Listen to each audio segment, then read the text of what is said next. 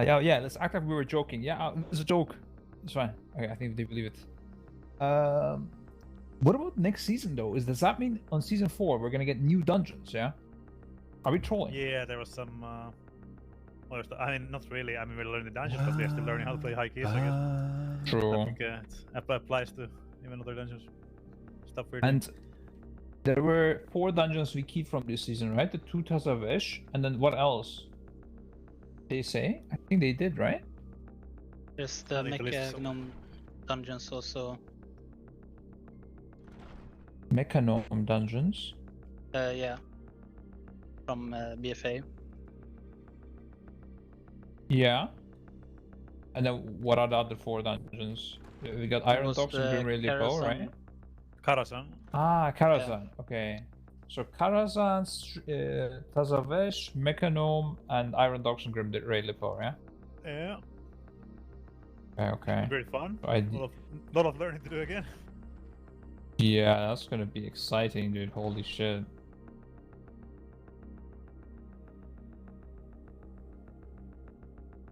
Dude, Mecha Gnome. Holy shit. That's gonna be a lot of learning, yeah. Like then I only did the last boss with viewers to get the braces to socket, and that's it. I did not play Legion like or BFA, so Karazhan Mega. My goodness. Some folk waiting for me here. I mean, I don't think anyone knows those keys on high keys anyway. Up here. Yeah, it's gonna be fine.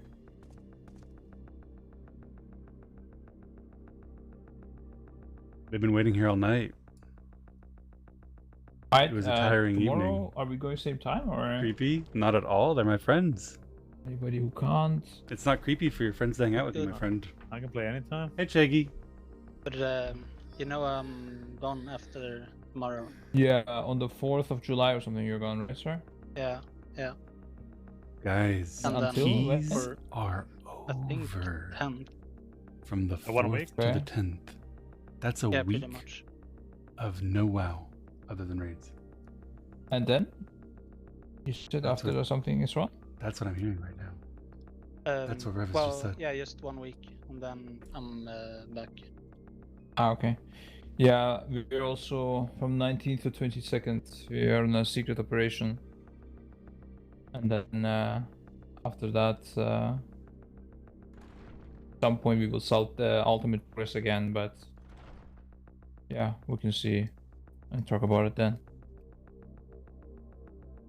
Alright. Yeah, it's like the Savage coming out as well, right? So we have to get the ultimate done ideally before that, if you're doing Savage. Yeah.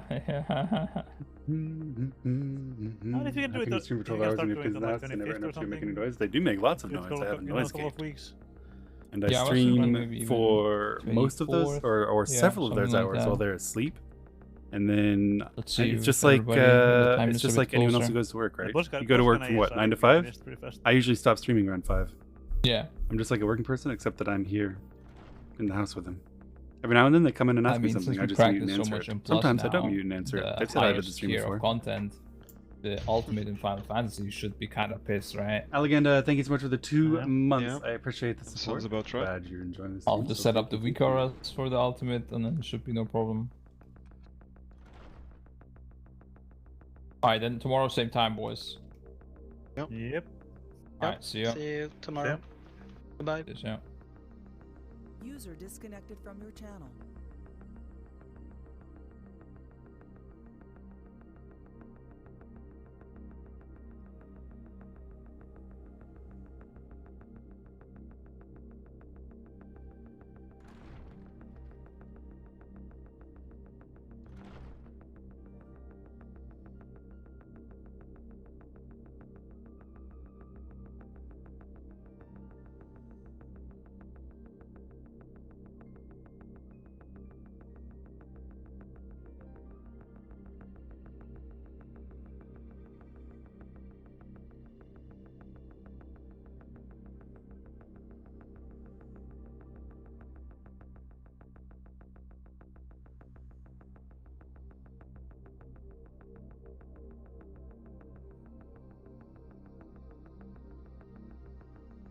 All right.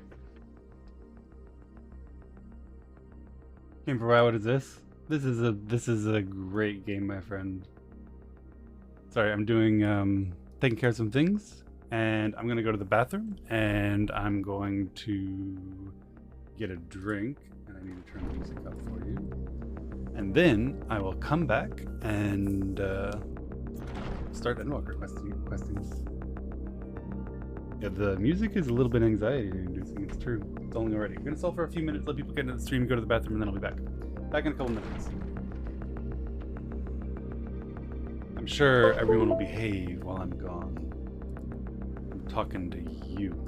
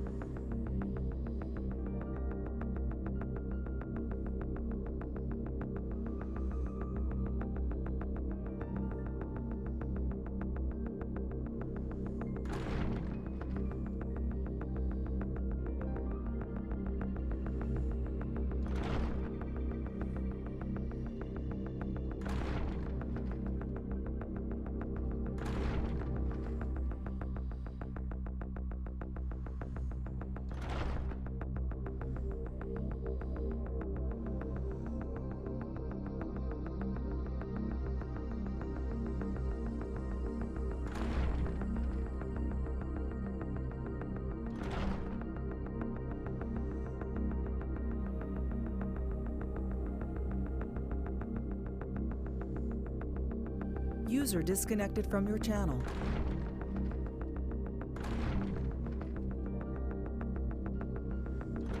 All right, I have some water.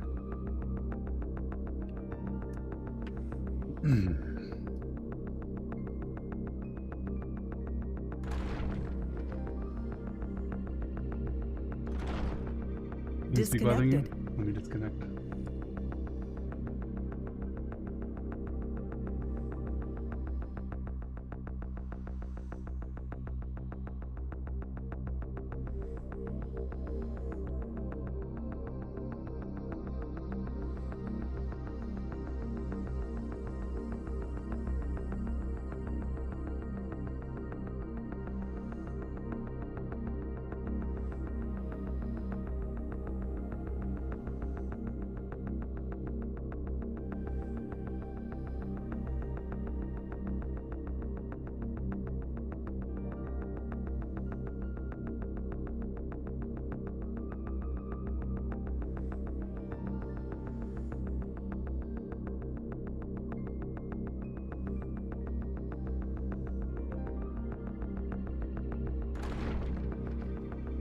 One month ago you did coils. What a ride it has been. Nisnik, thank you so much for the 2 months. I really appreciate it.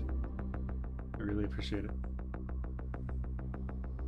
I'm gonna get started with watching all of the Scions cutscenes from last night. I chose Thancred, but I want to see what all the other Scions say.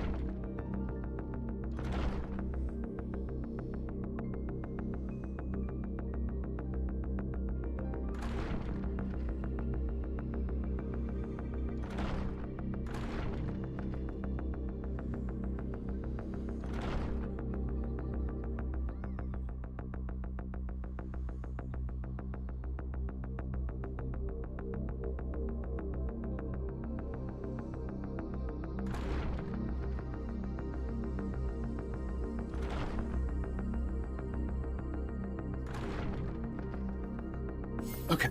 All right.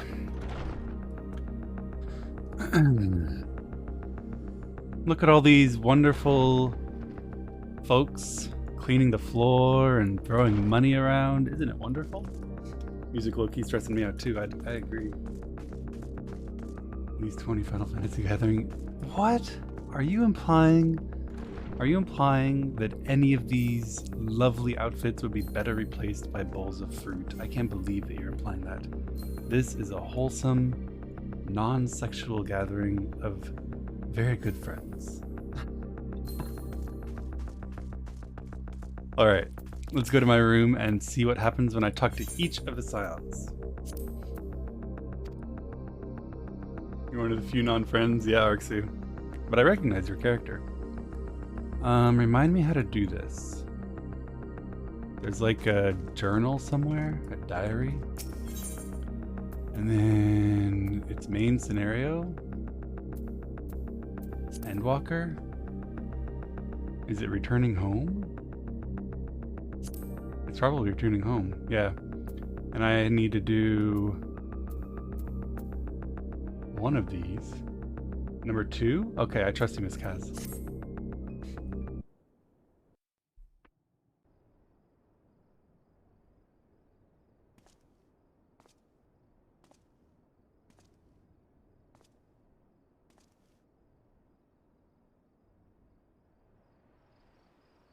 I'm gonna go in order from top to bottom now that I've already done Thancred. There is no significance in the rest of my order.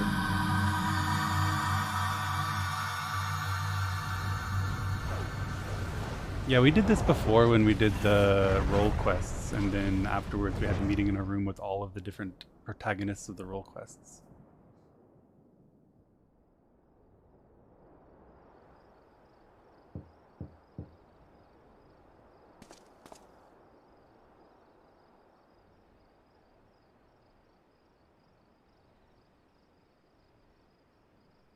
Alright, so we'll just go in order. Here's Alpha now. It's not a tier list. It's not a tier list.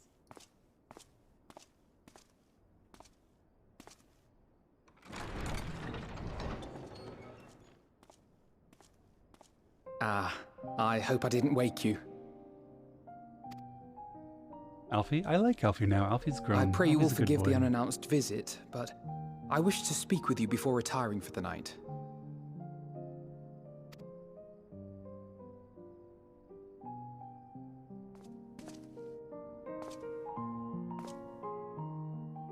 About Garlemald, and the time we spent with the people of Tertium.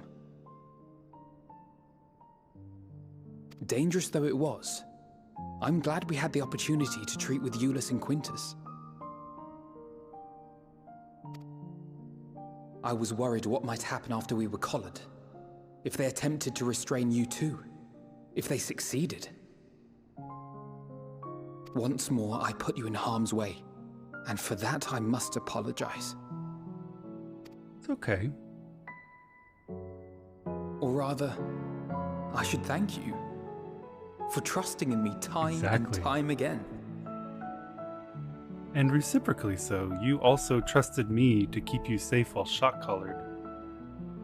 When they Quintus explicitly threatened them. If Robin misbehaved, they would shock Alfie. And he still trusted us. After all our journeys together, I dare say I've used every expression imaginable to convey to you my gratitude. Nevertheless, I hope these words of mine still carry some small weight.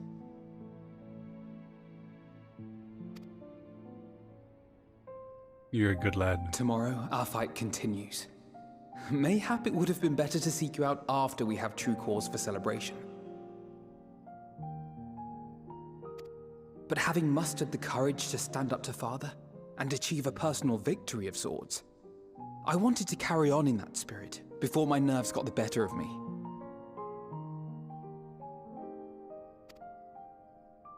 The hour grows late, and you doubtless tire of my ramblings.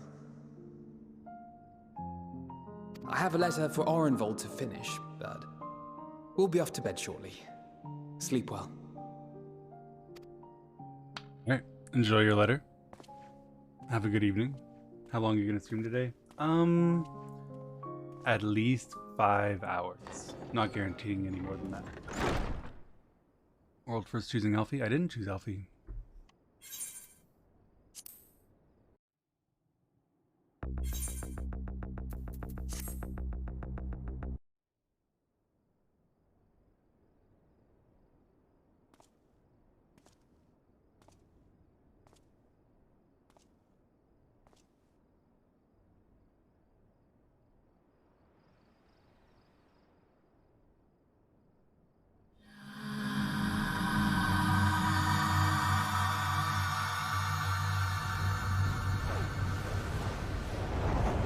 Getting hammered that bad stuff's about to happen.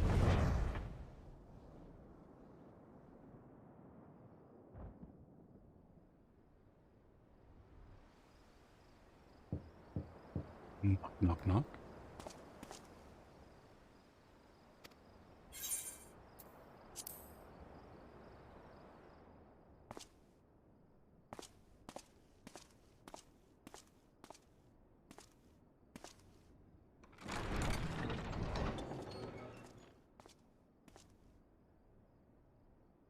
Craving a midnight snack, were you? I did consider bringing a few sweets, but decided this wasn't an appropriate occasion. Wait, Alice knows that everyone's choosing her because last time she brought the hamburgers.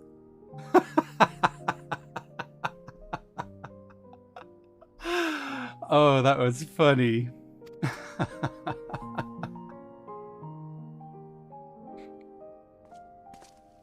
I couldn't sleep. Had a few things on my mind. I know it's late, so I'll try not to talk your ear off. It's Xenos. I keep thinking back to Garlemald when he'd taken control of your body.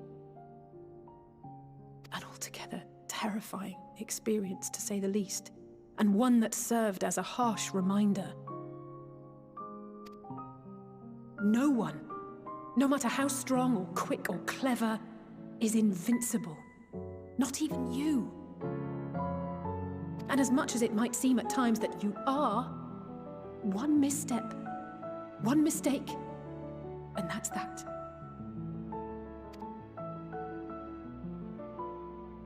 Which is why, even though I know you've heard it 1,000 times before, I'm going to tell you to take better care of yourself. Because you really, really should. It goes without saying that we're all committed to this fight. But that doesn't mean that we need to throw our lives away. You know how I feel about noble sacrifices.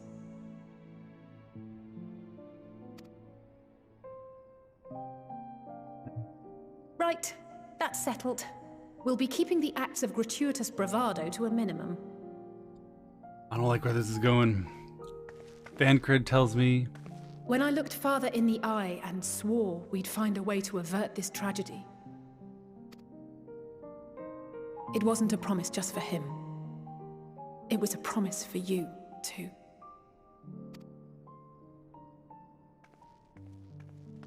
It tells me you need to make sure that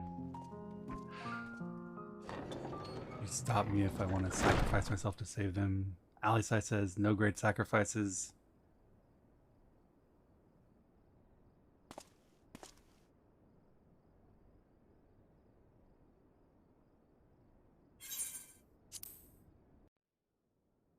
What did you do first time around? I object to your locution, Rapogi. I chose Thancred for the first innocent conversation. Dunkel, thank you so much for the 2 months. I appreciate the support.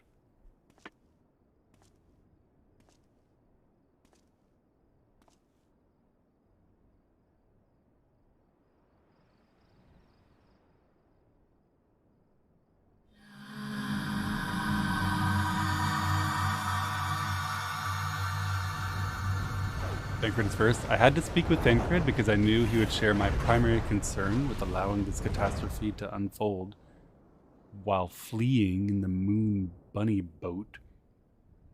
And I wanted to talk to him about Reen. And sure enough, he talked about Reen. It was a dad moment. We need to take care of her. None of the other signs are going to talk to me about that, and that's why I didn't choose them. If it had been something else going on, I might have chosen one of them instead.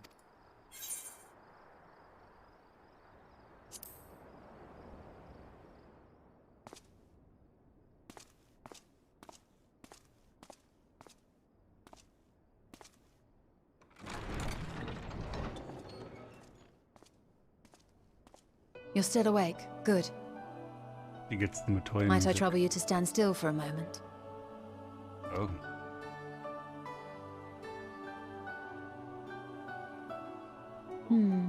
Getting the up and down. Nothing appears out of the ordinary.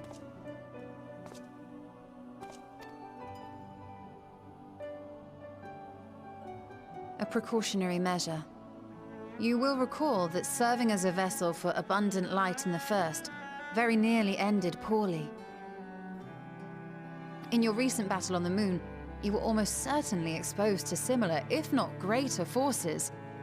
Fortunately, from what I can see, you and your ether are none the worse for wear. Would that Reen were here to confirm my assessment. To think you actually found yourself in a direct confrontation with Zodiac. Kind of. As if Xenos gallivanting about in your body was not misfortune enough. Did you so grossly offend every single deity in a past life that they saw fit to place Wow. a curse upon your soul? Yeah. Sometimes I've wondered what I did in my past lives.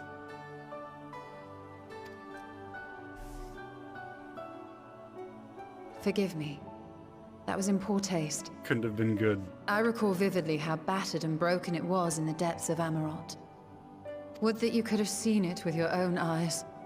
Mayhap then you would understand why the greater part of me is glad you did not. It was a horror beyond description. Promise me you will be careful, that you will seek my counsel if you feel unwell. Mom Tola. That puts my heart at ease, if only a touch. I suspect it will grow colder as the night wears on, so do be sure to stay warm. Mom Tola. Alright.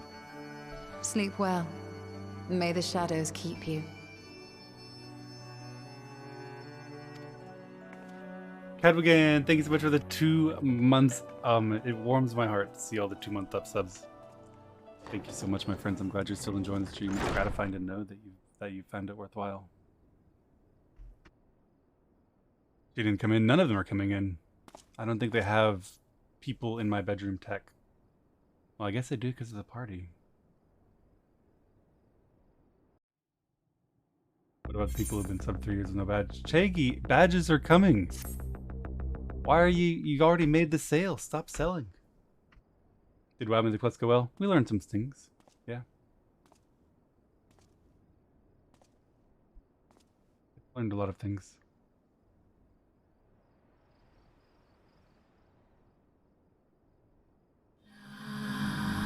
Oh, good. I'm glad.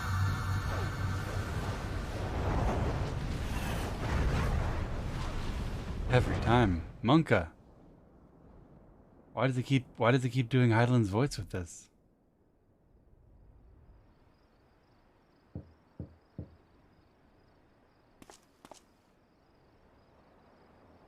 Look at us, I'm sorry. But there are numerous ways of blocking yourself from receiving too many ads. Some of them first party, like subs and Twitch Turbo, and some of them free and allegedly third party. I have no sympathy for people who are watching ads in 2022. Thinking about banning the word ad.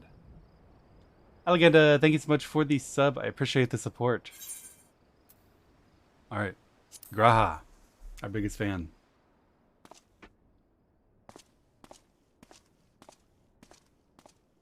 Ban ads. I would love to ban ads. I want to hang out with you guys and talk with you. I don't particularly care about ads. I never run ads.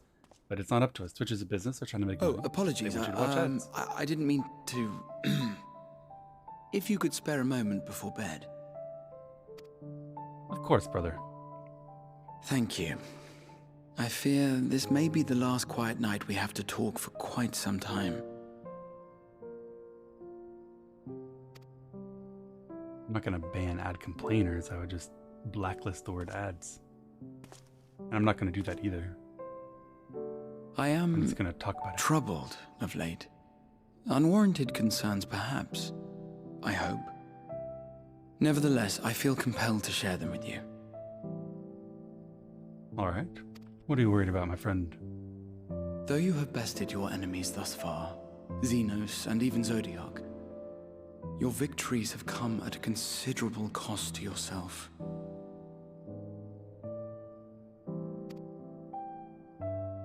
No one is without their limits, and you are no exception.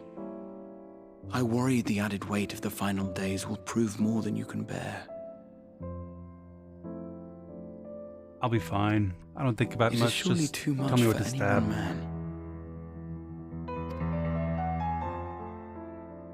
But you needn't bear it alone. Let me share your burden. My, carrying capacity pales in comparison to yours, but I could still help.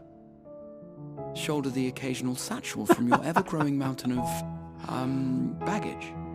This metaphor is being stretched out a little too far, my good friend. You have already done so much to help relieve me of mine own encumbrances. 'Tis only fair that I repay you in kind.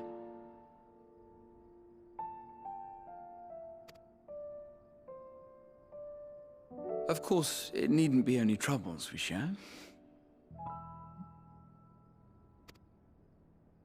Moments of joy may seem few and far between now, but there will come a time when we look back fondly on this journey.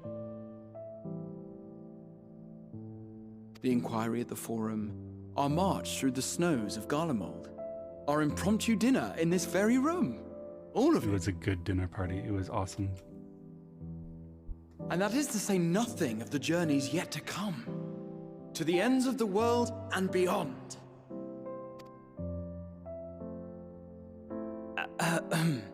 But tomorrow will be no less busy than today, and I've kept you from your rest long enough.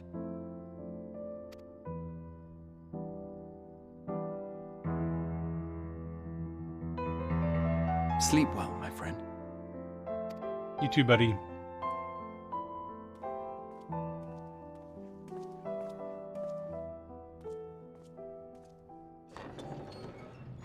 Our good friend Graha.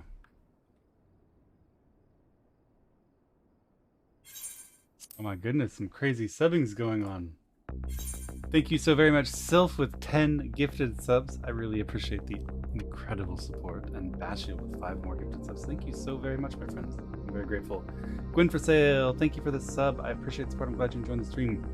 Feifei with 2 months. What possible methods could there be to get an ad-free experience in Jeep's chat? I don't know. I can only think of Twitch-approved means like Twitch Turbo and Twitch Prime, but I've heard rumors of another solution that's free and available to everyone with an internet connection. Eleganda, thank you for the gifted sub. Hadwigan, thank you for the 2 months. I really appreciate the support, my friends. I'm glad you guys are enjoying the stream. All right, guys, you've been waiting for the last one.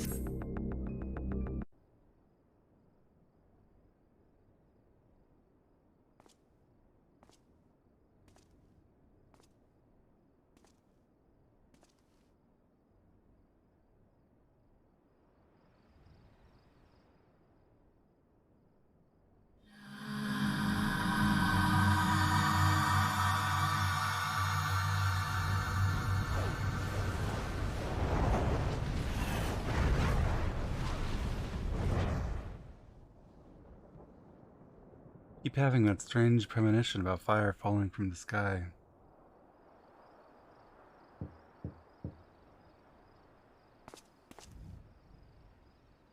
I already know what Asinian's gonna say. Asinian's gonna walk up.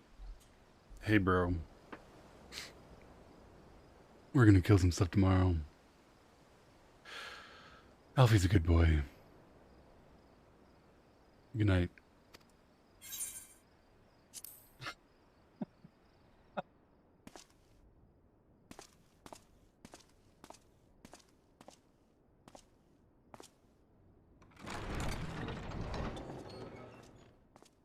Wow, he doesn't have his armor on. Good. The twins thought now would be a wonderful time to pay a visit to my chambers. Rather than listen to them bicker over tonight's snacks and tomorrow's plans, I seized the first opportunity to make my escape. To their credit, they decided against intruding on your peace and quiet. He doesn't know.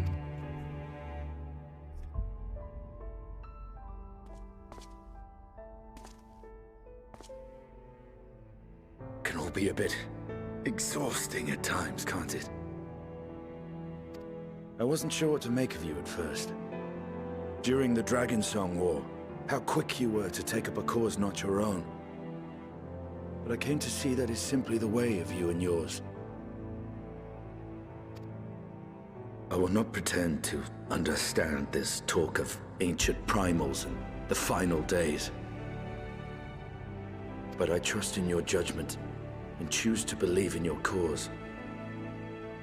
You and Alphino have my lance, now and always. I knew he'd work Alphino in there some way.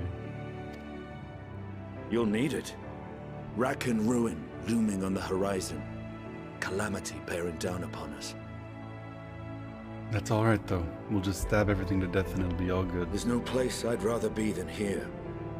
Standing shoulder to shoulder with friends on the front line. So do not hesitate to send me against your enemies. I'll make them rue the day they met me. He is so cool. Now, if you'll excuse me, I could do with a little air. If Alphino asks, oh, I was never here. He's the only one who came inside.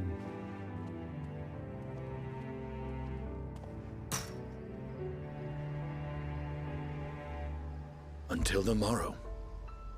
The room, chat. He came inside the room.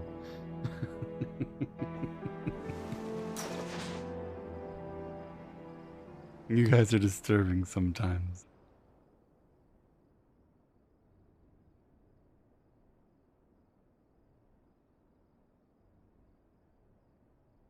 Robin's pregnant? I mean, have no doubt that as far as Robin is concerned, Estinian could get it if he wanted it.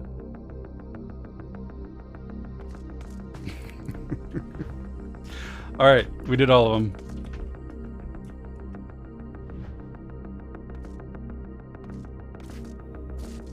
I wish I could open the window. You thought you were maidenless? I know, right? Turns out the Final Fantasy community isn't just thirsty for streamer tears. Also Estinian everything.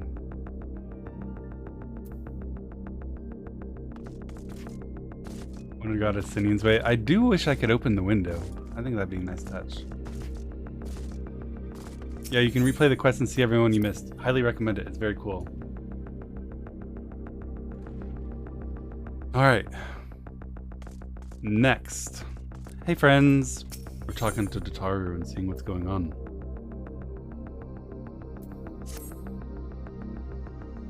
Oh, Robin. I was just about to call for you.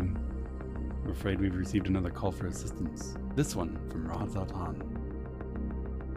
The others have assembled in the main hall to discuss the situation. You must join them at once.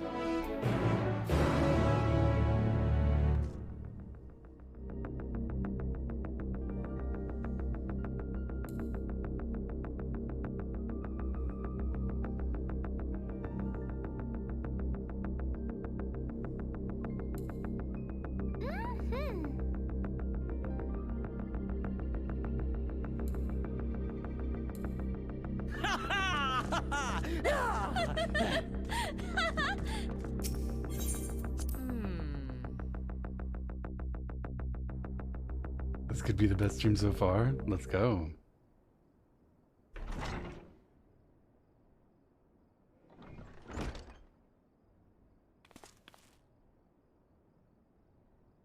There you are.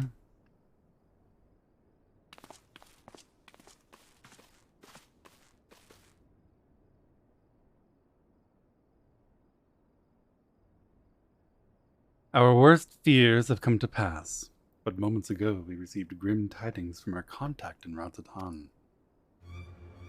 Vile beasts have appeared as if out of nowhere, claiming one victim after the next. What's more, they say the very sky burns above them. Razatan was the one that was covered in the shadow, the ink blot.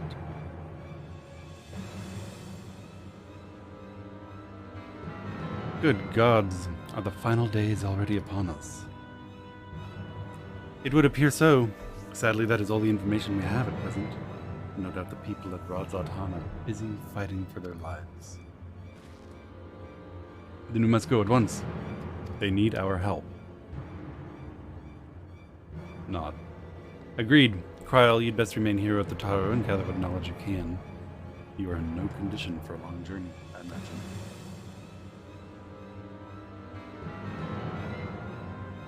Very well. Similar phenomena may have been observed elsewhere, and if so, we must know about it at once. Nod. Be safe out there, yes? Let's make first for Yedlamad. We must prepare ourselves for what may lie ahead. Kryl benched. Kryl had a really difficult job. She's tuckered out. She needs to rest. Plus, it's extraordinarily rare to see Kryl in combat anyway. She is a researcher, a scholar, and a healer, not a field agent. Alright, to Yedlamad.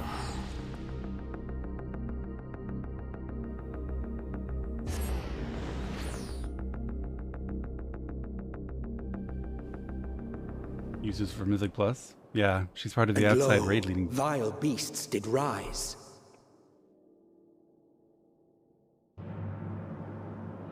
Hey, it's the sword.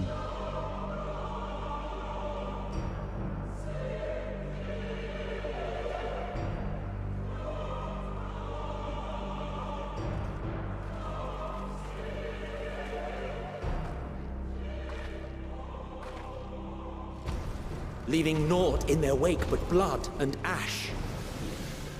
That boy had a big belly. Sun scorches earth and boils seas. And our sins ascend unto the heavens. 3 dooms to unmake all we were.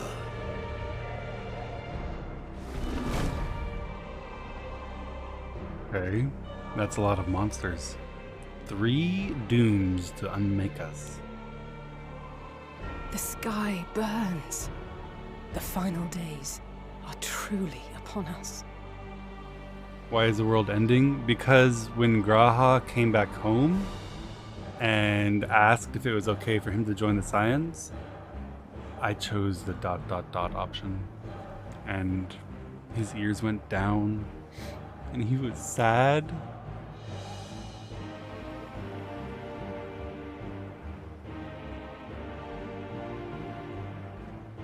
And then domino after domino, we ended up here. It's inevitable at that juncture. There was no other... It was always going to be this way. My friends, I trust you have heard the news. We have. What can you tell us of the situation, Your Excellency?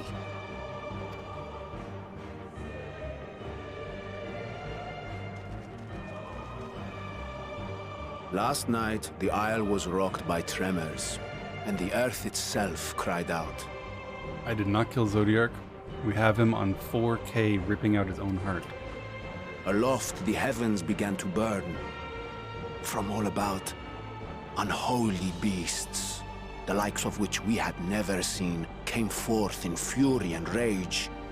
After you beat him up? Yeah, I beat him up. That's assault at most. No jury in the planet's gonna convict me of murder after watching that guy rip out his own heart. That's what we call an intervening cause. No. I can prove it in court. To say they came forth would be inexact.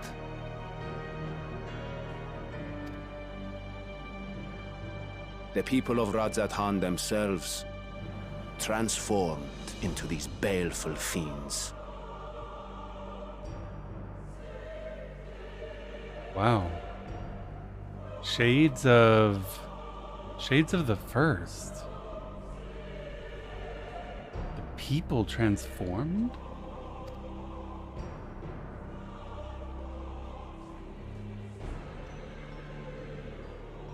Though the phenomenon was observed throughout our lands, the first creature, the largest and most dreadful of the lot, wrought havoc upon us here in our fair city.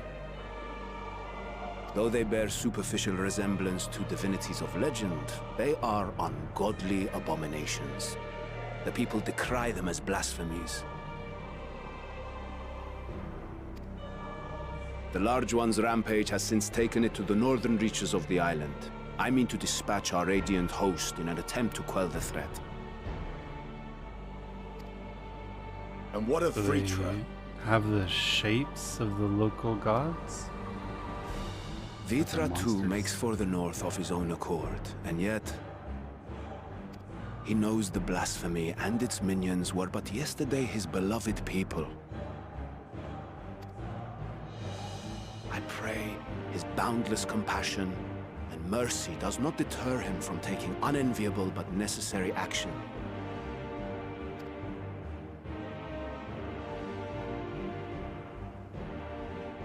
Understood.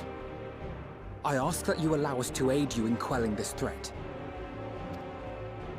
You would risk your lives to help us yet again? I have no words to express my gratitude. Our regiments approach the north from several directions, with a number of units set to depart from the docks of Yedlimat. Of course I'll help. It would be really weird of me not to help after... You could make a barely coherent argument that I am somewhat, allegedly, a little bit, possibly responsible for this. They will make landfall in an area of dense jungle, where one can expect to encounter dangers even beyond the fell beasts we hunt. I leave you to your preparation. You will find me at the docks when you are ready to depart. Alright. Let's go.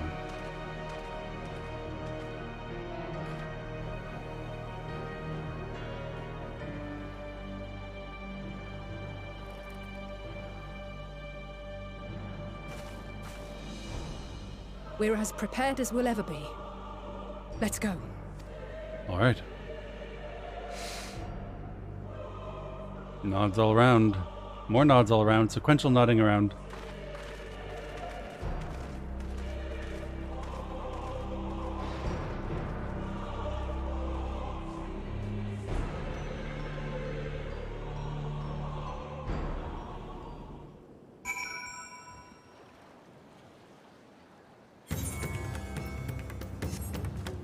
Look at this squad.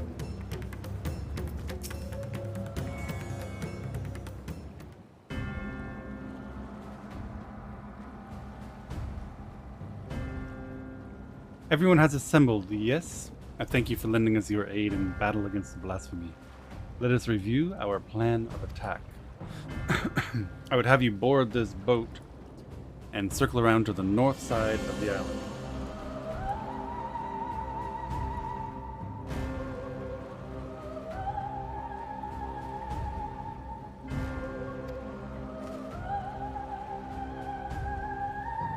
There you will find a dense jungle we call Vanaspati. It is a sacred wood, home to many temples and a number of villages. Vritra and the Radiant hosts have gone there ahead of us. I ask that you join them and do all in your power to destroy this blasphemy. Madonna, thank you for the 2 months. We do have this. It's gonna be fine. How was I supposed to know that I wasn't supposed to actually attack the oldest and most powerful primal?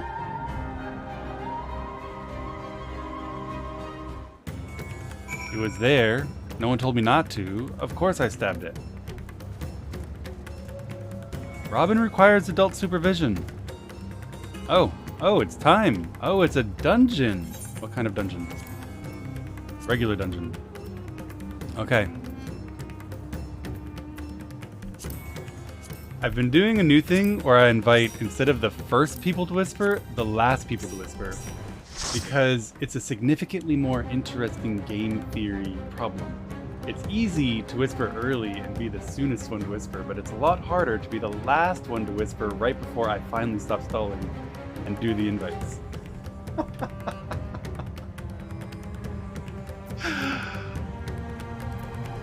I truly appreciate everyone's willingness and eagerness to play with me. It is very wholesome. I really do appreciate it. And at some point, I hope I'll be able to play with everyone who wants to. Don't forget that in just a few short days, I'm gonna need to do Pandemonium all day to gear up my new character for the upcoming Savage tier, and I'm happily willing to play with as many people as are willing to carry me through that. Alright. The skies over Thavnir are aflame, and panic spreads through the populace like wildfire. One by one, civilians are twisted into grotesque fiends, hells bent on slaughtering everything in sight. The deadliest of these creatures leads its newly spawned kin through the jungle, with a number of smaller settlements, and as such, Awan has dispatched his radiant host to forestall the carnage. Though Vitra too lends his strength to the cause, even that may prove sufficient, and thus the silence into the fray. Prisoner's Dilemma dungeon in that process. We'll have to add some more variants soon.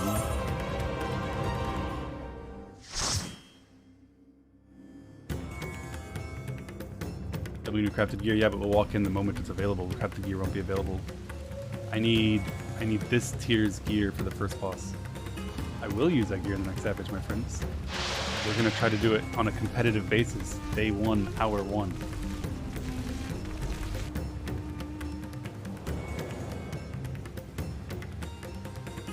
1 week delay. Last time it wasn't even with 1 week delay. Don't they delay the crafting too?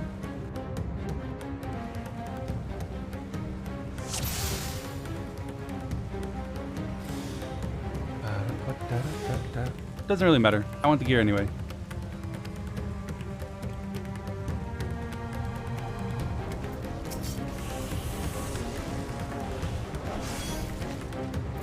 Whoa. My friends, heed me. These are children of He doesn't want me to kill them. Forgive me. I could do them no harm. Oh, he doesn't mind us killing him. He just didn't want to do it. Alright, you have been caring for them for an awful long time. Can't really blame you.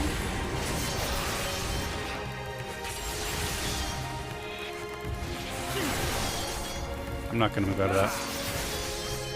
Nice stun.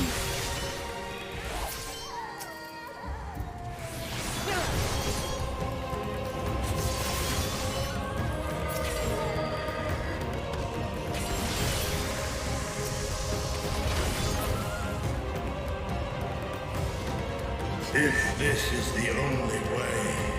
I'm sorry, Vitra. I think it is the only way. I shall silence the beasts of the air. Pray continue onward. That is a big one. Terminus Idolize.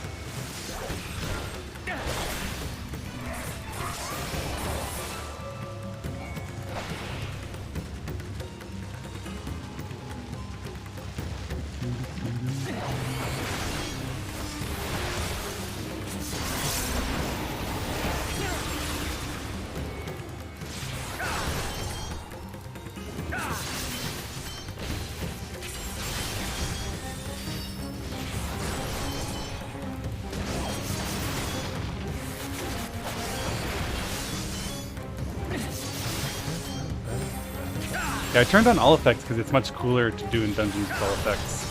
I like seeing all the spell effects with my friends. I think it's neat. I don't think cleaving is good here. There's just too much of a spread.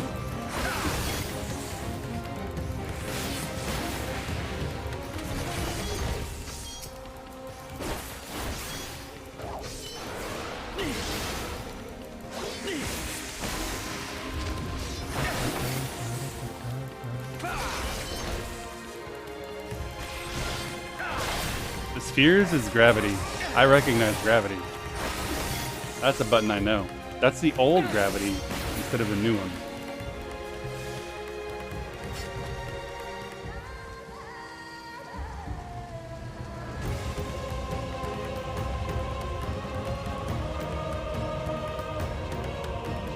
It's too late for us all.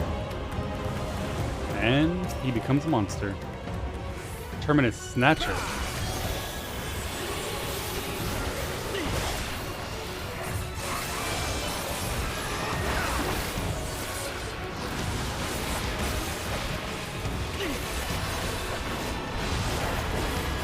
Mouth off. That's a funny one. Do we want to go to the closed mouth or the open mouth? Closed mouth. The open ones are doing bad shit.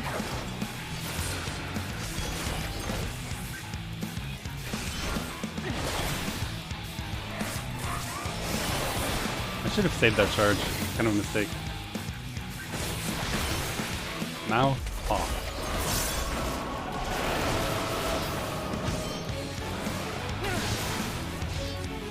Oh, and bad stuff happening on the left. I could have had better uptime there if I'd realized that both of those were closed.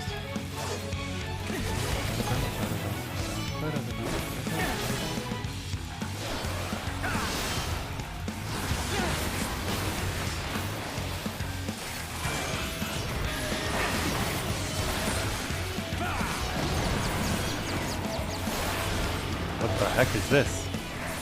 Monk a fucking spear.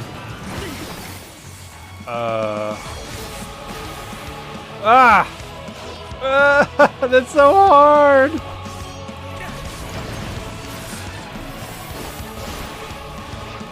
What is that mechanic?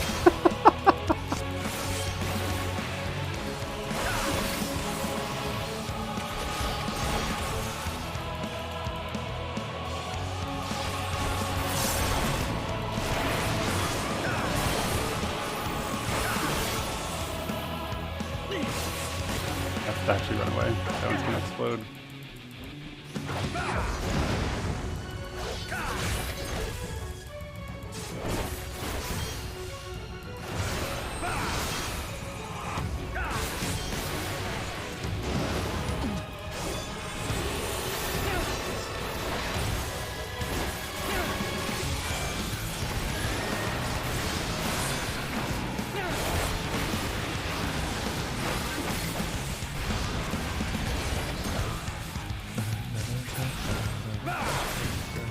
Alright, that was cool.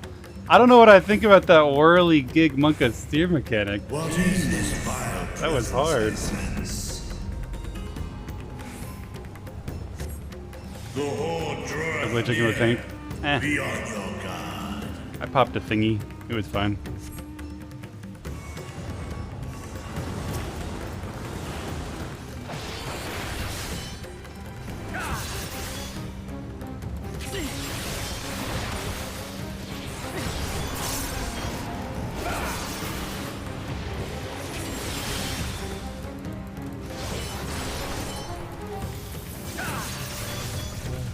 Yep, I figured it out. As you saw, right? I started moving when it went the way I wanted, and then I stopped moving and it stopped going the way I wanted.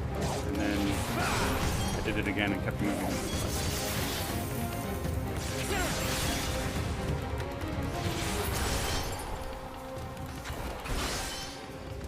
I'm gonna have big damage on the next pack.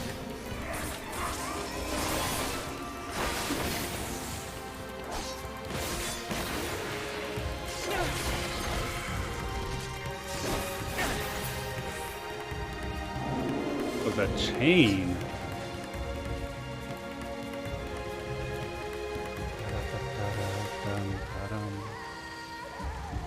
Oh, surely the elephant friends aren't going to turn into bad people.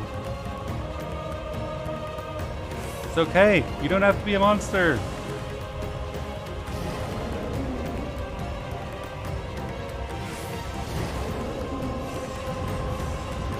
Yeah, they do.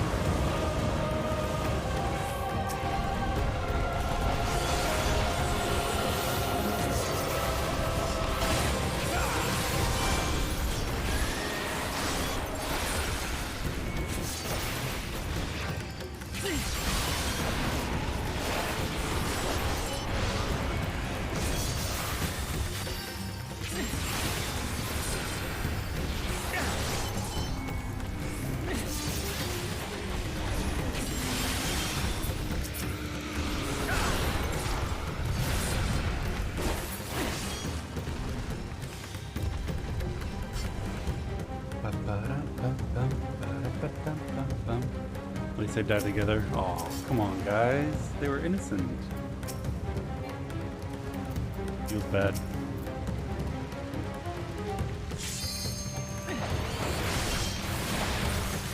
Slaughtered whole family, I know. Robin doing what he does.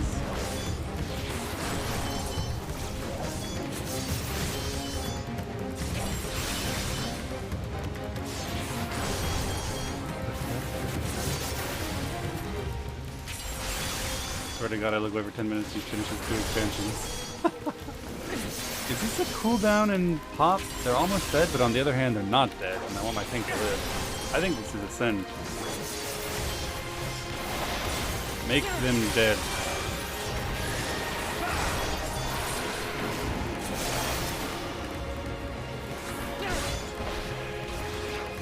No reason to sit here on a trash pack holding cooldown for a boss. Make them dead.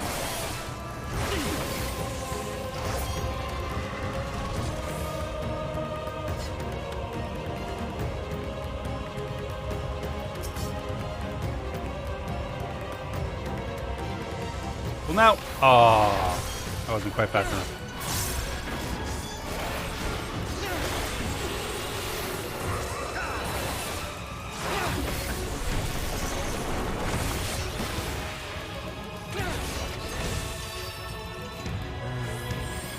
What the heck is unholy water? Ether siphon. Knockback immune. Actually, I may have done it too early.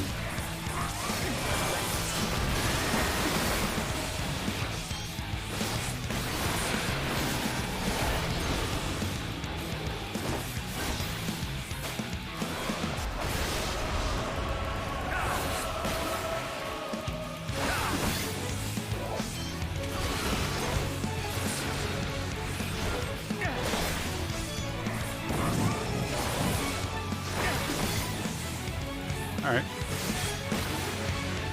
This is obvious.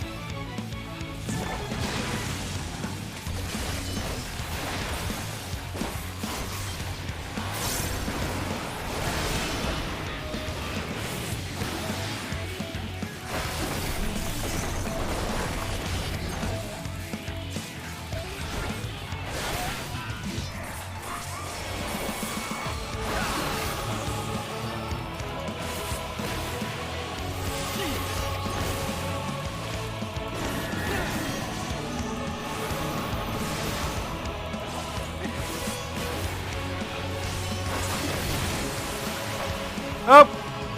Yikes!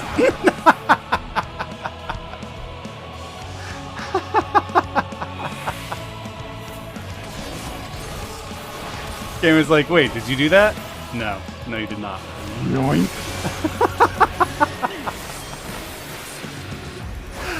Oh, that was so funny.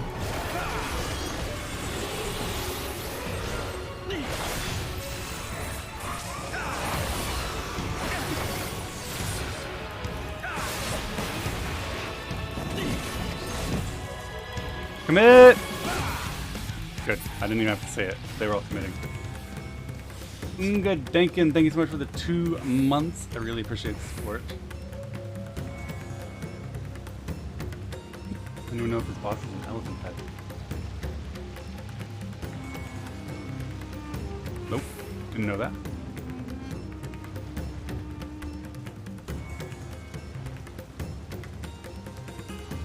Second Dragoon. I'd probably. If Dragoon stays on par with the MSQ, then yeah, I will. If the MSQ like levels Dragoon too far, then I'll swap.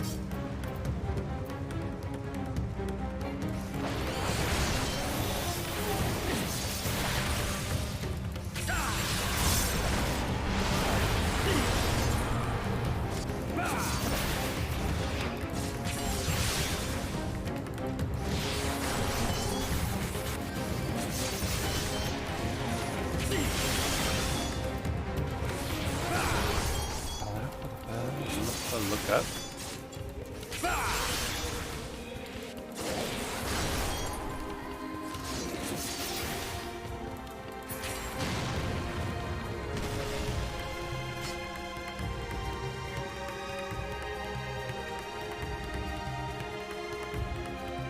Yeah? Alright.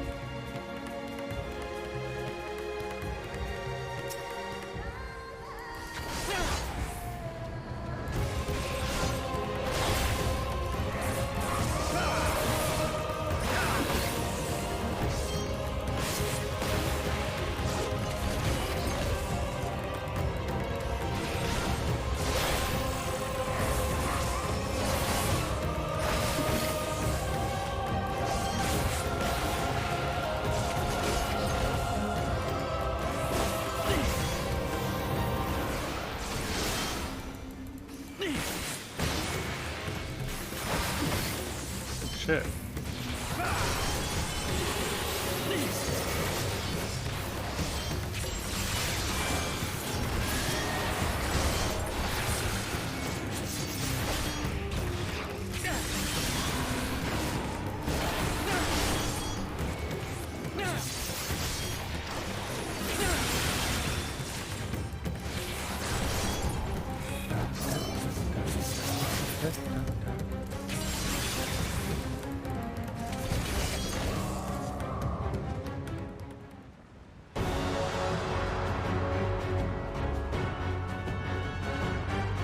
Wow.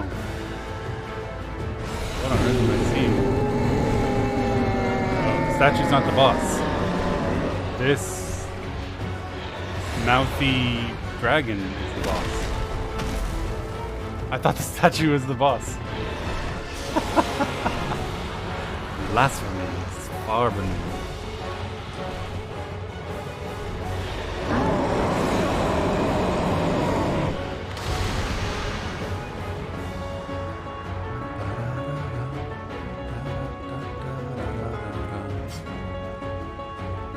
Thank you very much for the directions. I appreciate it.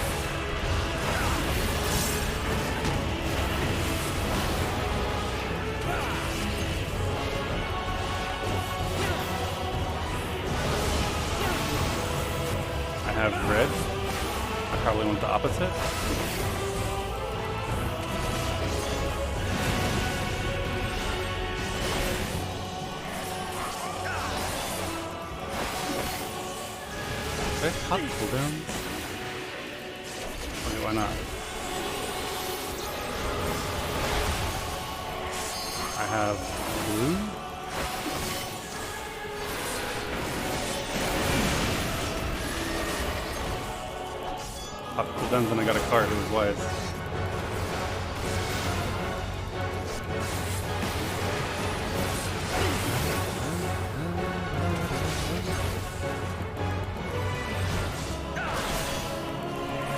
Yeah, I don't mega these things from though.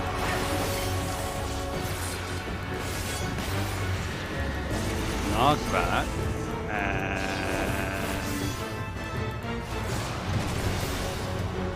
I'm gonna get hit. No, I'm not. We're good. Whew.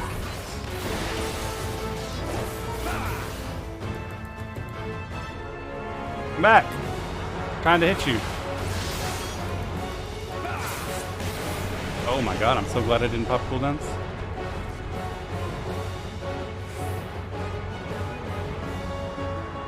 What you doing? Big rocks. Whoop. And splashes. Whoop. And big rocks. And splashes. And big rocks. And splashes.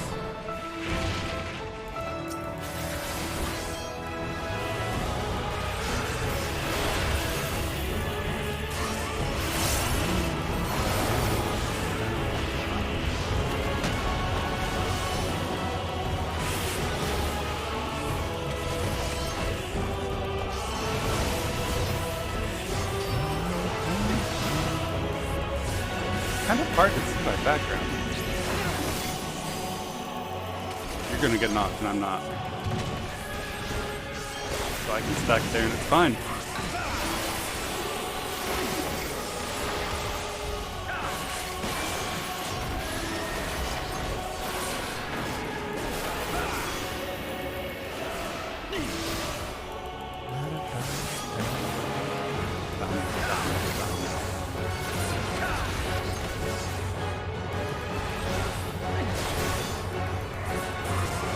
Imagine all three of you knockback immune. Yeah, but I knew they didn't. See their buffs.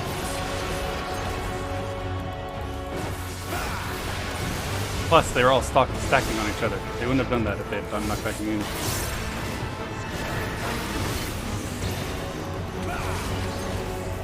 I go. We're dancing, Mizuzu.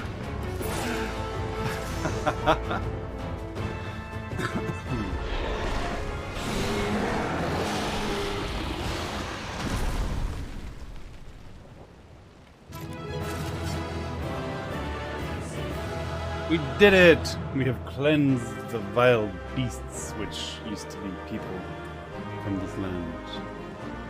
Hooray, I guess. Thank you for the help, my friends. I hope you had as much fun as I did. Action learned, Heaven's Thrust. Action learned, Chaotic Spring. Are they the same thing but better? I want to see the animations.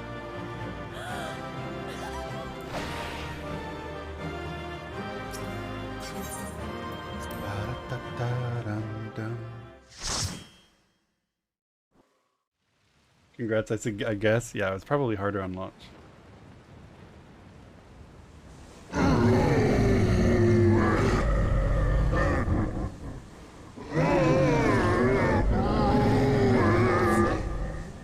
Oh.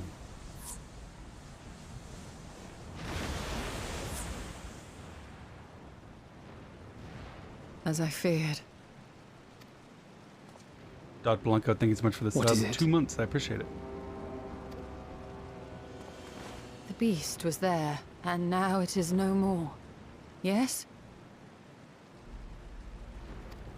Yeah? Indeed. Wait, am I absorbing it again? But you didn't, did you?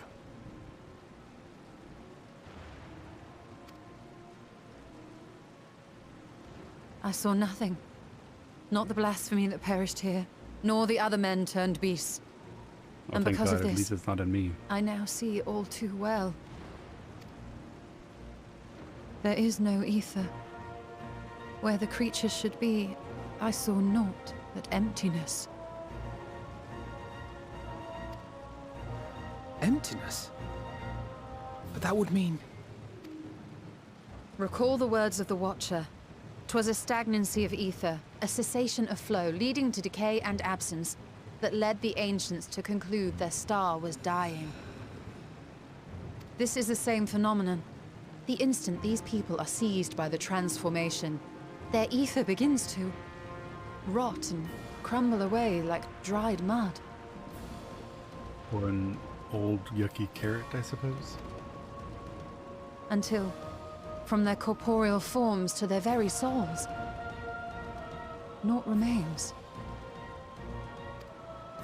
But the beast spoke with its dying breath. Surely at least a sliver of the man it was endured. Mayhap so.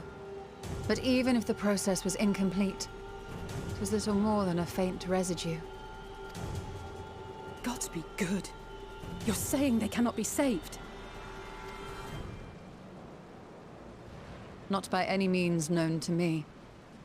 Or by any means at all, like as not. For there is naught left to save.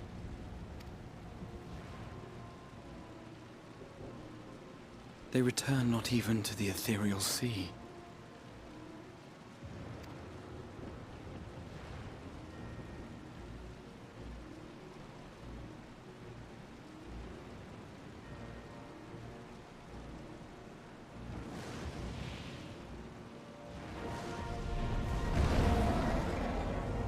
Itra, any thoughts?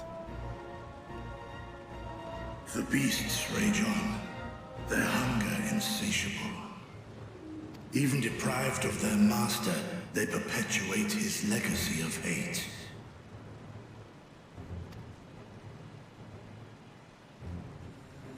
Once proud sons and daughters of Thavnir, all of them, and now I spill their blood.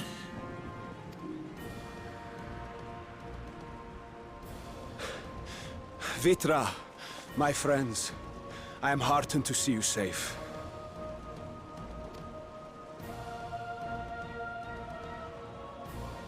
You put your secret at risk.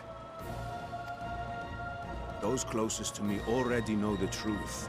A truth I must now share with one and all.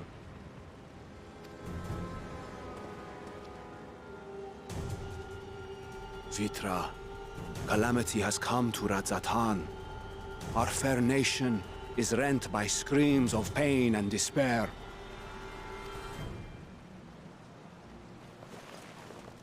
More than ever, we require a strong leader to shepherd us through the storm. Reveal your true self to our people, Vitra, and guide us to salvation. What madness is this, I-One? Thou dost forget thyself. Were we to reveal our duplicity, it would do naught but foster confusion and chaos. Nay, I shall remain the Satrap's loyal ally, and do battle with the beasts. Easing hearts and leading the people to safety is thy task. Okay, now I get it. Alright, I get it now. I'll fight them. You take them to safety and stay in the back and, you know, in general, be benched. You can handle the crafting and raid lead from the bench. One side, and render unto him what aid you may. I know not what lies ahead, but without you, Radzatan will not survive.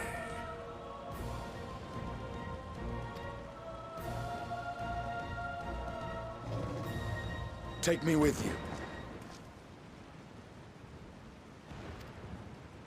I am as at home fighting in the air as I am on land. Take me with you. Were my words unclear? Holy shit. No assistance. Did I stutter? Sit the fuck down. Estinian, here.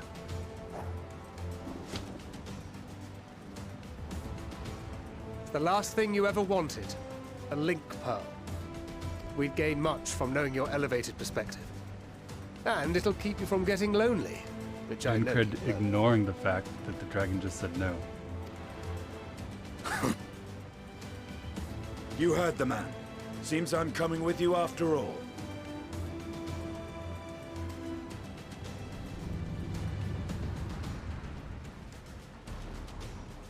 Then I pray thy grip is iron. Be it on thy head if thou dost chance to fall. Fair enough. Now, shall we? What a cool jump.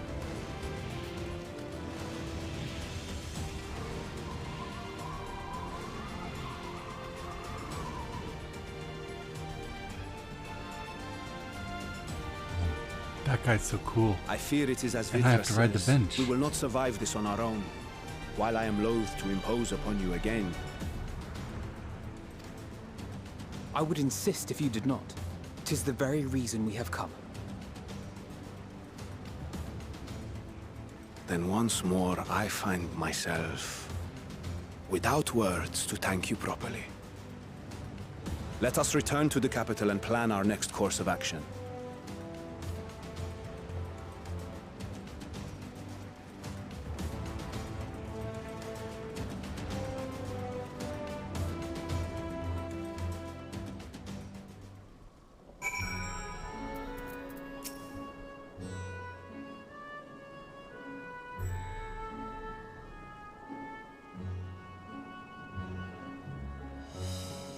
Dotbling, thank you so much for the 2 months.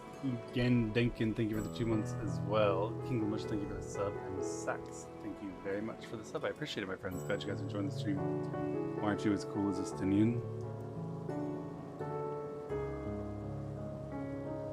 If I knew the answer to that, high school wouldn't have been quite so miserable for me. Our radiant host has eliminated the immediate threat to the city, though it pains me to know those beasts were once my own people.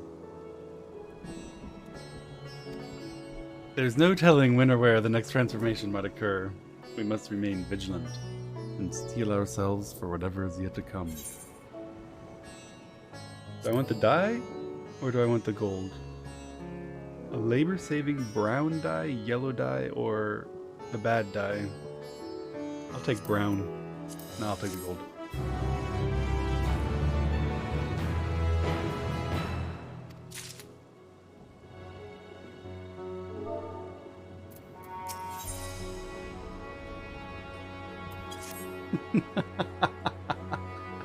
Forgive me, my friends, but I must return to Megaduda for the time being. There, I can better manage this crisis and dispatch my troops as the situation demands. In that case, we shall carry out an investigation of our own here in the city. Mayhap the residents can tell us more about the first of the transformations and the conditions under which it occurred. If we can ascertain what exactly triggered these tragic events, it may give us some insight as to a possible solution. Time is of the essence. Let us split into 3 groups that we may cover more ground. Alice and I will see to Pax's path, Bancredine and Stola make for Dharma. I leave Artha to Graha and you, Robin. Any information you can gather on the first blasphemy or the manifestation of the final days here in the city would be most helpful. When we have completed our respective inquiries, let us reconvene in front of Megaduda, that we might share what we've learned with the satrap. Alright. We can do that.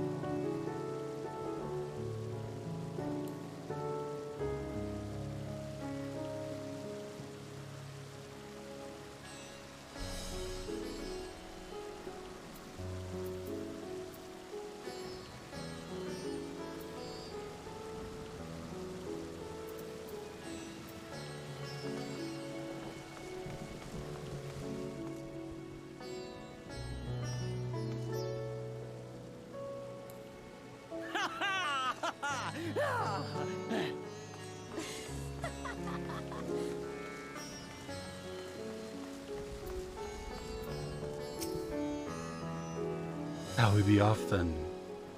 Artha is home to the High Crucible of Alchemia. Oh, I get it. Alchemy! Whose alchemists forged many of our warding scales. That seems as good a place as any to begin our investigation, don't you think? I spoke briefly with Nahudin, the chief alchemist there, on our last visit. He should be happy to answer our queries. Graha is accompanying me. Alright, Graha, where are we going? My friend. This way.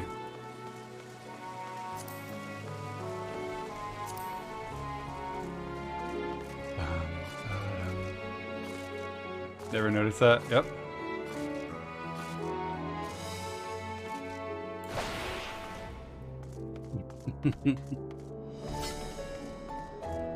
The awkward quiet, thank you so much for the 2 months of support. I really appreciate it. I'm glad you guys are still enjoying the stream.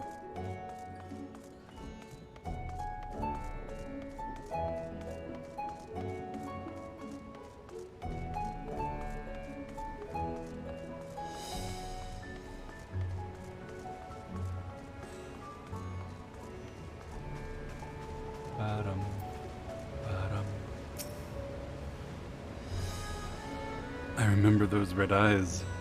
You were with those scions who commissioned the scales from us, yes?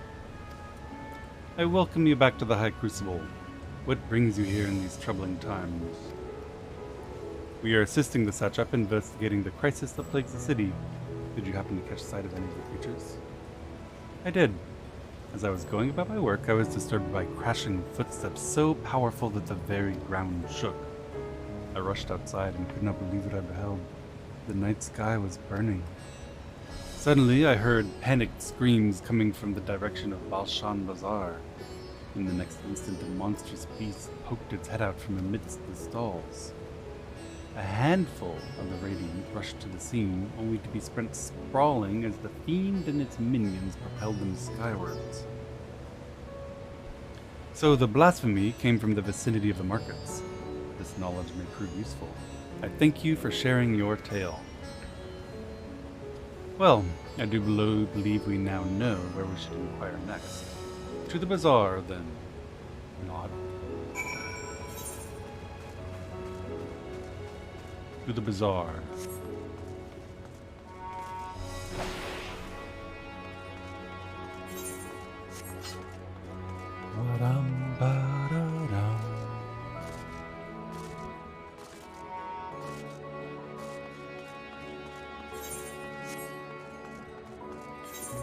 Could be in either one of these corridors. Probably this one, since this one has the conversation marker. But we'll do this anyway. Also, I'm wrong. It's right here.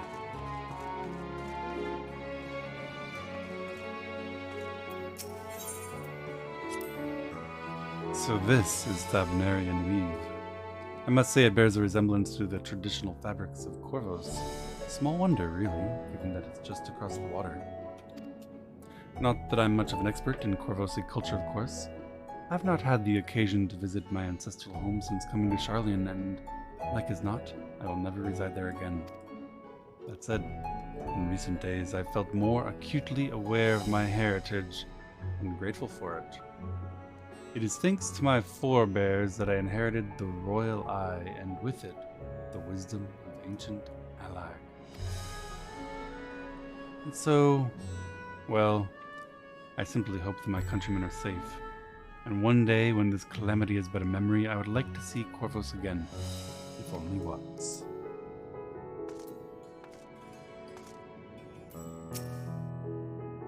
Forgive me, but my shop is closed until further notice. Needless to say, we've more pressing concerns these days. We have not come in search of wares, but information concerning the enormous fiend that tore through the bazaar. Did you perchance witness anything? Afraid not, my friend. I was here the whole time, so I only saw its little minions. Made a mess of the place, they did. While that was all going on, the great big one tore through the west side of the bazaar. You'd have better luck asking there. When my Hyosho doesn't crit, it hurts. If you turned off your damage numbers, then it would always feel good when you pushed it. You can just imagine that it always crits.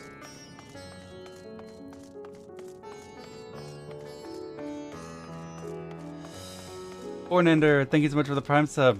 I appreciate the support. I'm grateful for it. I'm glad you're enjoying the stream. Something the matter, traveler? If you're lost, perhaps I could be of assistance. Your offer is most appreciated. Copium strat, true. We are not lost, but we are in need of information. Might you know anything about the gargantuan beast that rampaged through the bazaar? I saw it all. Well, I wish I had not. I was going about my work when all of a sudden a piercing scream cut through the air. I turned around and there was the fiend, its massive body bursting through that entryway with the force of a tidal wave. And then it was gone as quickly as it came. With no UI, the game's really pretty with no UI.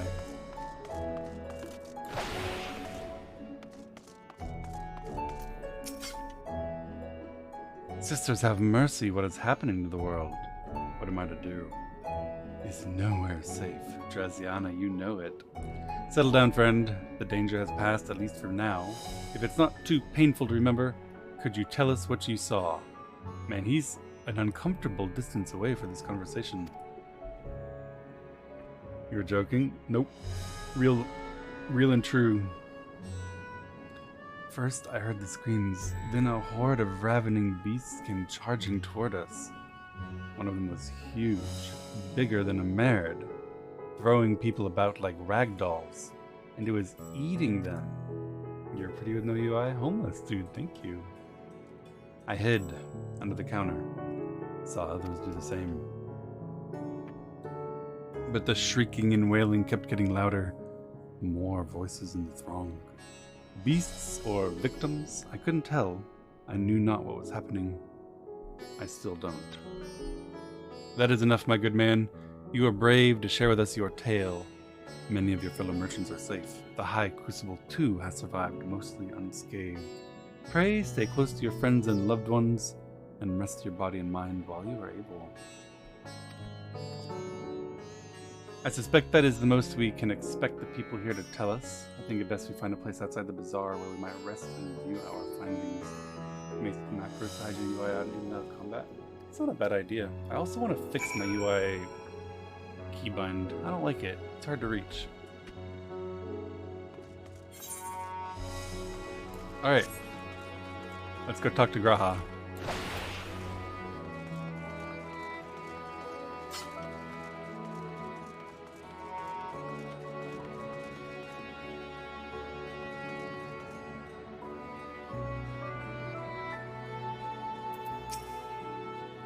Judging by their accounts, the transformation had already occurred by the time the beast reached the bazaar. It tore through the west side of the bazaar and headed towards the Aetheryte Plaza. In other words, the blasphemy may have first appeared in this vicinity. That being the case, the people in that Mayhan can surely tell us more. The fuck is a Mayhan? Medrides Mayhan.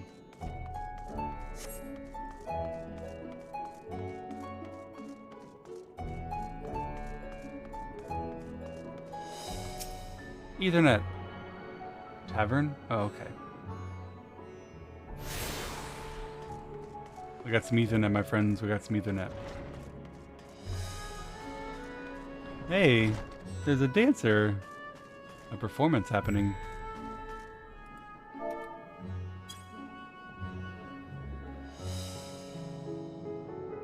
Graha, meanwhile, staring daggers at my back.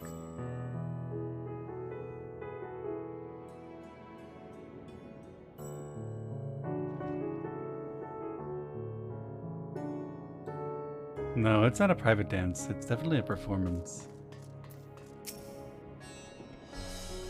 Even after repairing all that damage, it'll take a while for business to pick up again. You mean the blasphemy? That's what the Radiant have been calling it anyway. I saw it too. We all did. I was standing here at the counter as Melride poured me a drink when suddenly there came this dreadful sound like a pained, angry groan. It was unlike anything I've ever heard. I turned around in shock, and from an ominous cloud of black mist rose the creature, enormous and ghastly to behold. As for what happened next, to recall it sends shiver up my spine. By some stroke of fortune, I was able to slip outside before the beast got its claws on me, but the sight that greeted me offered no solace. The blue sky above turned red as blood. Married, myself, and the other survivors clung to each other for dear life until the Radiant host came to our aid.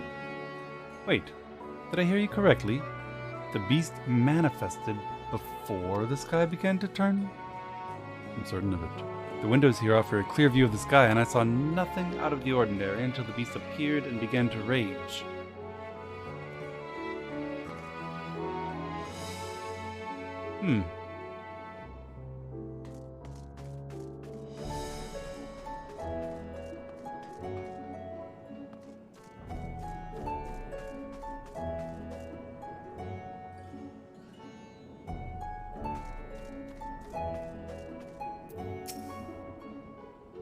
Going after that enormous beast, are you? Yeah, I saw it, including the very instant the poor bastard transformed. Damn the gods for putting me there. It started over there by the window. A few men, merchants probably, talking and drinking. Conversation must have taken a turn for the worse.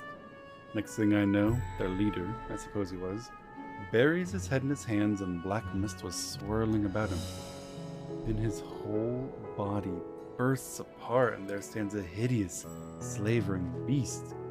Massive and foul, all gaping maws and bulging eyes. His friends start shrieking, then the black mist comes again until the change takes them too. The stuff of nightmares, I tell you. Nightmarish indeed. Incidentally, do you perchance know who those merchants were? No, I'm a decorator by trade. Not much cause to mingle with their sort. Saw Melil, the barmaid, chatting with him though. She might know something.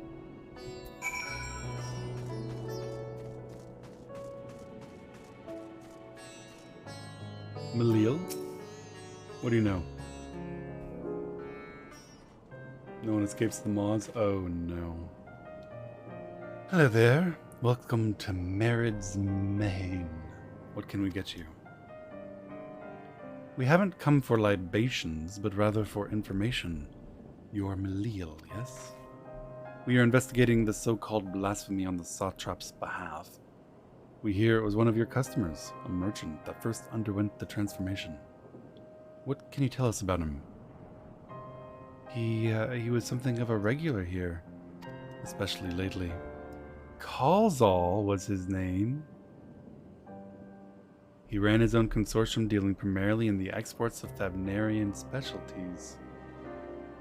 Man, he seemed like a good guy.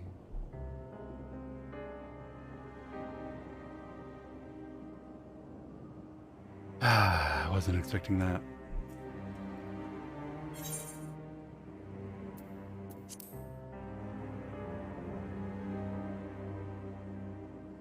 Yes, the names ring a bell. Didn't you meet them both on your first trip to Thavnar? If I recall correctly, Kalzal ran a trading operation in Ledlimad, and it was there you made Matsia's acquaintance. Nod. Yes, that is the same Kalzal, no doubt. A rather successful man, from what I gather. Guys, I'm sure the fish had nothing to do with it. That said, it was clear he had fallen on hard times of late. Those ghastly towers popping up everywhere cannot have been good for business. Even now with the towers gone, the collapse of the Empire has led to all sorts of problems elsewhere. The market for luxuries is surely not what it once was. Wait, what? Well, I mean, the Empire collapsed due to the deliberate machinations of Xenos and the Ascians. It wasn't my fault that the Empire collapsed. We went there to fix it. So, technically, we didn't cause these problems? Trying times for the head of a trading consortium, indeed. Always someone else, exactly. If you died in Stormblood, Xenos would do this much damage. Xenos is a force for evil and destruction. Kalzal was a compassionate man. Even as his own business suffered, he did what he could to provide for the artisans, fishermen, and many others who counted on him to sell their wares. Didn't Xenos do that as a gift to you, so your fault? I appreciate the humor. However, definitely not my fault. What a crazy X does in order to get you back is not your fault. You can't let yourself be guilted in and manipulated in this way. Yeah? It's a dangerous path to go down.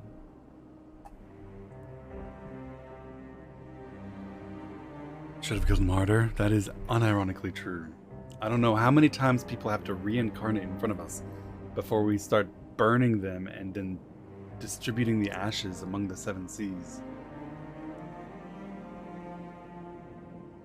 Indeed. That was the very topic of yesterday's meeting as far as I could hear. As they discussed matters further, Kalzal's tone grew grave and grim. It was then that... Forgive me. I would not have you recall the memory if it brings you pain. If I could, I would ask just one more thing. Did you notice anything unusual about Kalzal in particular? Please, anything at all. If you'd gone down, you know this would have happened.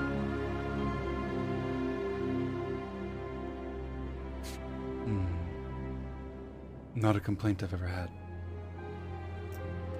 Sorry, nothing springs to mind. Perhaps someone else can help you. Kalzal lived for his work and had no family that I know of. His employees and associates knew him best, but they too are lost to us. Still, perhaps his neighbors know something I do not. I can direct you to them if you believe it would help. What do you say?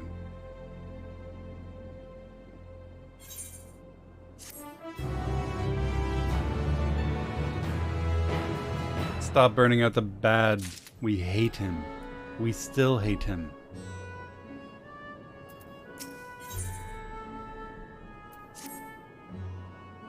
Kalzal made his home in Kama, a nearby residential area.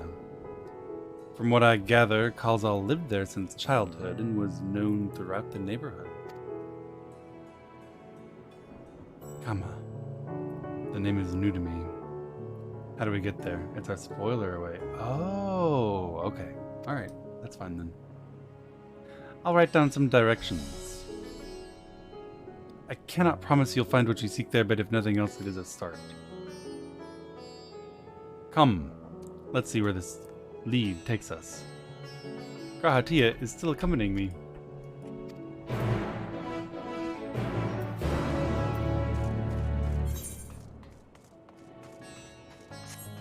We're touring the city with him to learn about how this occurred and why.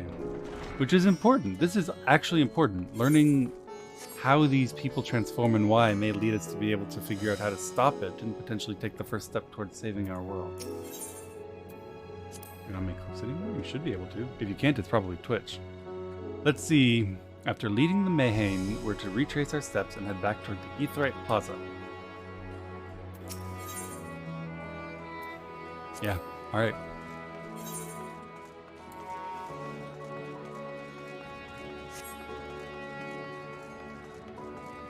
We're helping. We're the good guys.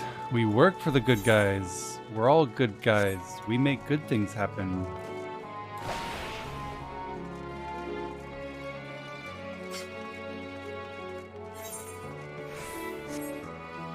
Nothing bad ever happens because of us.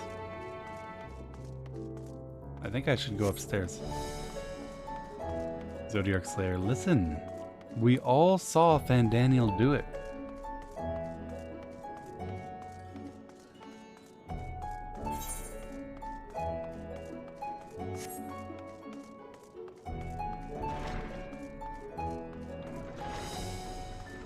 Fandaniel in self-harm? No, he's not only self-harmed, but tried to harm us in the process. He's a bad dude. I would have done it if he hadn't.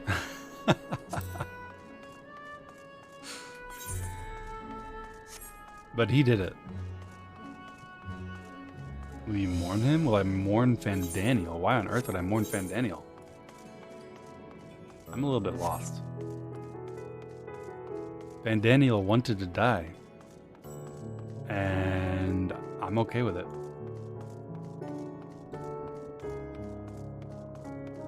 Wouldn't have done it if you hadn't killed Emmett? Great.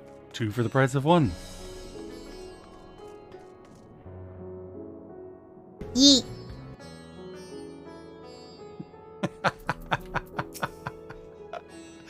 And this must be Kama. We've arrived at last.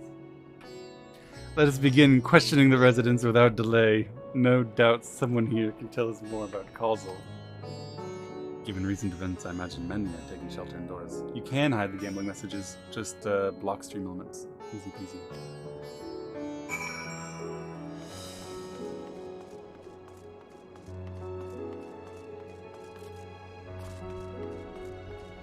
Alright, let's find out what's going on.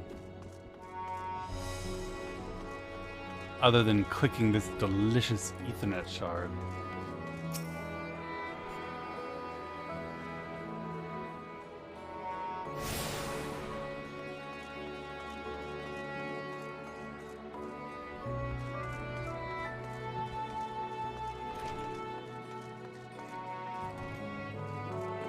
Hello, Pariga. Could you come back another time? I just woke up and I'm not exactly in the mood for idle chit-chat. Well, that's one way to avoid the panic, I suppose. Pardon our intrusion. You may not have noticed, but a great danger has come to Thavner. I encourage you to stay alert and prepare to flee the city should the situation turn dire. But before we leave you in peace, pray allow us to ask a question or two. Did you know a local merchant named Kalzal? If so, did you notice anything unusual about him recently? Kalzal. I knew him. In fact, we spoke just the other day. Like many others, his business was doing poorly. Still, it seemed as though he'd managed to turn things around thanks to a generous order from Ruveda Fibers. Why, he was practically dancing in the streets. I haven't spoken with him since, but I assume it all went well. Gina Baha might be able to tell you more, though. As I recall, he was the one who brokered the arrangement. Gina Baha at Ruveda Fibers. Let's make a point to visit him after we've spoken with the other locals. Sure, but, first?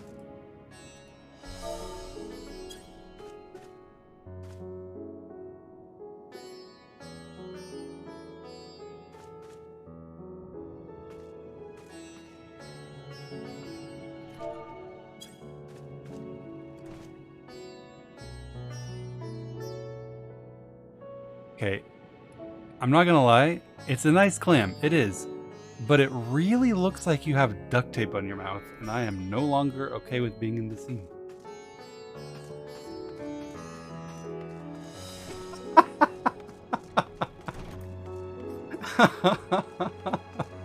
That's not okay.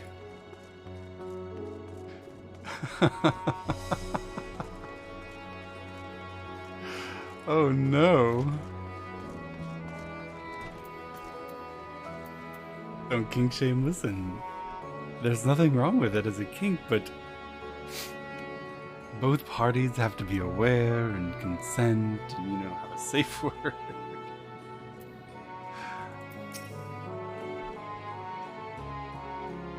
Also, you say, yes, I've known him since he was a boy.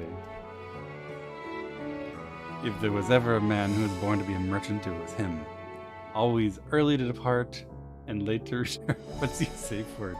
I don't feel safe telling you. And late to return, he'd spend his days procuring the finest wares and seeking out willing customers. You could say it came to him as easily as breathing. Sadly, business was flagging of late. No surprise, really, what with how dangerous travel has become. He was cooped up in his house from dawn till dusk the other day, no doubt racking his brain for a way to turn his fortunes around. Then at night I heard the door open. I looked out to see Kalzal sitting on a bench, his head hung low. A man with the weight of the world on his shoulders. I see. The situation must have been quite dire indeed. Did you notice anything else out of the ordinary? Nothing to speak of, other than the troubles with his consortium. He was the same old Kalzal, cordial and honest, like always. These questions you're asking, has something happened to him? He wasn't caught up in that terrible incident at the bazaar, was he? I don't travel much these days, but my daughters told me not to venture outside. Stuck in here as I am, I've heard little about these bizarre goings-on. Rest assured, the city is safe for now, but the situation may change without warning. I urge you to stay close to your daughter and be prepared to take refuge should the satrap order it.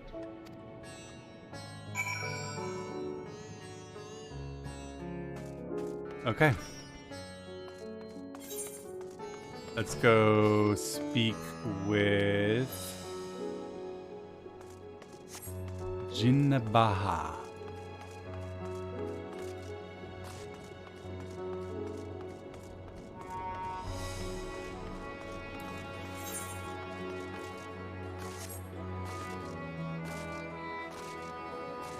If I jump off, will you come with me?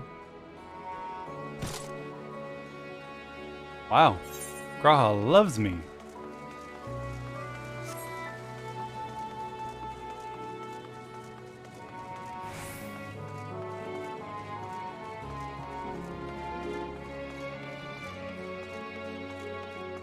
He just teleported down there, but still. Get you a man who will jump off a bridge when you go off the bridge.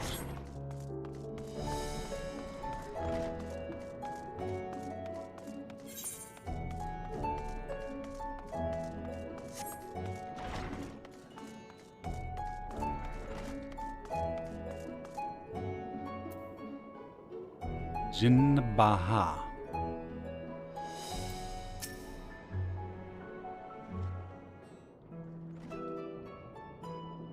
Hurry, I say. There's no time to waste. Nod, nod. I like her green dress.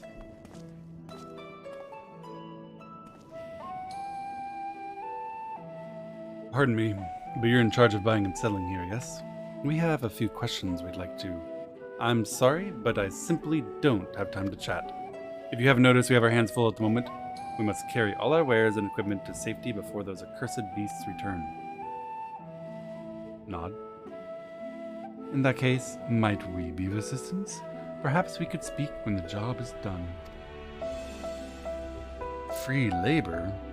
If you're willing to do my chores, I won't stop you. You can start by helping us move our equipment. Ask the others what to put where.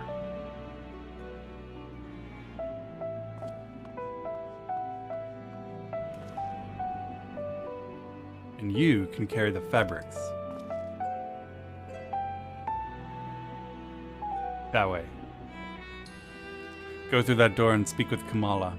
She'll tell you the rest. Remember, these textiles are our livelihood. Handle them with care. All I'm trying to do here is find out what caused the recent outbreak of a worldwide apocalypse, so I don't think it's a problem for me to take a break from that and to do your busy work. You're not even paying attention! Alright.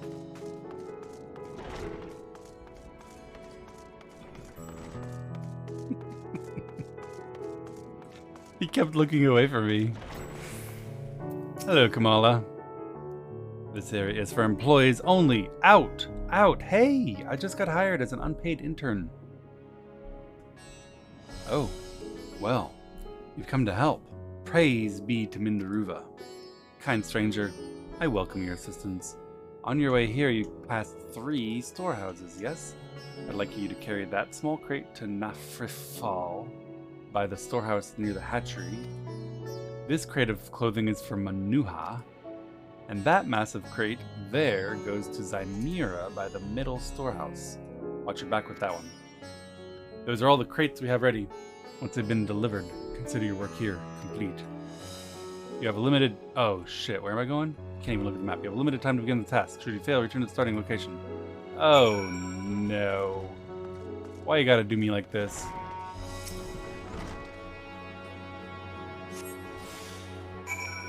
Deliver it to Nabrif thingy.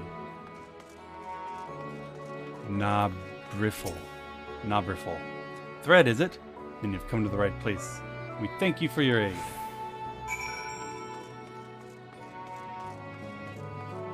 Time is ticking? I'm not sure it is. I don't see it ticking anywhere.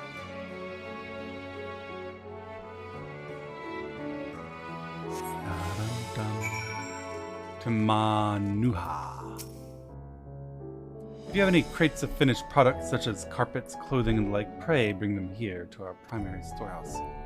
Oh, a crate full of clothing, is it? I can take that off your hands. Many thanks for the delivery. This is a big crate. Maybe you can help me with it, Presea.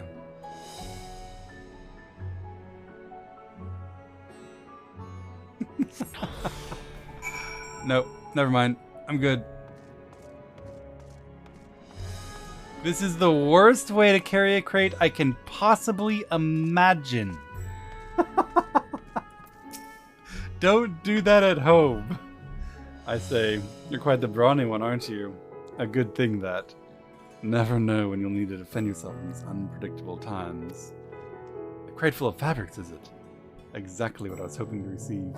Let me put that away for you. Lift with your elbows.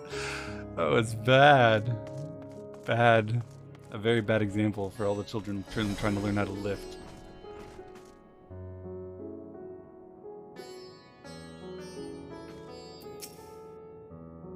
You've carried all the crates to the strong storehouses, you say? And so quickly, too. Why, I never seen anyone so strong. Nope, not better.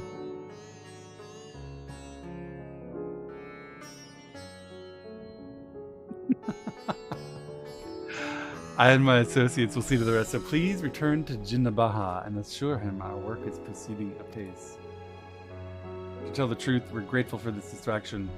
Too many terrible happenings of late, but generous souls like yourself give me hope that we may emerge from this trial even stronger. I Pray we meet again in more peaceful times. That's not true. Once you lock your shoulder, it's stable and won't move. What are you saying? You carry a heavy box like that. I'm not worried about your shoulder. I'm worried about the excessively large distance between your center of gravity and the boxes, and you're gonna fall and or drop it forward or backwards.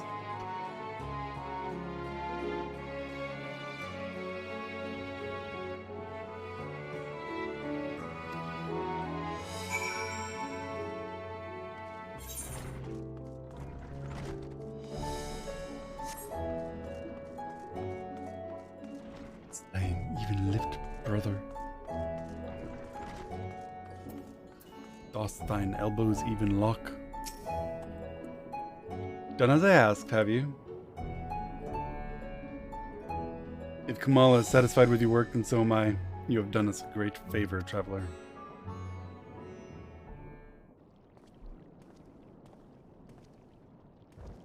I, too, have delivered the instruments and apparatus entrusted to me. Yeah, there's nothing wrong with lifting like that, but walking around with it? Very bad. You both have my thanks.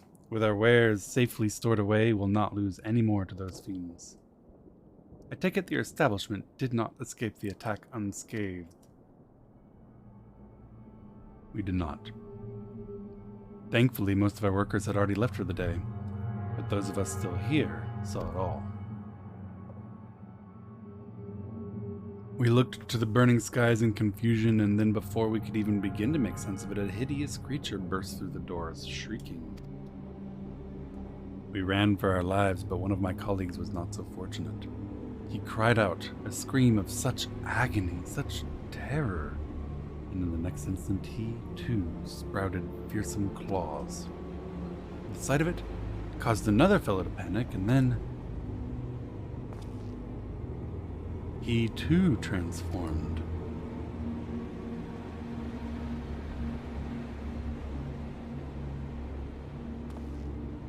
I'm sorry, was there something you wanted to ask? Indeed, you knew the merchant Kalzal, didn't you? I believe you had some dealings with your establishment. Kalzal, I know him well. We'd arranged for his consortium to deliver a large shipment of fabrics, but in the end we received a better offer and had to turn him down. I understand his business is struggling, but so is ours. Another of our most reliable trading partners agreed to transport the goods for a much smaller commission, and we'd have been fools to refuse.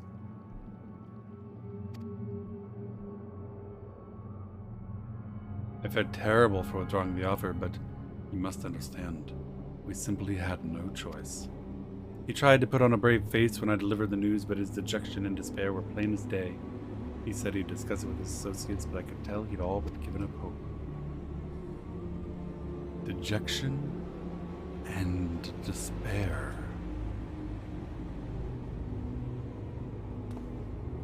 You remember what we saw in Venispati, yes? Soldiers and jungle dwellers pushed to the very brink, turning into beasts one after the next. It would seem the same phenomenon occurred here. The poor craftsmen attacked by the fiends, as well as those that witnessed it, all undergoing the change. I suspect everything began with Kalzal. By all accounts, it was he who suffered from the most profound and piercing despair.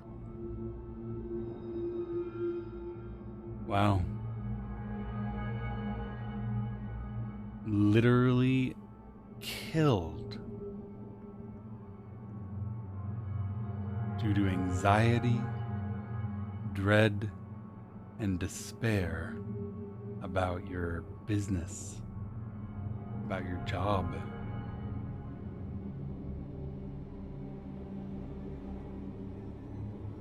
Clearly the solution is to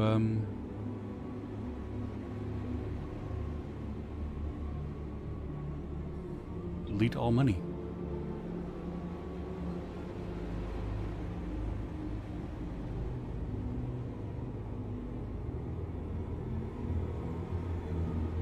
Would that be it? Such intense emotions were what triggered his transformation? Much remains unclear, but I believe we are drawing closer to an answer. At any rate, we must discuss our findings with the others.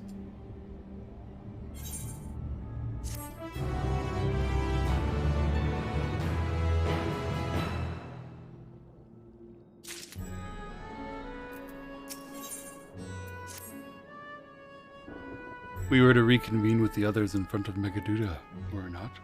That should be just outside. With any luck, they will have already returned from their own investigations.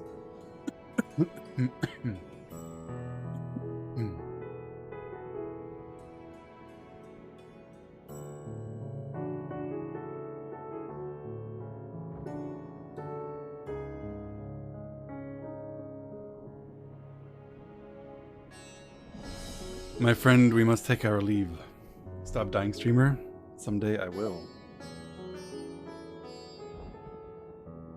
I pray that your establishment is spared further tragedy, but remember, your lives are far more precious than any wares. If you are ordered to flee, do so without hesitation. Indeed, I thank you for your concern and pray you two take care as well.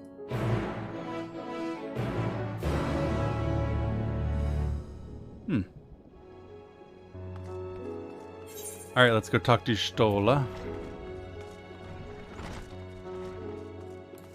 Can I not go this way?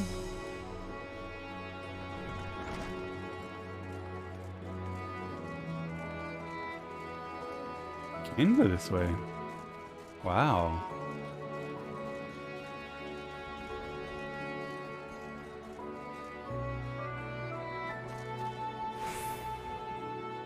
Can't tell what they're growing here.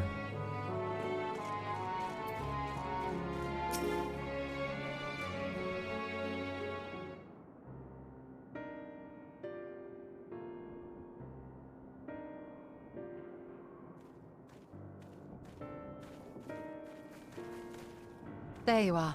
You've spoken with the survivors. Indeed. We thought to share what we have gleaned, that we might together gain a greater understanding of present circumstances.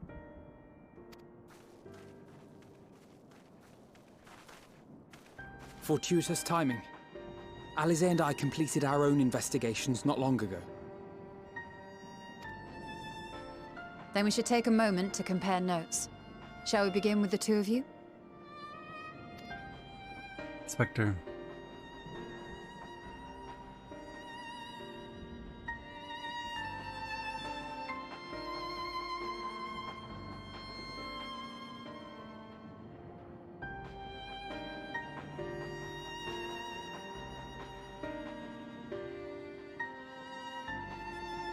So the merchant Karzal was gravely concerned about his business in the days preceding his untimely end.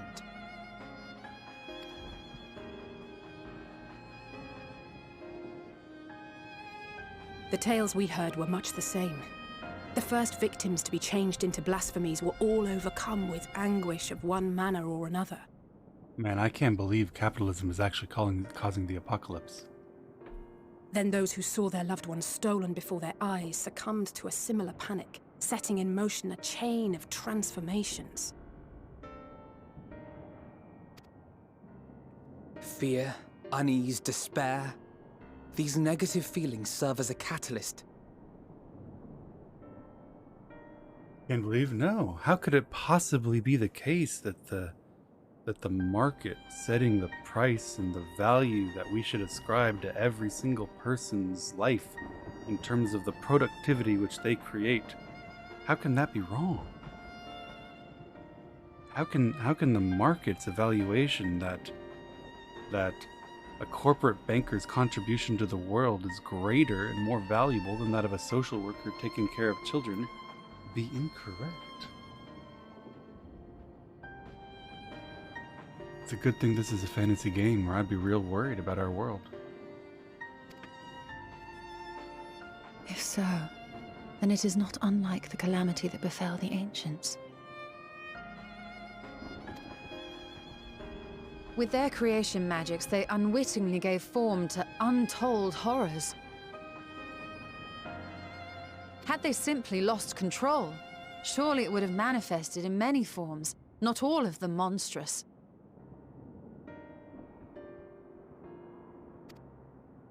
Yet somehow, this phenomenon is triggered solely by the darkness in their hearts, a common thread with what we now witness. Common, but not identical. While the beasts the ancients faced were forged with magic alone, those of today are born of sentient beings. Why remains to be seen, but there is one fundamental difference between us and our predecessors. Our souls are sundered, whereas theirs were not. Perhaps that single variable makes all the difference. If I may, there was another detail that troubled me. We have it on good authority that Karl Zahl's transformation took place before the skies began to burn. What? If that's true, then the situation's more dire than we realized. It means even if there's no ominous sign presaging the final days, anyone, anywhere, has the potential to become a beast. Doesn't it also give us a great way to prevent the apocalypse and save the world? If all we need to do is prevent despair, then all we need to do to save the world is to make everyone happy. It's so easy. Let's just make everyone happy.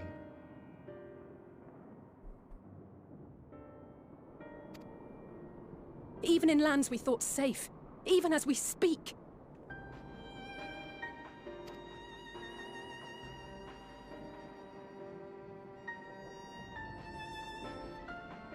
Look! It's the Satrap! The Satrap! Thank the heavens!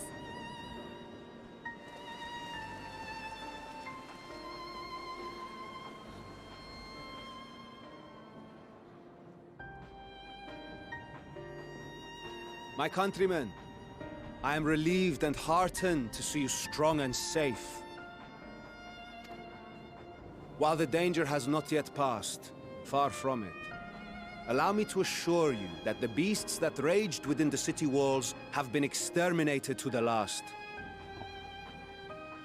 Some of those beasts are these people's family and friends. Outside this sanctuary, the brave men and women of the Radiant Host and our dragon ally continue to battle our unholy foes. I pray these tidings put your minds at ease and help you calm your hearts. Have faith that we shall soon conquer this terrible trial.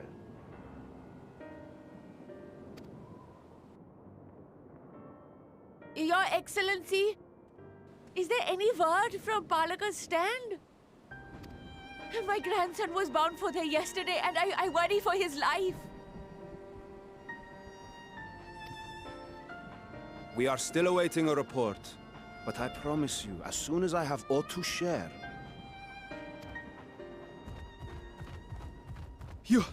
Your Excellency, I bring grave news. You are? I'm Matsya of Akyali, a humble fisherman. He doesn't even know about the one fish. Ah, I remember you from our first visit. Wait, you're... But no, that can wait. When the skies turned red, I set off for Palaka's stand, fearing for the safety of a friend. But as I drew near the village, I saw dreadful beasts all about. No! Gods have mercy! Your Excellency! Save my grandson, I beg of you! We will spare no effort to save all we can, but you must remain calm. Calm? You tell me to be calm? You saw those beasts? They tore our bravest warriors limb from limb! What if we are too late, huh? They catch him, sink their fangs into him? The fangs! No, she's about to change. Grease! No, lady. Get away from her, now!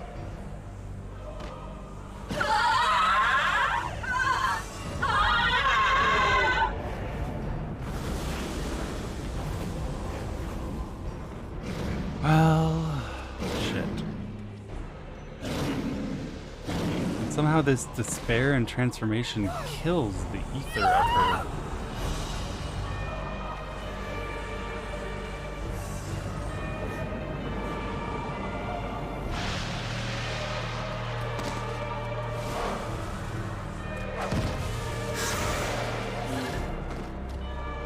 Damn it! We've got to kill them before it spreads. We'll handle this. That's a terrible, See the townspeople to terrible safety. phrase.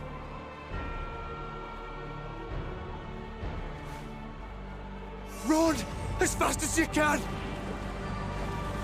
Ah!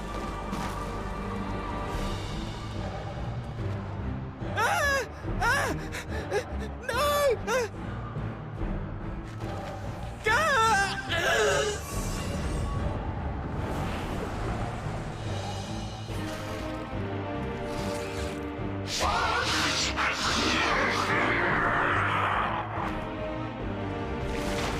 Oh my god. Well, -1.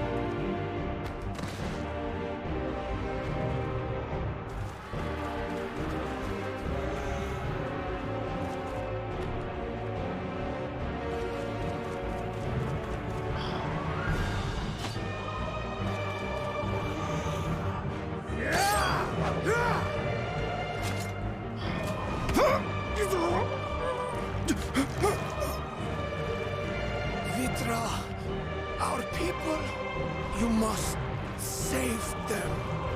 What? I'll save you. What the fuck?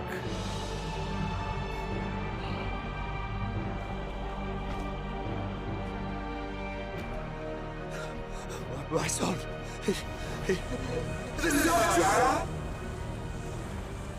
Enough. You must run. For their sake and your own.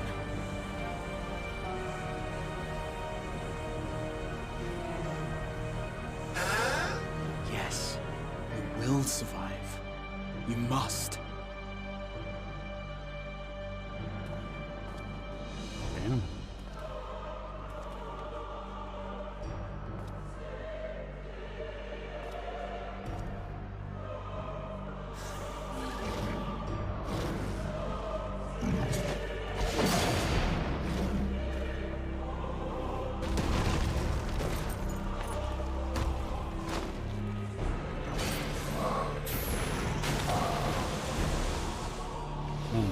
They're just dying of anxiety, depression,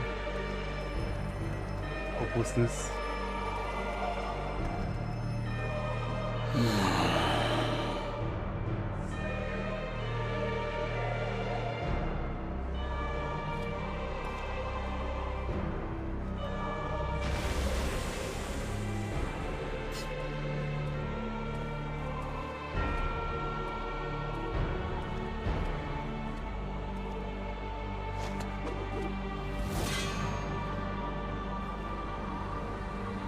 Be strong, my friends! Fear not, for we will defeat these abominations!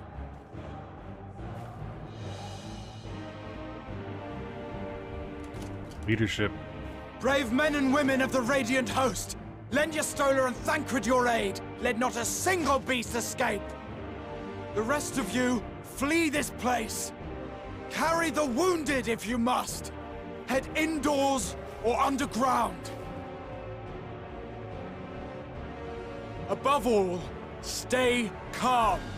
No beast will follow you. We will see to that.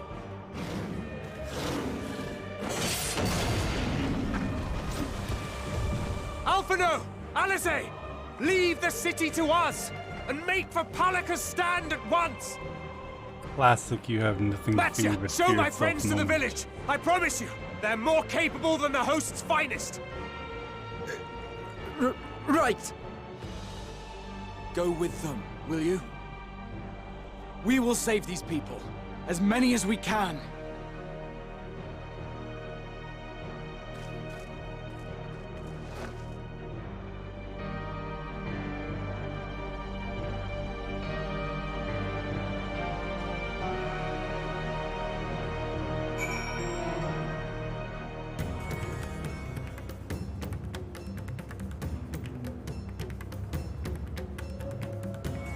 Alright. Well.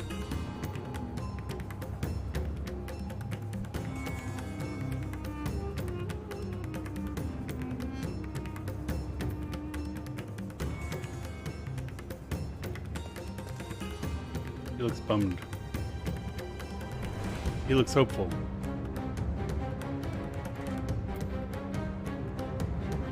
He looks big.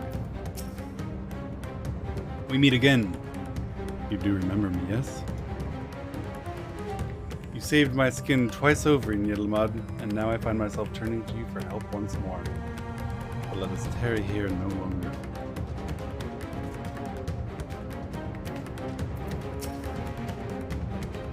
We must save Palakistan, whatever it takes. Matsya, it pains me to put you in harm's way, but I would ask your aid as well. Of course, Palakistan is not far, just down the hill. But as I told His Excellency before, the path was blocked by terrible creatures. I had no choice but to turn back. In that case, this is what we shall do.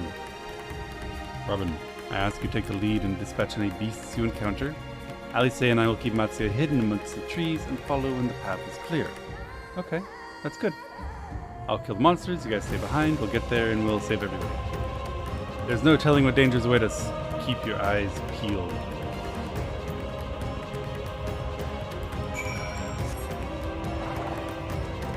Alright, let's go save this village. I can handle it. Alphino and Alice can handle it. And they're gonna keep Matsya hidden behind a tree so he doesn't get spooked. He's a good boy anyway.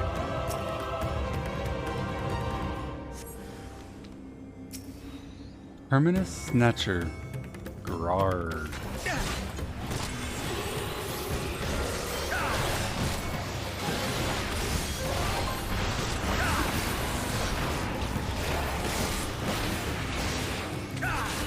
What is left, you say?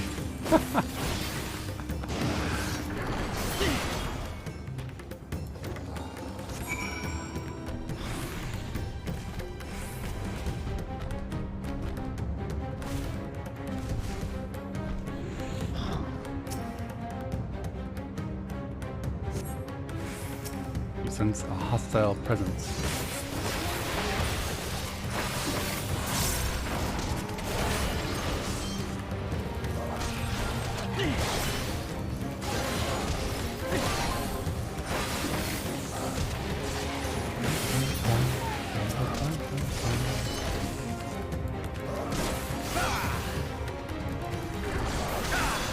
Damn.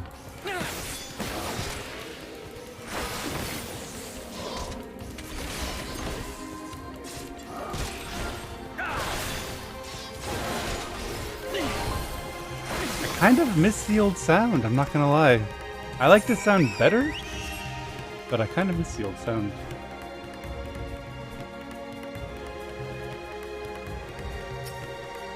Played with it for a long time. What's with all the dead people?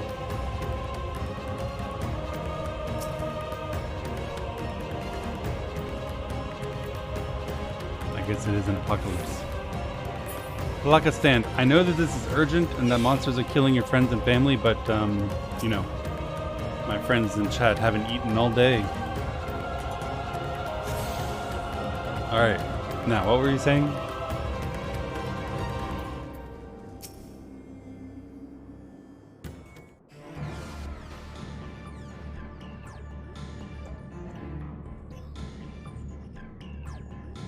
Cannot be.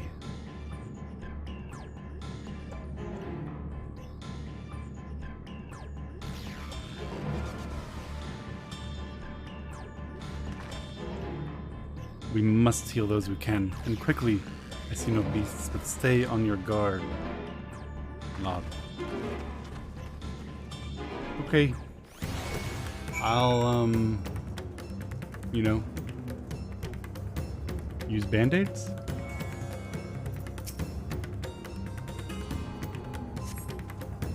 The villager has no pulse and does not appear to be breathing.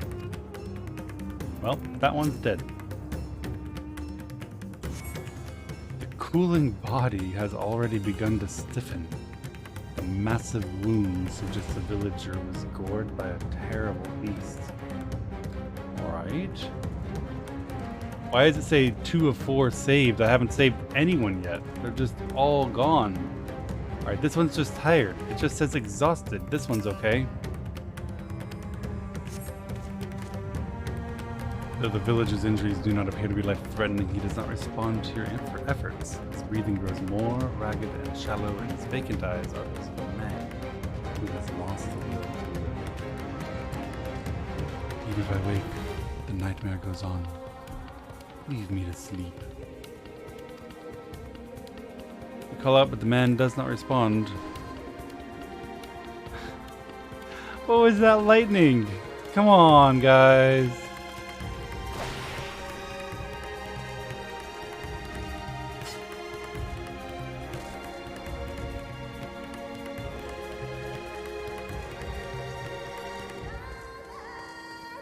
A frightened one. He's alive.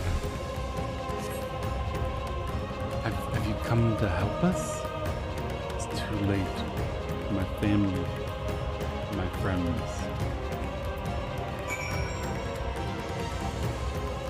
But remember, just stay calm.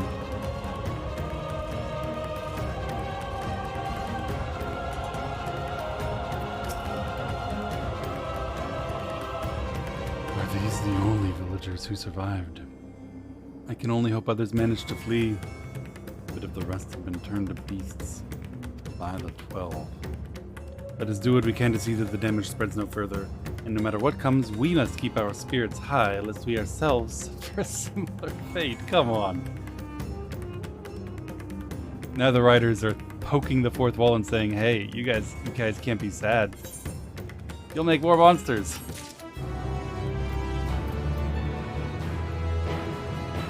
We're gonna kill everyone in front of you. But don't be sad. I contend to the rest.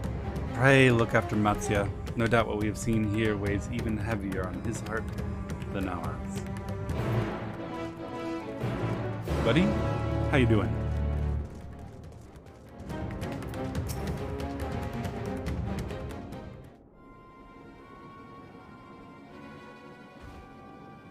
Oh, Robin.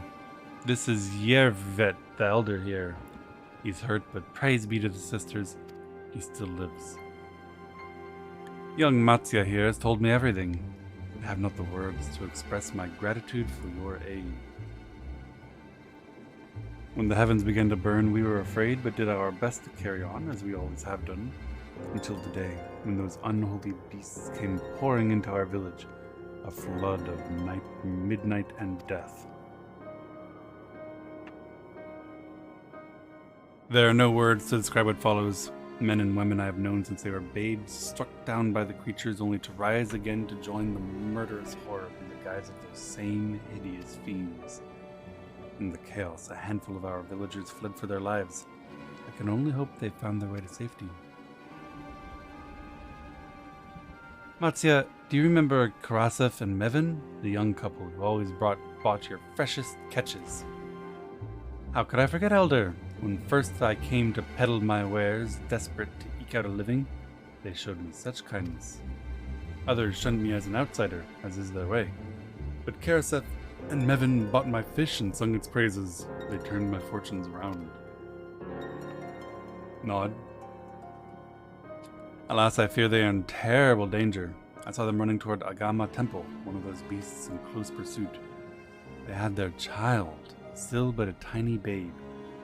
To elude these fiends while caring for one so young is an impossible task, surely. I beg of you, go to their aid. Hi, I'm right here. Warrior of Light. Slayer of bad guys. Yes, of course I will come with you. Yes, thank you. Jesus. Thank you. Agama Temple lies to the west of here. Let's hurry.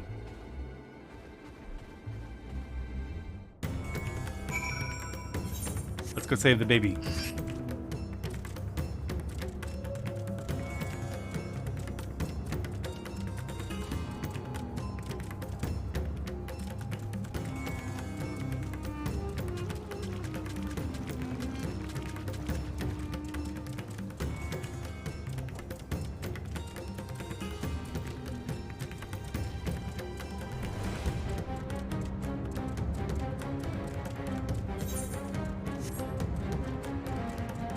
No time.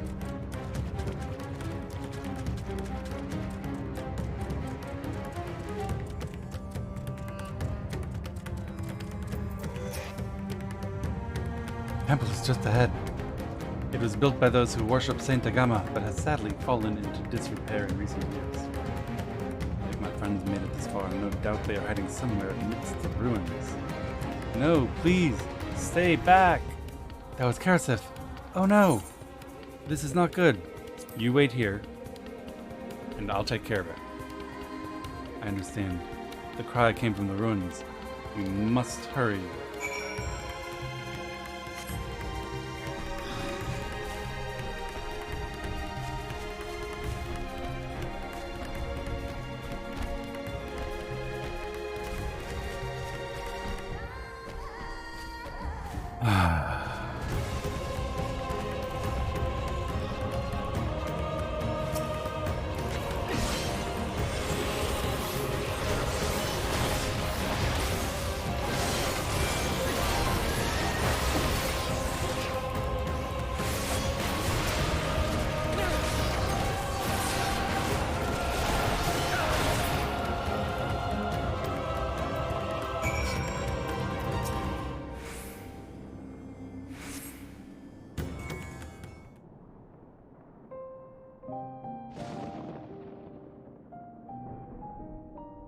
The man lies motionless on the ground, bearing a grievous wound.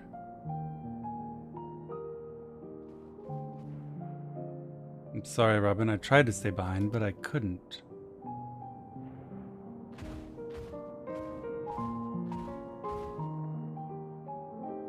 No, it cannot be. Is someone? Anyone? My arms are so heavy and I can't feel my legs. My wife fled with our daughter. I need to find them. Need to be with them. I need...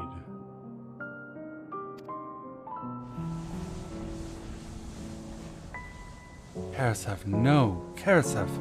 You must stay strong.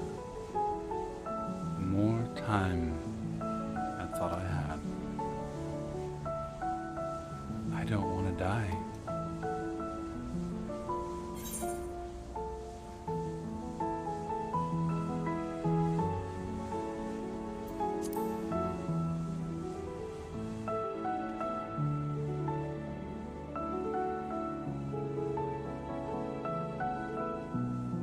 If you just cheer up, your ether will flow into the ethereal sea and mix with others and be reborn.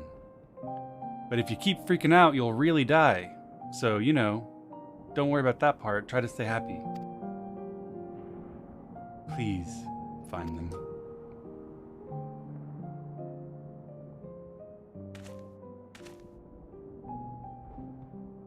Mevin still lives. And she has their child. Alright, let's go save the baby.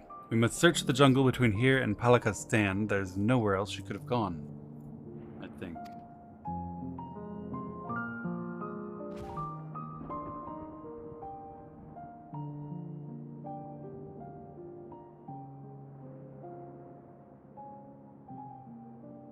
Forgive me, Karasif.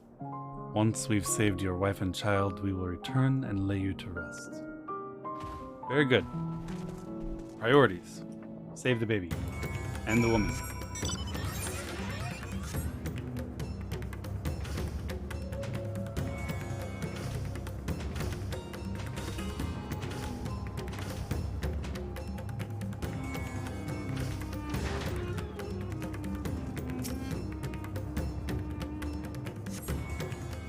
You see no tracks or other signs of recent travel. Mevin and the child must be elsewhere. Probably this way. Nice, I'm on the unicorn. Surely we will be victorious now.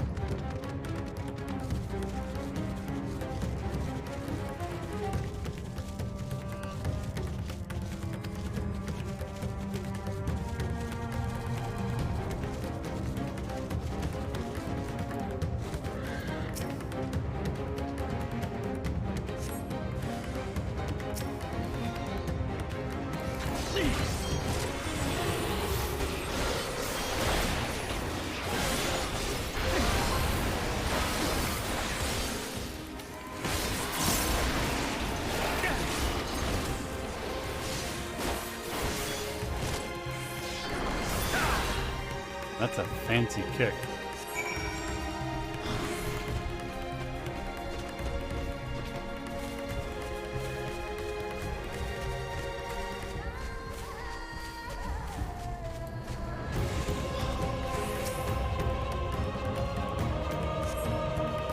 If Mevin and her daughter came through this area recently, we see no evidence of their passage.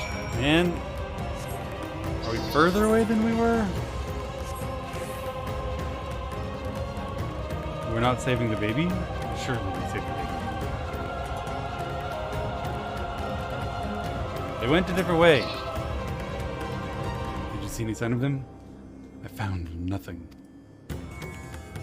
Me either. Perhaps the beasts have chased them further from the village. Gods above, I beseech you, pray deliver Mevin and her little one to safety.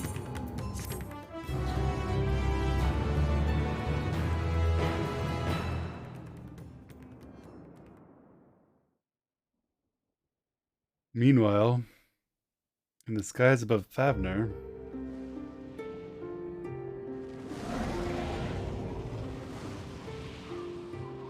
maybe Estinian saves them. No more enemies to trouble us here.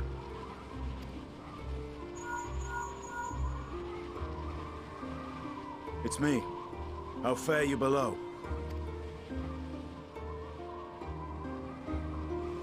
Save the baby. Understood. I will inform Vritra. Chaos and panic sweep Raz-at-Han, and many more have succumbed to the transformations. Amidst the fray, Ahawan fell, protecting a grief-stricken father.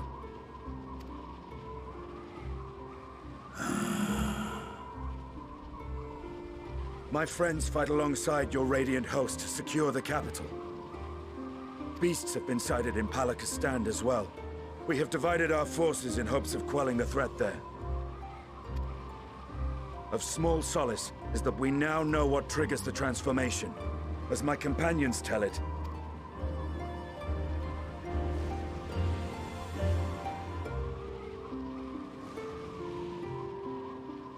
so it is the very fear and despair in their hearts which inflict this abhorrent punishment upon them. Yeah, it's a ridiculously powerful cycle. A nightmare from which my children will never awake. O capricious and cruel fate, they are undeserving of such condemnation. will you wallow in sorrow or rise to the occasion? Estinian never changes, holy moly. Raz-at-Han is leaderless. Before he passed, Ahawan sought to reveal the truth to his people. Honor his wishes. To what end? To breed a new conflict between dragon and man. These claws could reduce thee to shreds with a touch. These jaws crush thy bones to dust. Only through my proxy could I walk with my children. Without him, I am a bringer of fear, no different from the beasts which beleaguer them. Perhaps so. Only in death were Hraesvelgr and Shiva united. Indeed, whenever man and dragon have come together, death has ever been the inevitable result. Listen, no. He's had unfortunate experiences. It can work. It was our fear of your kind that sparked a nigh-endless war. Fear and hate of which Nidhogg drank deep as he laid waste to my homeland. And in turn, I took my revenge on his brood. Blood for blood, pain for pain. I thought nothing of theirs, only of mine. Get there faster, Estinian. I'm not sure this is helping. And yet, were the chasm between us too vast and too deep, Hraesvelgr would not have borne his sail to battle and our rescue. He would never have entrusted a mortal champion with one of his eyes, and the Dragonsong War would still rage on. And I would still wage a never-ending war of violence and vengeance. The future of our star be damned. I cannot speak for Ahuan's greater goals, yet I know that he served you, served your people, long and true. In this time of unprecedented crisis, he turned to you. You could do worse than to place your trust in him.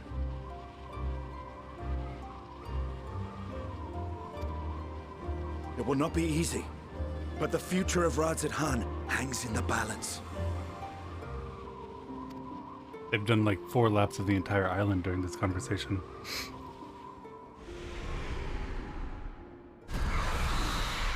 We have company.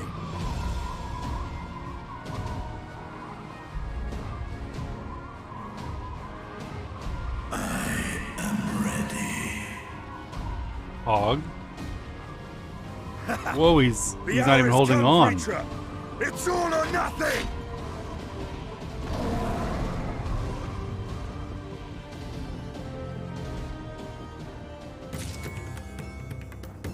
What? He did not say that. Oh my god.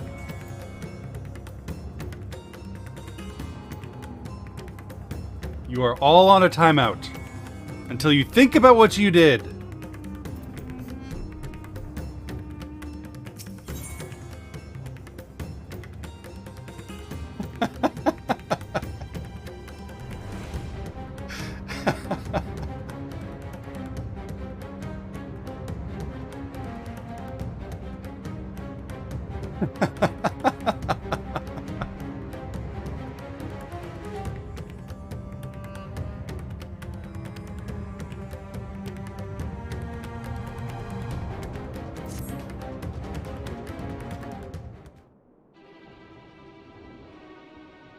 If Mevin fled deeper into the jungle, she and her child are in grave danger. Whatever are we to do? Gods have mercy. Oh my god. Robin, why would you say that?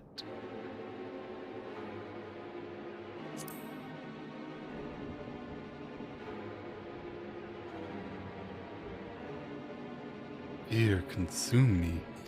What are you talking about? You're freaking out about the kid and the kid's mother, and that might be counterproductive. I too could become a beast? I understand, I think. I've seen to the wounded. How did the two of you fare? Did you find your friends? Well, no.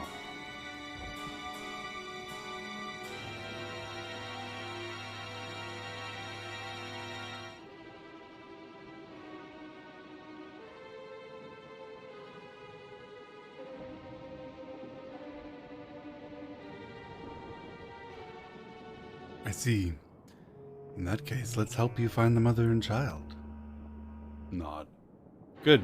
Save the baby. Before we leave, we must ensure the village will be safe in our absence. Alice and I will patrol the area and search for more beasts. Would you and Matsya speak with Elder Yerovit? Pray explain to him the situation and join us as soon as you can. We will save Mevin and her child. We can do that much for Karaseth. I hope so.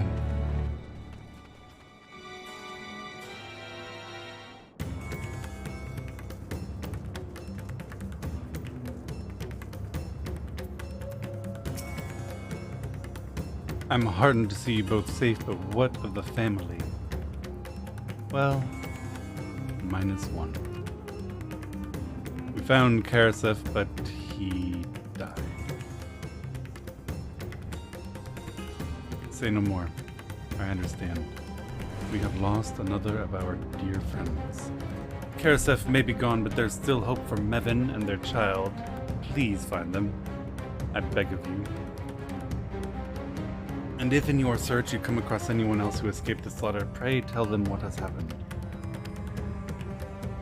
I will do my best to keep the villagers safe and their spirits high. Come, let us rejoin your friends at once.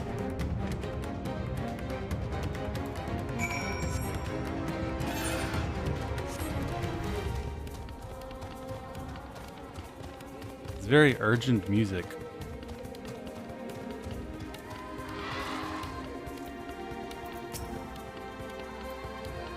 I'm pleased to report that the vicinity appears to be beast-free, no doubt thanks to your earlier effort. With that, let us resume our search for your friend and her child. Where should we begin, sir? If we follow Kisroda south, we will arrive at Perusa, a temple. It's a sacred place where people go to commune with divinities. It's possible Mevin sought shelter there, and perhaps the other villagers as well. When it's settled, Matsuya, stay close to me, okay? You two take the lead. Keep an eye out for beasts and anyone in need of help. Very well. We make for Perusa as quickly as we're able. With me!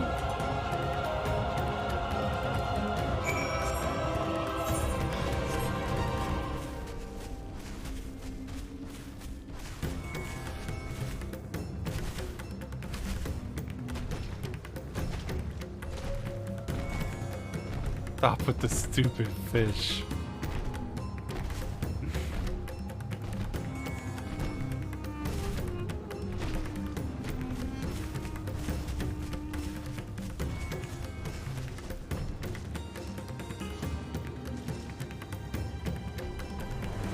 Save the villager woman.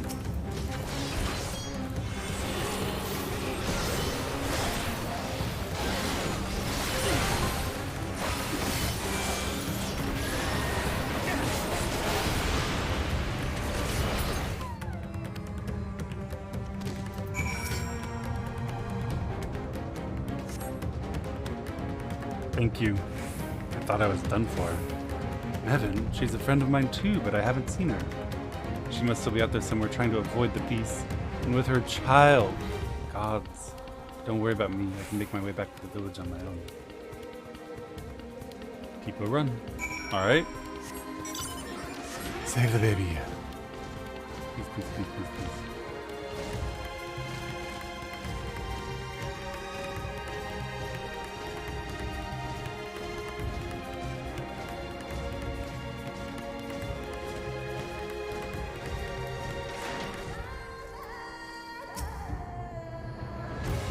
Robin, wait. Perusa lies just up ahead, but something terrible has happened. The beasts have come, and many have already been killed.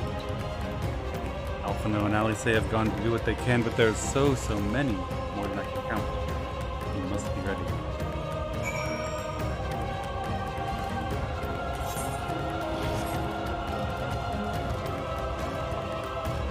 You want to save the mother too? What? I'm American. We're only trying to save the baby's life here. Don't care what happens after. Health of the mother.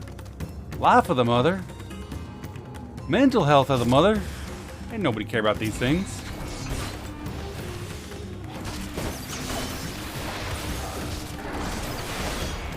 I would laugh to indicate that I'm joking, except that I'm so very depressed now.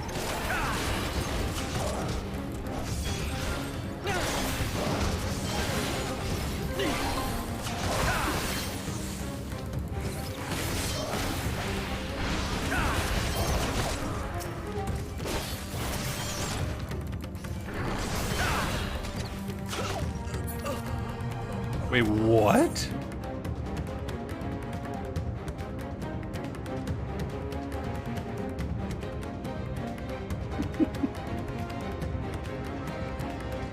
Wow.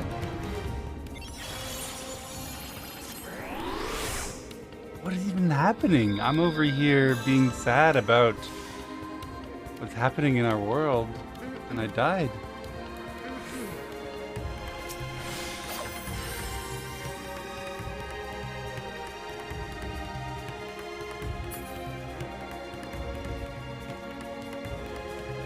The Torghast, I guess so. Final Fantasy truly is the harder game.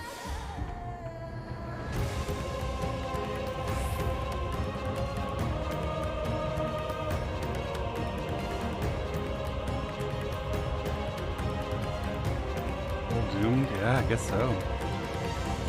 Alright, we tried to save them again.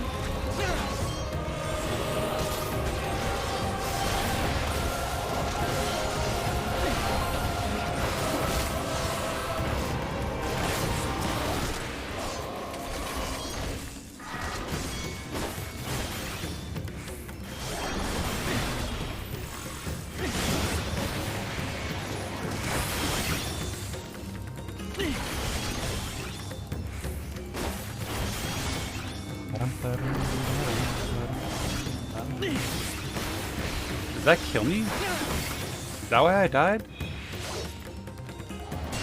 I'm confused. If I hit it, do I die? I'm so scared. Okay, I'm alive.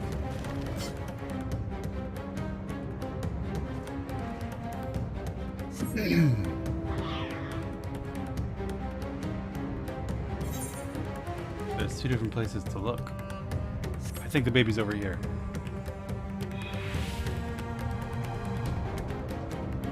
Check your gear. My gear's fine. I just wasn't paying attention.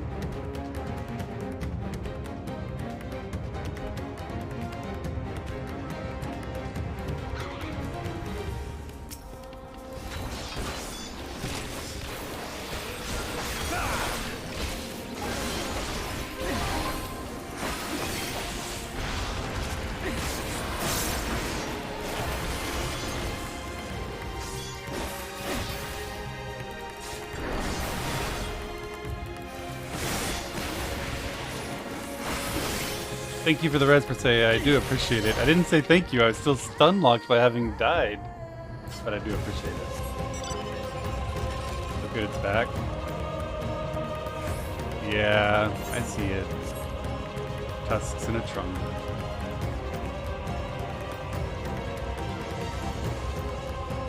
Still in Crypt Liquor, yep.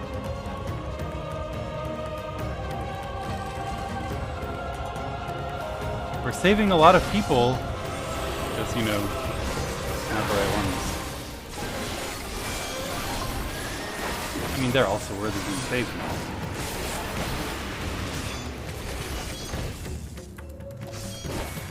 They're not the baby, though.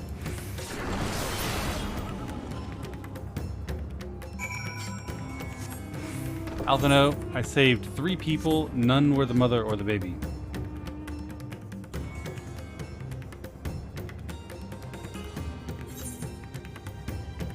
Holy moly. I guess this way. Elvina Gaming, thank you so much for the sub. I really appreciate the support. Danes as well, and Zojo Zojavna, Cleric Soul, and Fornander. Thank you all so much for the sub. I really appreciate the support. The Awkward Quiet, thank you for the 2 months. I'm glad you're still enjoying the stream. ISO Saren, thank you for the sub. Thank you everyone. I appreciate the support. Glad you're enjoying the stream. Thank you, thank you.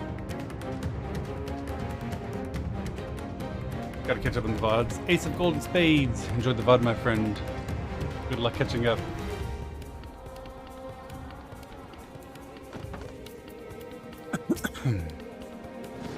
There you are. How fare the others?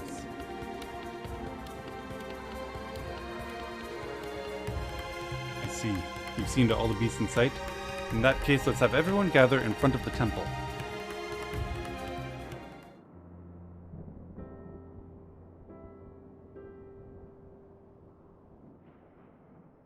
It's great. Look at all these people. Courage, friend. The pain will pass. Has anyone seen Mevan?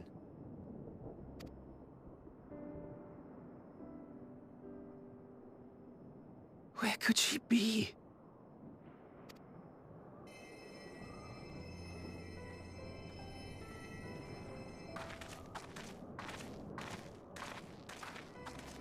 We've dealt with all the blasphemies, and made certain no villagers are still in hiding. Good work. We've otherwise tended to the wounded as best we can. What will become of us? Help is on the way, surely. We may have to abandon our homes now, but we will return, someday. But where can we go? Is anywhere even safe? That I cannot say. Well, we have the moon, although I don't understand still.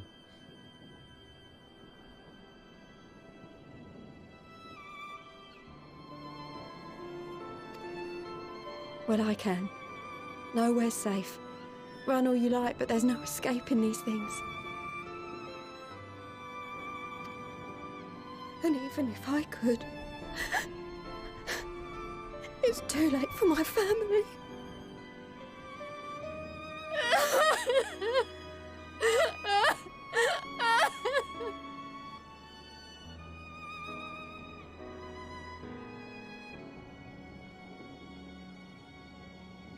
This isn't good. The more they dwell on the tragedy, the more likely we are to lose them too. This is so vicious. Good lord. People grieve. My friends! This is a place of worship. Should your heart quake with sadness, cast your mind to the heavens and remember. Remember the teachings of the old gods. Did they not implore us to stand fast when waves of sorrow break against our shores?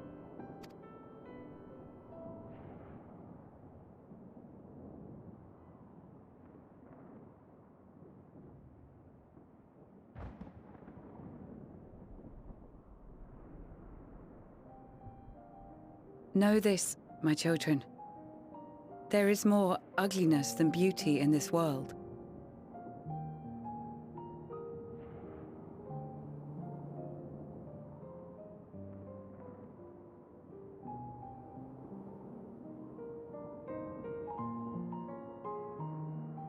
Maybe in that world, but mine's okay, right? To live is to suffer. To drink of calamity and drown in anguish. To toil and be tested. Always and ever.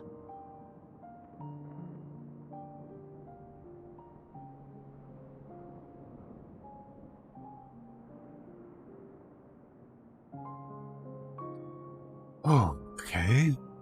Or it's to be happy and find joy in one another and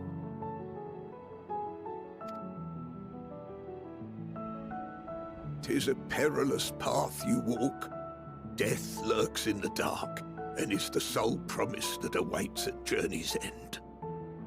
Jesus Christ. Okay, this is exactly what happens when you tell people to think about religion. You meant well, Matsya. But this is what happens when you tell people to think about God. You will tremble with terror.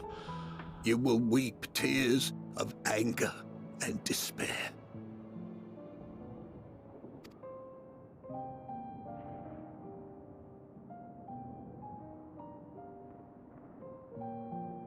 But do not avert your eyes. See your life for what it is. Then will you see how the hardships make you strong.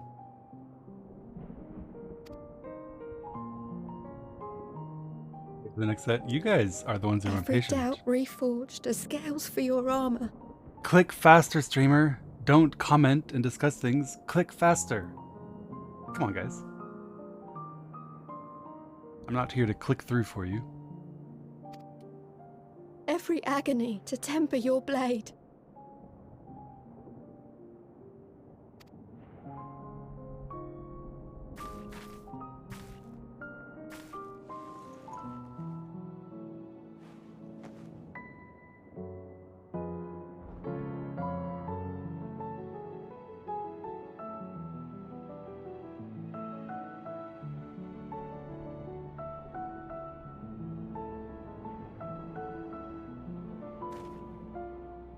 Thank you, lad. We'd almost forgotten who we are. It's funny when you say something is disproven. Disproven. You, Nope. I don't think anything they said disproved what I said.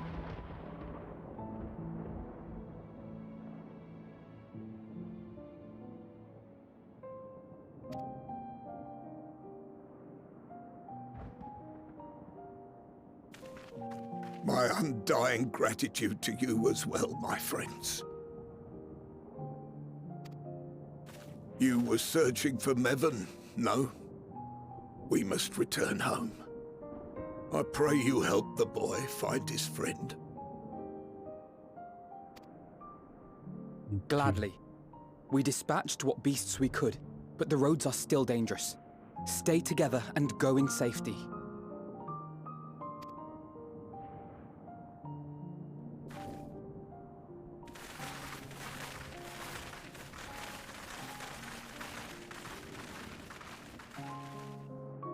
That was very impressive, what you did back there. Those words seem to resonate with your people. They should. They were the first spoken unto our ancestors by the divinity of legend. I'm easily upset, and fish are wont to flee a temperamental hand, so I recite the teachings over and over to calm myself. They're lovely and inspiring to hear, though I imagine they were born of great misfortune. They are born of life. There's as much bad as good in it. More, many would attest. All the more reason to appreciate the good when you can.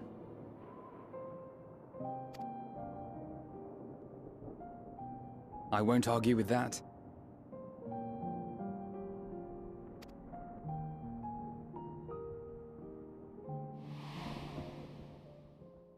In darkness, seek joy. Surrender not to sadness, and see beyond despair. Walk free, and bear the light for others to follow.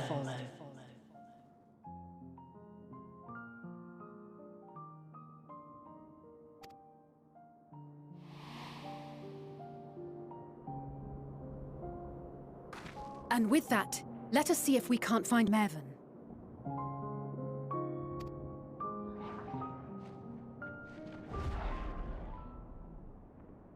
Did you see?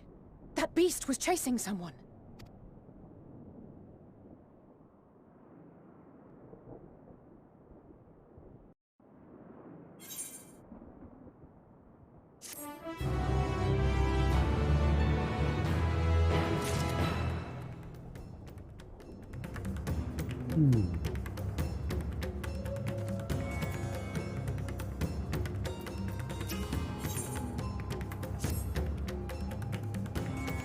Over there, my view was blocked by the trees, but I'm sure I saw someone being chased by a beast. Robin, go with Mattia and search along the river.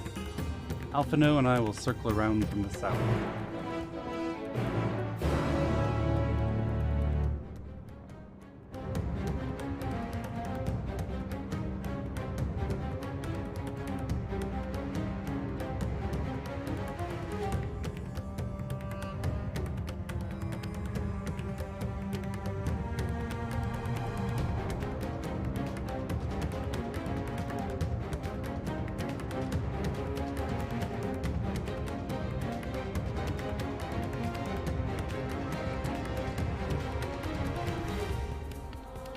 Not tabbed out, I'm thinking.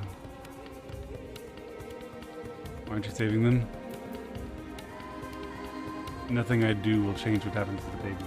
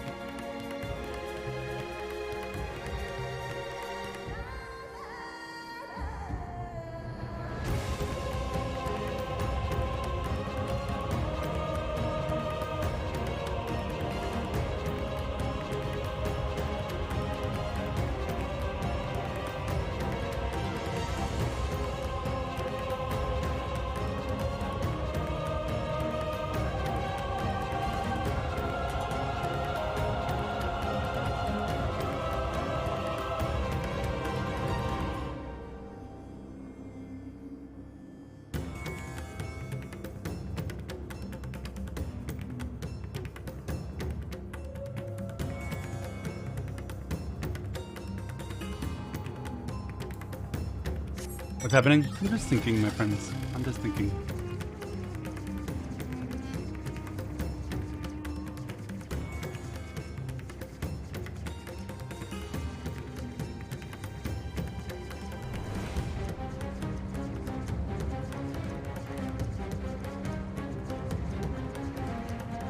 Think out loud. I can't do that. I'll get told to click faster. They're about to explain it.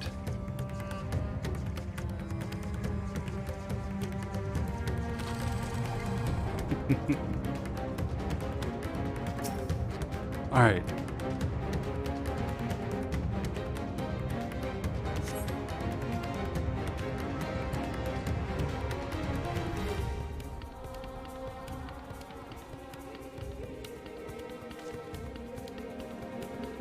Why are we here?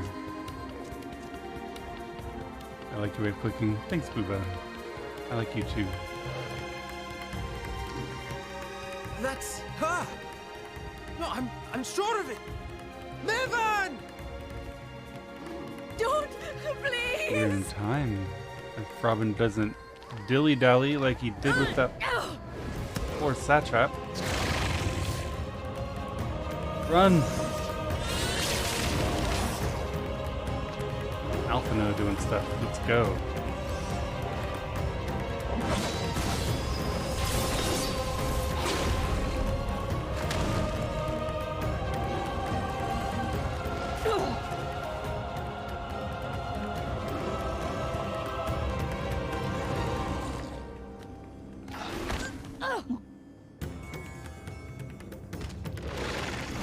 Oh. No! God have mercy!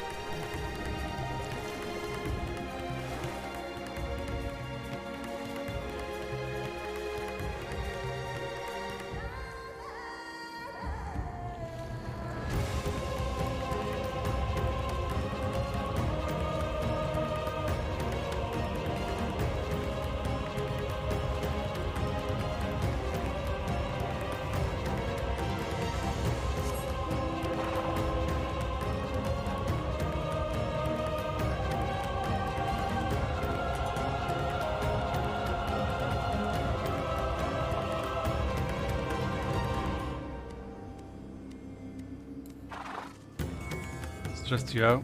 I'm stressed too, but I know whatever's gonna happen is already written to happen. There's nothing I can do to change it.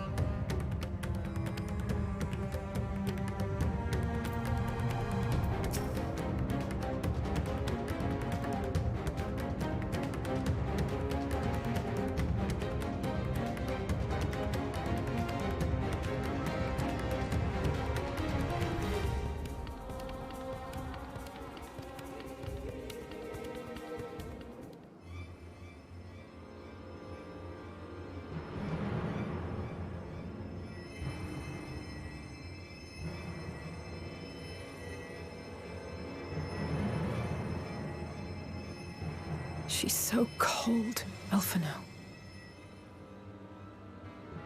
The child is alert, and I see no wounds, and yet... she grows weaker. My spells can do no more. What she needs is a change of clothes and a warm bed. We must hurry back.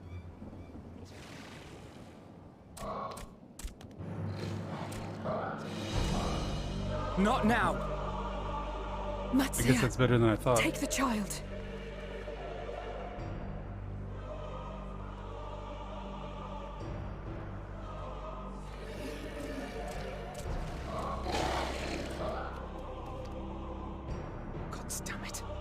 It appears we've made enough noise to be heard for miles around. More will be upon us ere long. We make our stand here. Matsuya, can you take her back to the village? But the child, all by myself. You can't be serious. The beasts will follow you home unless we stop them here. And so we shall. Be strong, Matsuya. Her life is in your hands. Or you guys go with him and I'll kill them all by myself. I can do it. I know you can. We'll keep them busy, Matsuya. Go! Quickly!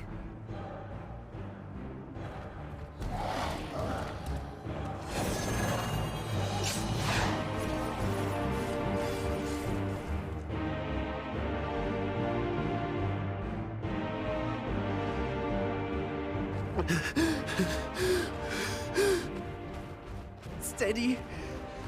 You know the way.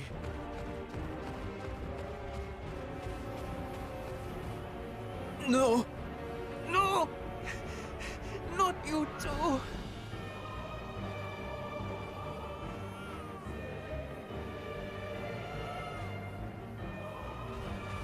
Don't be afraid. Don't be afraid. To live is to suffer, to drink of calamity. It is a perilous path. Death lurks in the dark.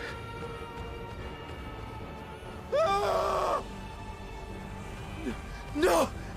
I'm not afraid! I'm not afraid! Ah! Do not avert your eyes. See your life for what it is. See how the hardships make you strong. Every doubt reforged.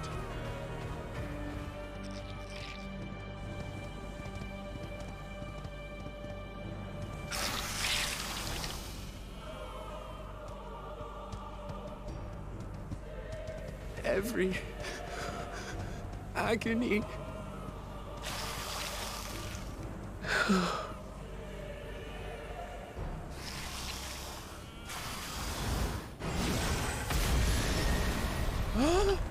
Oh, thank God.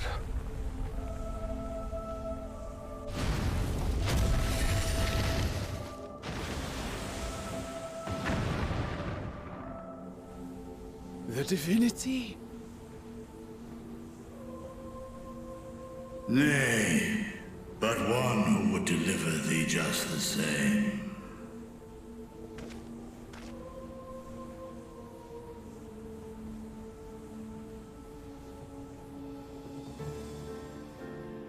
Please. You must save the child.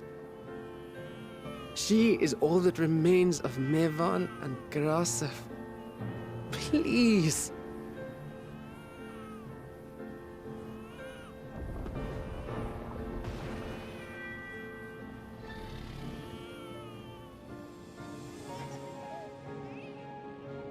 Well, well.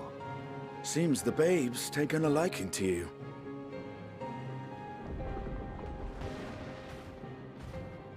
Thou art strong, little one. Let us convey thee to thy home.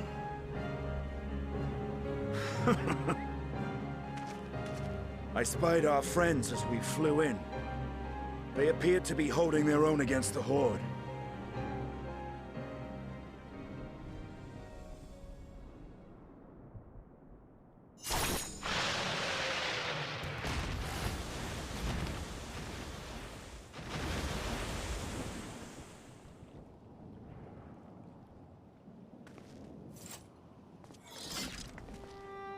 right. That's the last of them. We should hurry and find Matsia.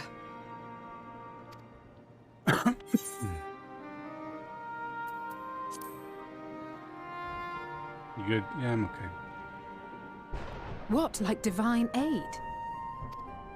A fine battle it must have been. Shame I missed it. Estinian, it was you who came to Mattia's aid. I was only along for the ride. Vritra was the one who saw the boy was in need. The two are headed back to the village.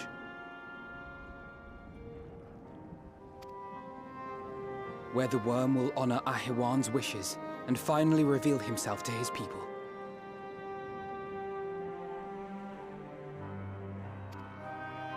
Perhaps so. Will you go and join them?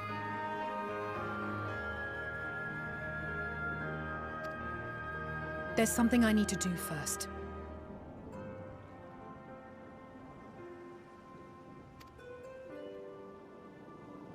Mervyn gave her life so that her child might live. She deserves better than to be left to drift alone. She deserves to be laid to rest beside her husband, at least. Will you help me?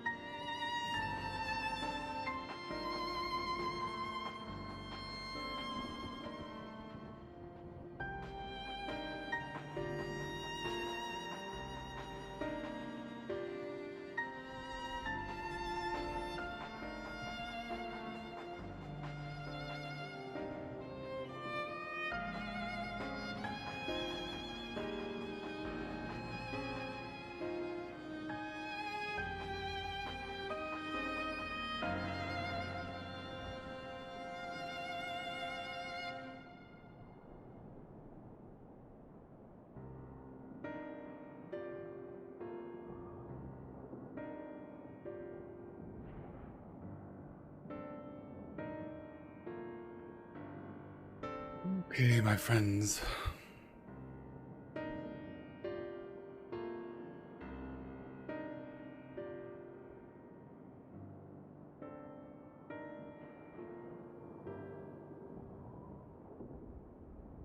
Do they know? Do they know that one of these days, someone as old as I am, one of our hearts is gonna give out, and they're gonna get sued so fast.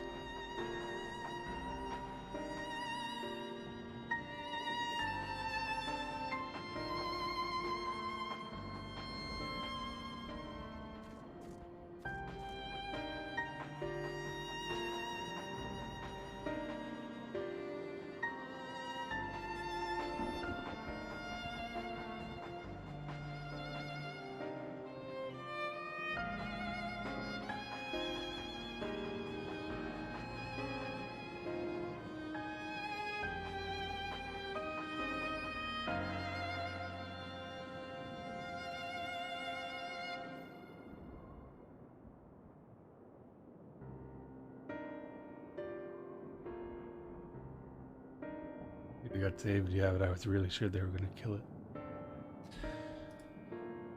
And I'm kind of mad at how fast we dived in the water and didn't save her.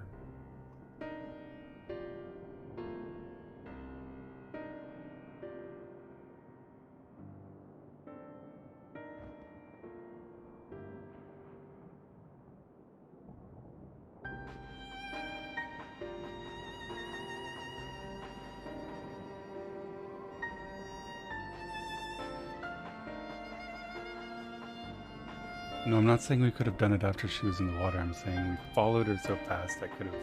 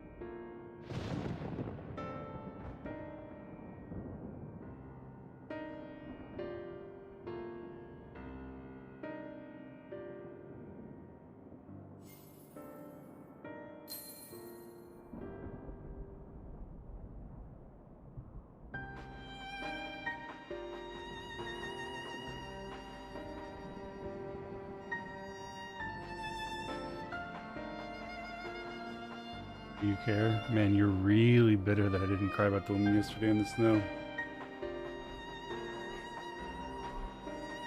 I am no more in control of my emotions than anyone else is.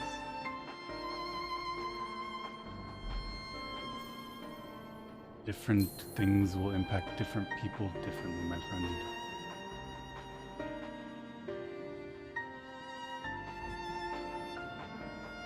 I could rationalize it if it makes you feel better. Those people were adults, they had agency. I met them, they went out in the snow to get away from me, and then they died. Largely by their own choices. This was a woman and a father and a child who weren't making their own choices, who were fleeing in terror from actual danger. But I shouldn't need to rationalize it. We are humans. We grieve based on our emotions when we lose something that we valued. You grieve for your friend because you knew her and you valued her and you valued her role in your life. And when she's gone, you've lost it. You have an actual loss. An actual loss, which you grieve the loss of. And I don't grieve for your friend because she wasn't a part of my life. And when she's gone, I didn't lose anything. I'm sorry that she died, and I'm sorry for you that you're grieving. But because I did not experience your loss, I did not experience your feelings. Different people will react differently to different situations. You cried about the woman in the snow. It made you sad. And I'm sorry for your grief.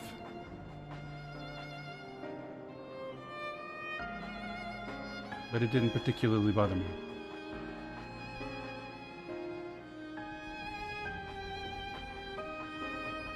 This, however, was an innocent woman who was seconds away from being saved by me and Alphino and Alice. Alphino and Alice did something while I apparently watched.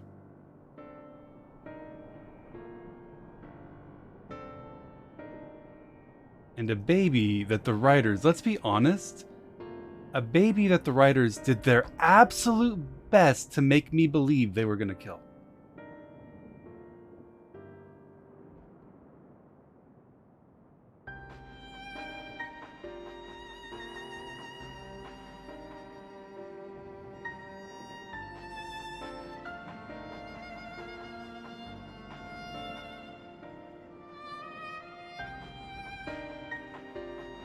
I get to be sad about that if I want.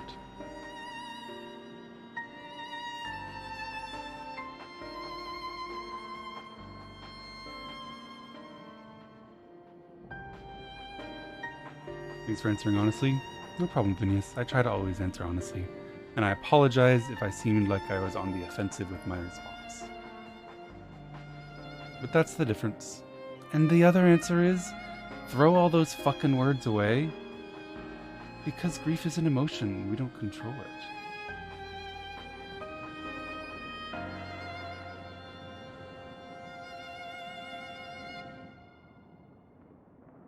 It shouldn't need to be rationalized or rational, because it's not.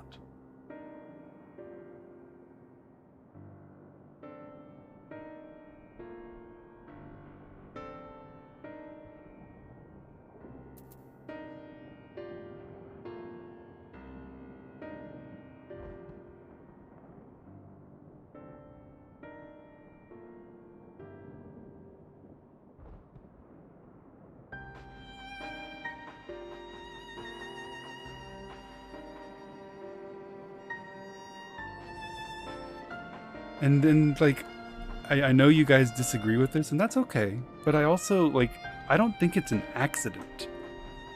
Maybe you guys think it's an accident and that it's somehow uplifting, but I don't think it's an accident that this was presaged by discussion of life is suffering, everything is despair, we lose everything and then we die. I don't think that was an accident.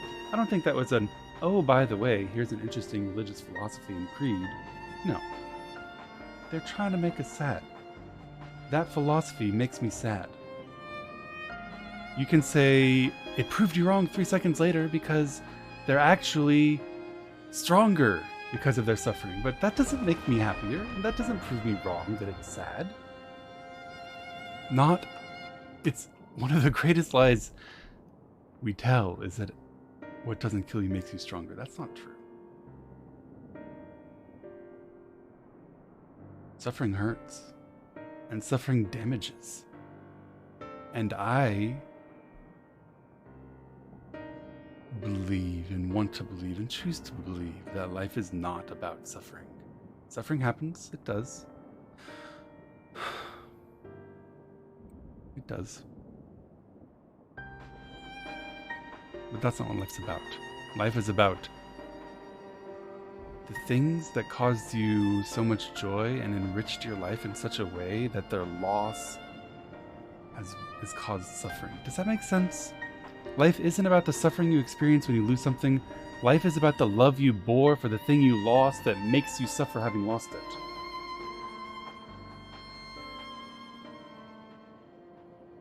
And I'm not saying they're wrong. I'm just saying it made me sad.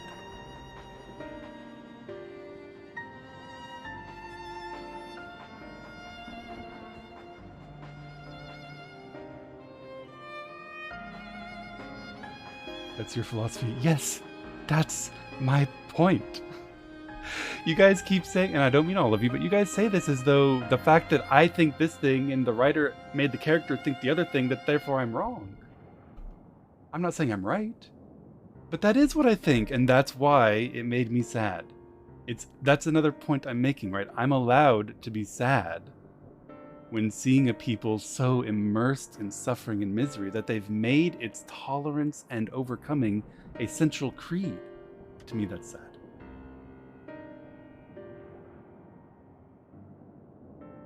I would like for their lives to be better. Anyway, that's what I've been thinking about for the past 30, 40 minutes, ever since I stopped talking. Hopefully I expressed it at least well enough for you to understand my perspective. And if you don't agree with it, I respect that. That's okay. I'm not evangelizing it.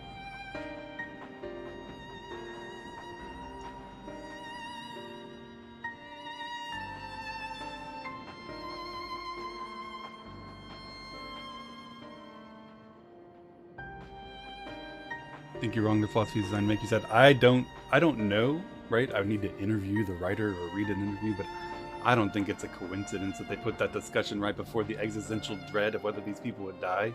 Hey, life is suffering. By the way, these people are probably going to die. I don't think that's a coincidence.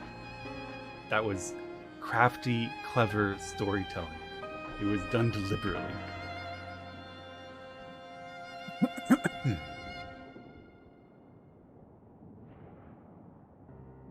But I mean, whether I believe that's what they were doing and you believe that they weren't, it doesn't make any difference whatsoever. Right? This is the most ridiculous and useless kind of argument. It doesn't change anything. It doesn't mean anything.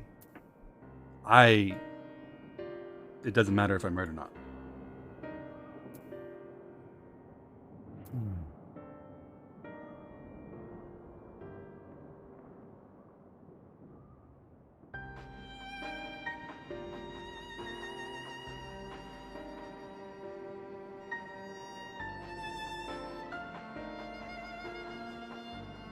Enjoy the story and ignore the chat. I'll not do that because I think that one of the greatest things about this story is that it's well told. It's a well told, well crafted story touching on extremely deep and meaningful parts of human experience.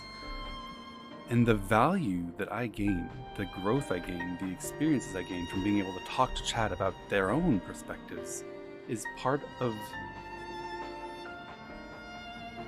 the experience. I don't know how to say it better. You guys played this and then took a break. This is my break. This is my break. I enjoy talking about it with you. I enjoy seeing the other perspectives. I enjoy hearing the people who fundamentally disagree and yet can express their opinion and understand mine. It makes me feel better. Some chatters want to hurt you. I doubt it. I doubt it. I don't think that's probably true. I think that everyone is saying things out of a desire to either entertain or defend their reasonably held positions. I don't think anyone's trying to hurt anyone.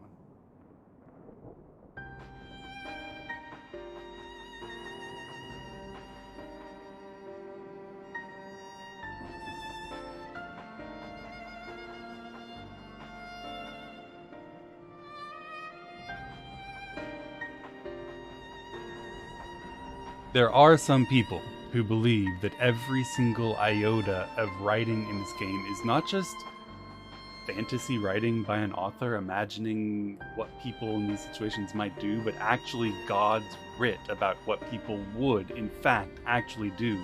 And even expressing a hint of disagreement with how things might work out is blasphemy. There are chatters like that, right? There are people like that.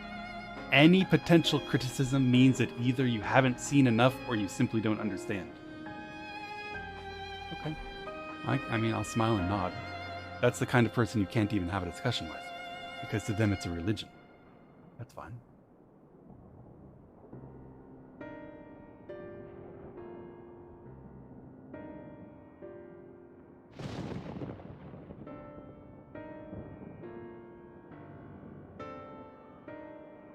But I don't think, even those people I don't think are trying to hurt anyone. They're sincerely arguing from their sincerely held beliefs.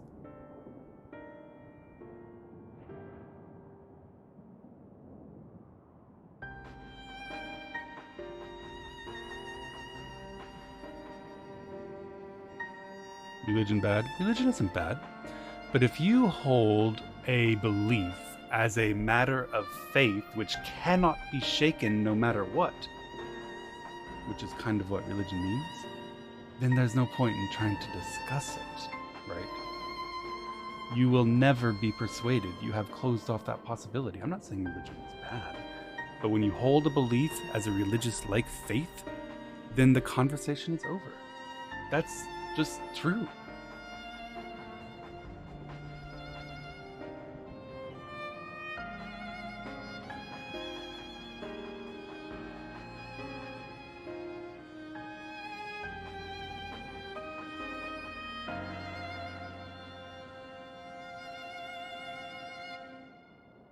Yeah, they did a wonderful job telling the story. The urgency was palpable. The stress was actually insane. I was so stressed.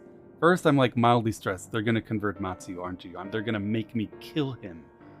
I was real scared of that. And then we're chasing this baby down and he's running with it and it's changing and he's changing. Honestly, 2 more seconds before Sinian came down and it might have been too much for my heart. It's a well-told story. I was stressed.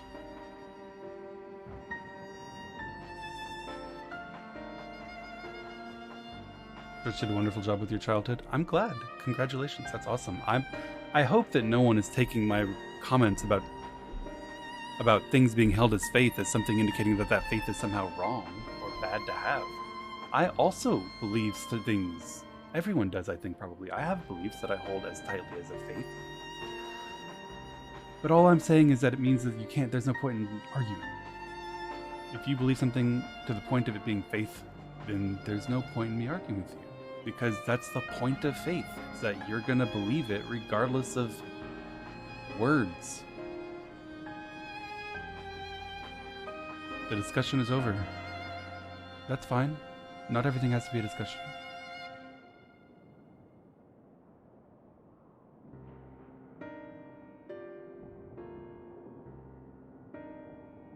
When you say, you know, if your response to someone, if your response to anything is either it must agree with me or it is by virtue of disagreeing with me wrong, you have shut down the conversation. If your response to someone is, well, then you just clearly don't understand it, you're shutting down the conversation. You're saying, if you understood it, you would believe what I believe, and since you don't believe what I believe, you don't understand it. It's a tautology. You are maintaining your correctitude by your bootstraps. And that's fine. I got no problem with it. But I also want nothing to do with your bootstraps. You know, the conversation's over.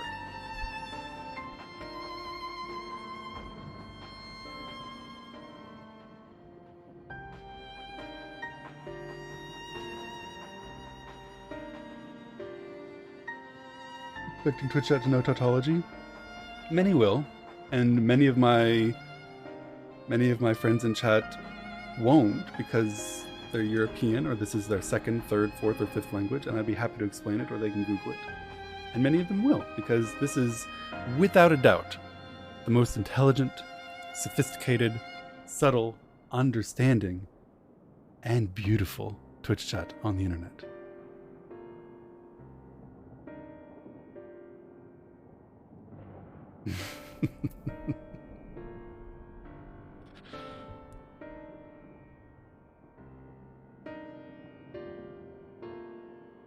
You're my favorite streamer. Thank you so much. That's such a nice thing to say.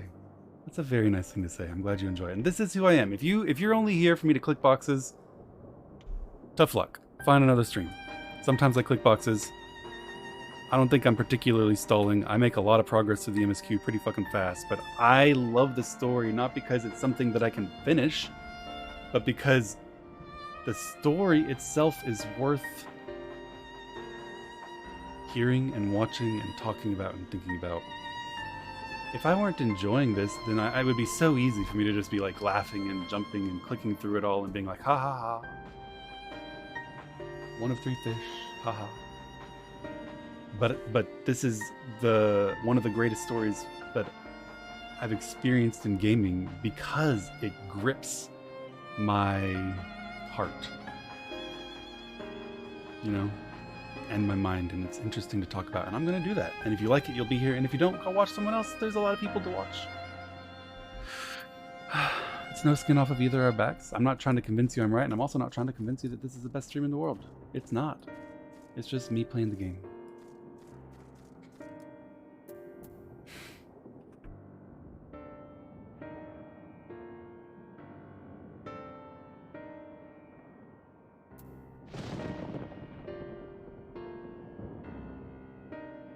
Told you're disagreeing. I'm not even really disagreeing with anything right now. I'm explaining what my thoughts were for the past who knows how long. I've lost track, where I was being very quiet for a good portion of the story because I was too fucking stressed to talk. Okay, so I explained that. And then I'm kind of talking in response to some people who were unhappy with the way I was talking about what I was doing instead of moving forward. And maybe it's unfair of me to characterize them as wanting me to just click faster. That may be uncharitable of me, but I'm responding in general with a justification and explanation for how I approach the game. And yes, this is stalling, okay? This is my break. I'm slowly moving past the I'm so fucking stressed and sad through this conversation into the we saved the baby. You know?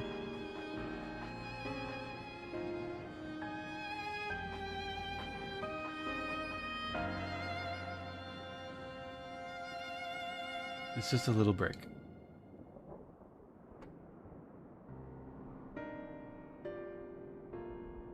You were interjecting with each sentence? Yeah, because I have a response. If I were in a conversation with them for real, I would not interrupt after every sentence to say, but actually, this is what I believe. But that's not what's happening, right? They say a thing, and then I have a chance to say what I think. And if I don't take it, then it's gone. Oh, you guys remember 5 boxes ago when he said this one thing? I don't think that. And so if people thought I was dismissive or disparaging of their core beliefs, that is not what I intended to convey. And again, I would be quite willing and more than happy to apologize for giving that impression. But I do mourn the fact that they have suffered so much that suffering has been a core component of their belief system, and disagree with the approach they take that suffering is the meaning of life. I disagree with that, and I'm allowed to, and I'm allowed to say that I do. Respectfully.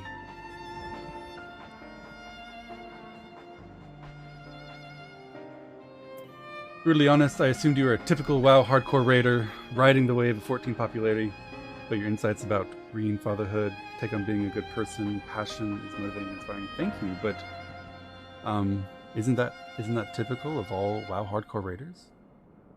I'm just an average WoW hardcore raider. This is exactly what they're all like.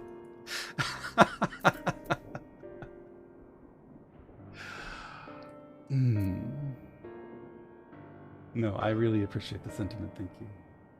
I've seen the wildlife in this game. There is a lot of suffering in this world, and there's a lot of suffering in my world, too.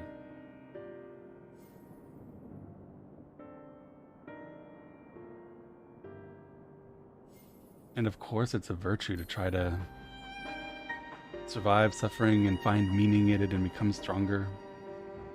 But like I said it before, I'll say it one more time and then I'll start clicking boxes again. I just disagree that suffering is the meaning of life. I think the meaning of life is the thing that you loved and lost that's now causing you to grieve. That's the meaning. If we didn't find so much depth of joy and love in the things that we have and the people who are part of our lives, then we wouldn't be sad when they were gone. It's not about the suffering we experience.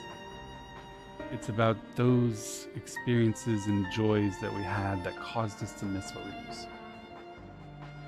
That's it. We go back to boxes.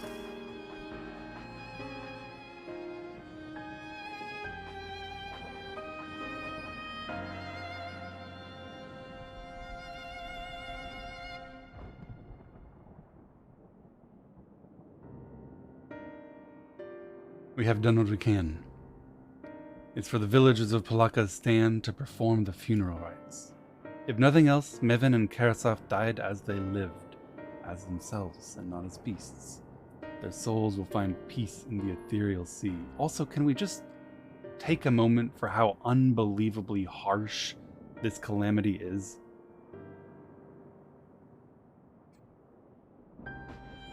It's almost like it was specifically created, designed, and tweaked to be the most misery-inducing thing possible.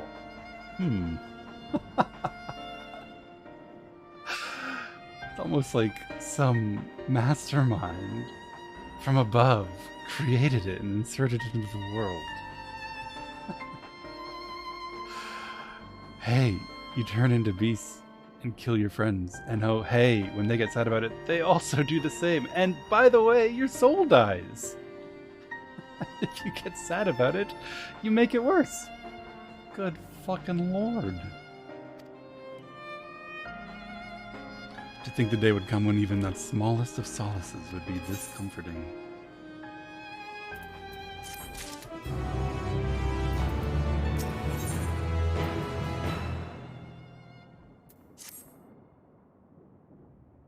You ready then? Yeah, it's different from the Amarat dungeon, though, and it's different this time. And I think there's still answers as to why. I haven't said thank you for a while, but I do appreciate all of the support. Azure Icon with 10 gifted subs, thank you so very much. Handchalk with 2 months, I'm glad you're still enjoying the stream. Hug, dote, and embrace. I appreciate it, my friend. Uba Style with 5 gifted subs, Favor with 2. I really appreciate the support. It is gratifying to know that you guys are enjoying the MSQ that I'm playing through and enjoying the conversations, and I'll keep doing it with all of you. Thank you very much. Kalorna Kopicus with 2 months. Happy to follow you and hear your thoughts. Thank you very, very much. I'm glad you're enjoying it. Mr. Boris Makarov with 5 gifted subs.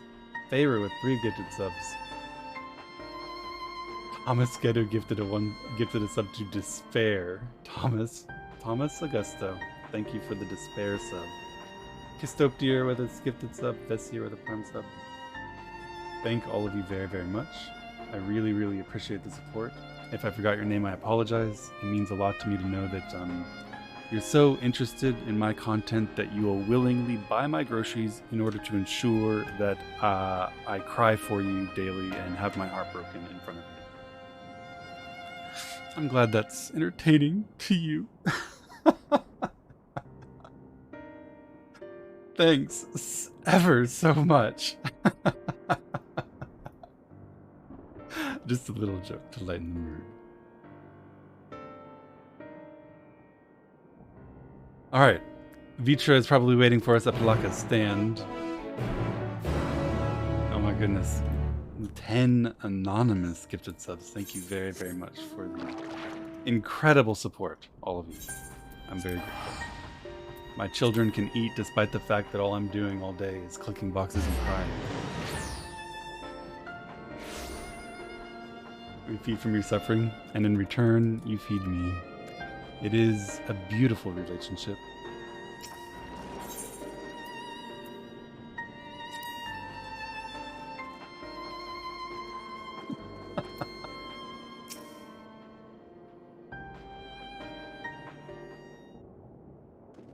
Sounds like an office job, I know, right?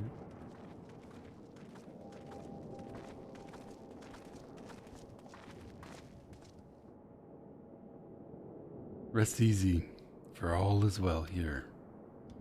Young Matsya returned with the babe safe in his arms.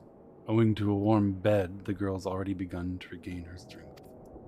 Can you imagine what would have happened after all of my, talking through my feelings and my catharsis and coming slowly to joy and laughter, and then we walk back to the village, and Vitra says, BT dub, she died. I think I would have alt F4'd. I think it would have been over. Holy fuck. I assumed she was okay. Thank you for letting me know that she is in fact alright. That would have been the fastest rage quit you've ever seen.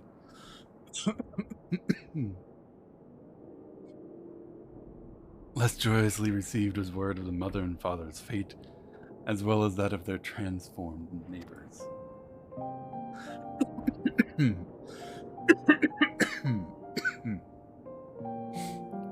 I need water, my friends, or I'm gonna die on stream.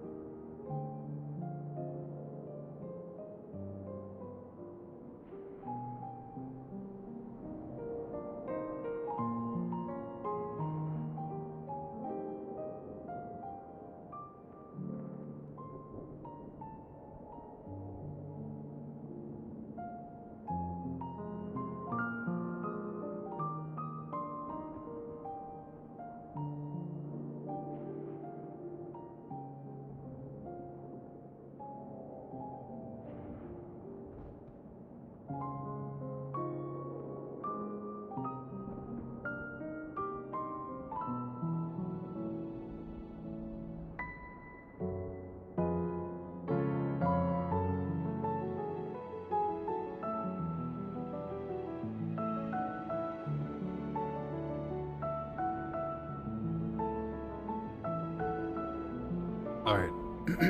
Alright. I have had another bottle of water. I'm ready to read some more. Yeah, everyone hydrate. It's important. How many children of Thavner must we lose to this calamity?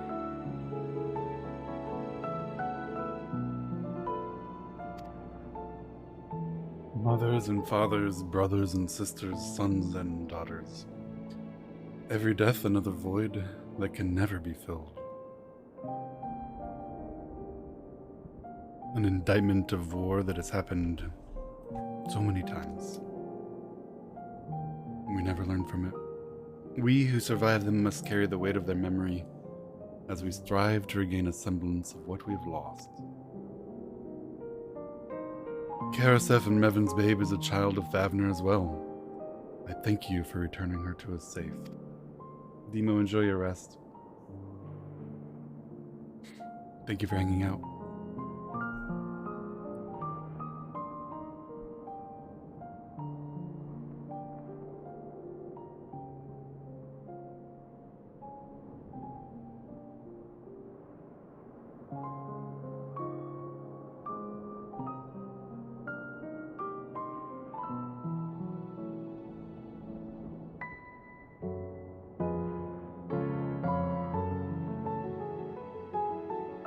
Oh, most great and merciful worm, I have not the words to express my gratitude.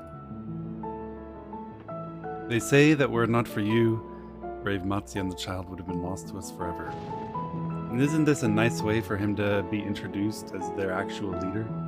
He was super worried about them rejecting him and his appearance causing hatred, fear, conflict. Thank you for small mercies. Writers. That could have gone bad too.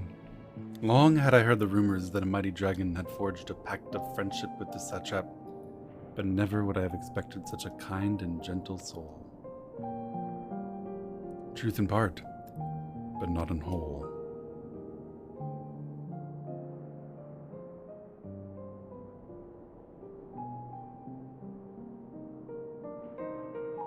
I am Virtra, and for years uncounted has this isle served as mine abode. An isle I have ruled over as satrap, with a Haywan as my loyal servant.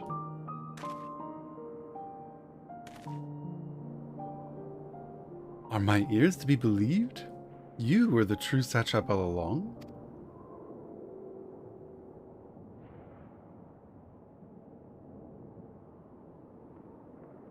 Nidana, what are you doing here?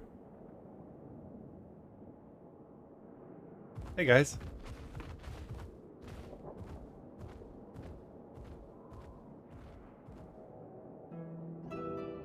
I heard from the Radiant that you had gone to help the people of Palaka stand in their time of need. And so I and several of my colleagues from the Great Work came to offer our services. The alchemists have already brewed up some potions for Maven's daughter. We need to name the child. But enough about us. You and your role are the far greater enigma. If you were the true satrap all along, could it be that young Varshan was created to serve as your emissary? Wow. Holy shit, she has pre-watched it. That's insanely five-headed. Why couldn't young Varshan be a recruited emissary? Or maybe I'm dumb, if it was that easy to see. Probably the latter. Thou didst suspect the boy was but a simulacrum. A rumor has circulated for many years around the High Crucible that our most skilled alchemists were once commissioned by the satrap's family in secret to fashion a Mehmet indistinguishable from a living boy. Well, not both, probably both. Looking at Varshan with that knowledge, I simply put 2 and 2 together. I was not alone in drawing this conclusion, but like me, they no doubt recognized that the satrap was using the simulacrum to work more closely with his people and decided not to press the issue. I had always assumed one of Ahewan's associates was manipulating it from afar, though the truth is indeed far more surprising. It is an honor to meet you in the flesh, Master Vitra. Pray allow me to express my gratitude. If you had not believed in and given unto us your scales, I do not know where we would be. Thank you from the bottom of my heart. Man, look at this unbelievable relationship between a people and their head of state, where the head of state gives literally of his own body everything he has to protect and care for his people, and the people in return trust and love their head of state. I swear, it's very difficult to believe that such a thing could happen, but I guess since magic is real in this world, even the most implausible of things are possible.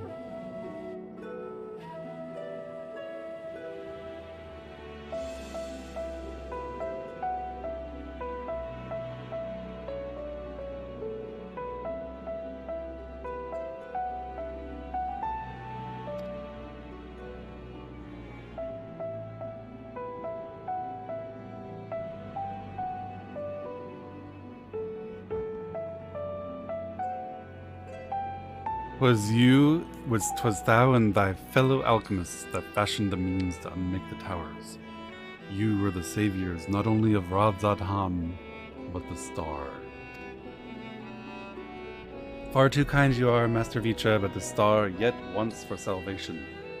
Once more will my colleagues and I commit the knowledge and resources at our disposal to the mission of aiding the people in this their darkest hour. 'Twould seem this place is in good hands. I would return to see how Radzatan fares. What will you do, scions? I worry for the survivors we met at Perusa. Shall we pay them a visit before making our way back? In that case, might I ask a favor? Nothing too burdensome, I promise. This way. I accept magic, Asians changing bodies and traveling through space, but honest rulers too far. I mean, I was with them when I learned that the moon houses an ancient primal as a prison. And I was with them when they were like, nope, actually, the moon is a spaceship. And I could even follow when they said the spaceship is crewed by miniature bunny people.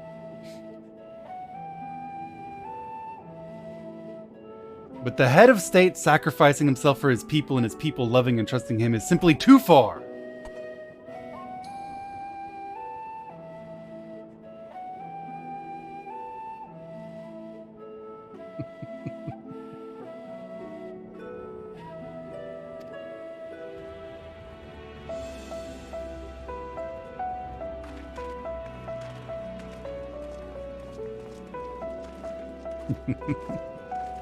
It's so reminiscent. I think I've said this before, maybe, but it's so reminiscent of the continent where Bahamut and Tiamat, before the interference of the Asians and the Alligans, were accepted as rulers of people down there, as impartial and benevolent rulers. And that's 2 times, right, that we've heard of dragons being excellent leaders of human beings. So, I mean, maybe that's the key. All this time, I thought that we needed to bring freedom and democracy to Alamigo and liberate Ilsabard for the forces of justice and democracy, but maybe we just need more dragons.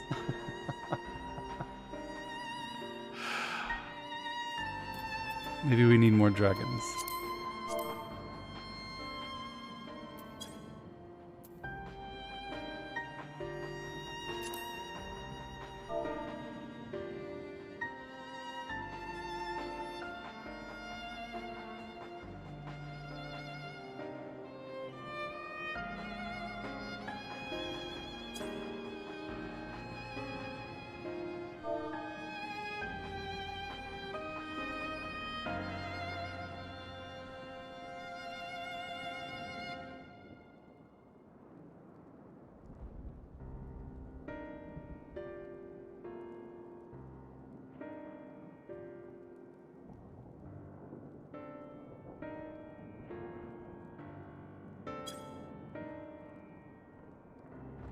All right.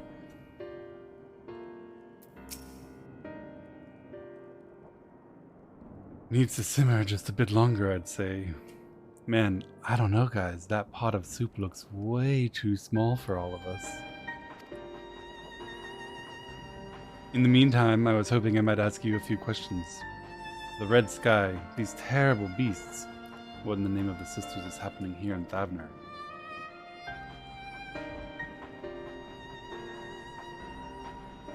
Oh my, that's rather a lot to take in. It would seem the situation is even more grave than we suspected. Thank you, friend. My colleagues and I will use your knowledge to see if it can further our own research. And with that, here we are. A pot of piping hot chai brewed from my own secret recipes of spices and tea leaves, together with hearty helpings of rich milk and purest sugar.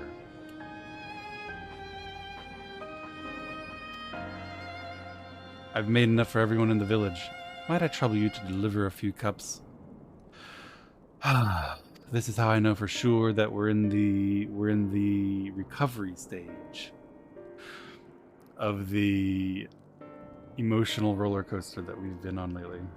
Alright, we're worried that you're going to Alt F4 or that the 37-year-olds among us heart will give out. So let's give them a break for a little while. Look at the funny bunnies. Look how fluffy they are. Go pet an animal. Here's some tea. And then we'll finish the story with happiness and joy, of course.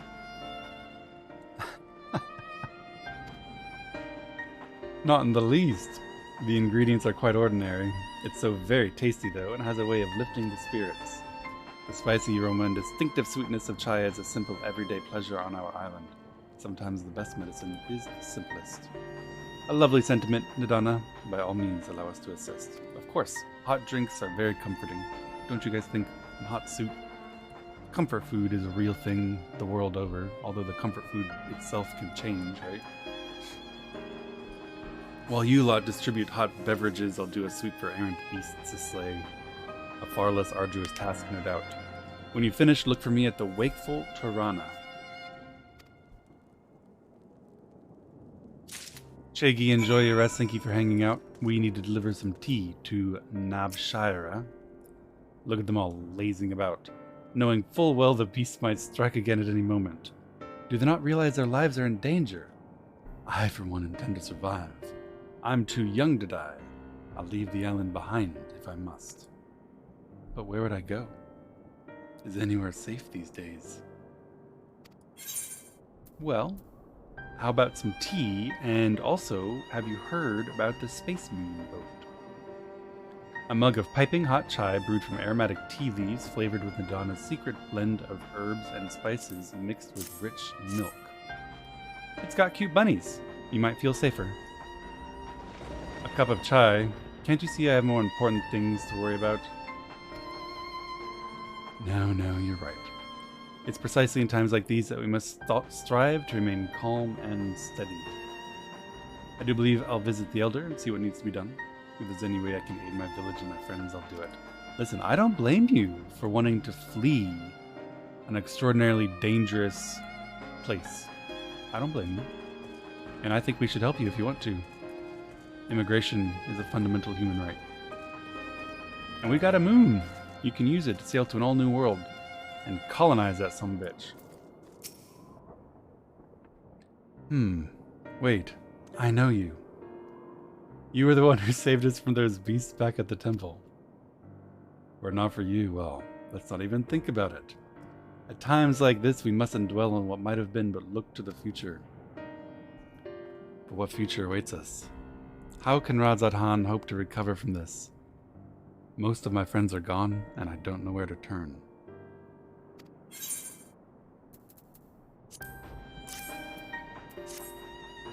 How about some tea? A cup of chai, well, if you insist. That aroma has a way of clearing the mind. Come to think of it, we faced our fair share of trials in the past as well. And no matter how hard the times, we've always come together as a people united. One day at a time, one step at a time, for that is all any of us can do. Yes, back to work. Once I finish this cup. Thank you.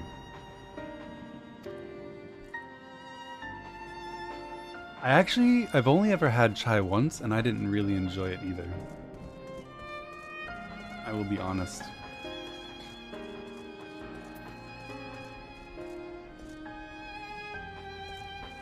Too much flavor. Didn't taste like coffee or whiskey, so I didn't know what to do with it. Oh my god, it's 2 of 3 fish all over again.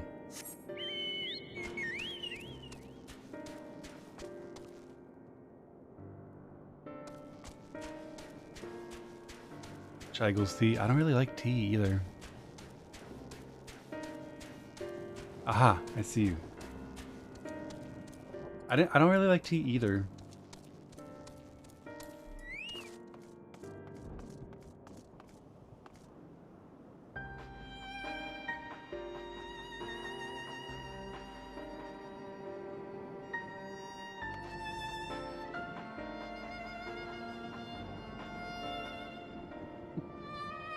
What, an American?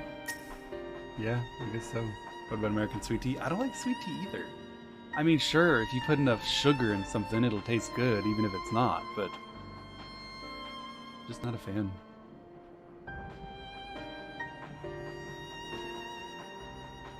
I'm sorry. I just want to be left alone. My best friend and I, we fled the village together. One of the beasts took him, and it was all I could do to run. All the while I could hear this monstrous voice screaming my name. Sugar is what makes it taste good. If the only reason something tastes good is sugar, then it's probably not worth eating. You can make anything taste good if you load it up with enough fat and or sugar. You can make like anything. Shoe leather, snails, tea. Doesn't mean it's good.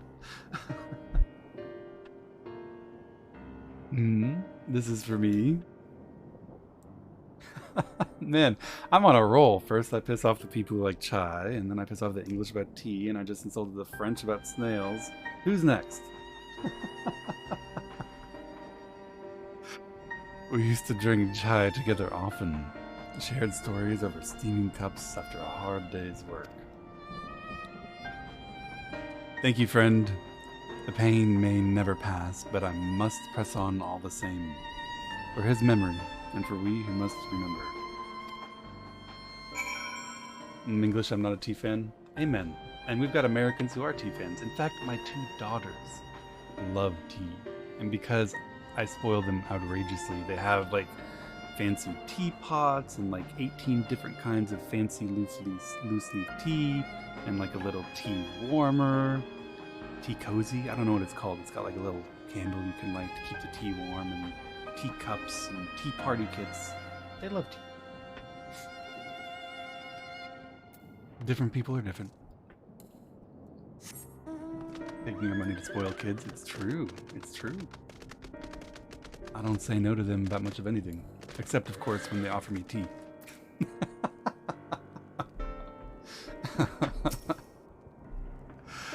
Thank you for delivering the chai, Robin. Did it help to lift the villagers' spirits? Do they use a microwave? Sometimes they do, but more often than not they use a kettle on the stove. That is heartening to hear indeed. The final days show no signs of abating, but that is all the more reason that we must try to keep our composure. Our lives have been forever changed. The people we have lost will never return to us. These tragedies will long weigh on our hearts. But we have the capacity to live with our suffering, to carry the agony till we too join the fallen in death. It is not a surrender, but a recognition, for it is only in acceptance that we find the strength to move forward.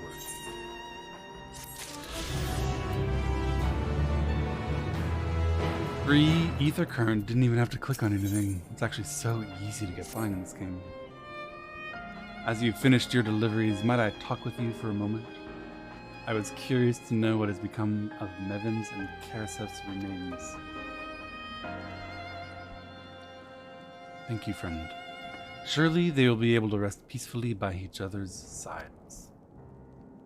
I and the people of Palakistan will perform the rites as soon as we are able. As for the child, it will not be easy for her growing up without her parents, but I promise to do what I can. Once she is able to eat solid food, the fish I catch will help nourish her.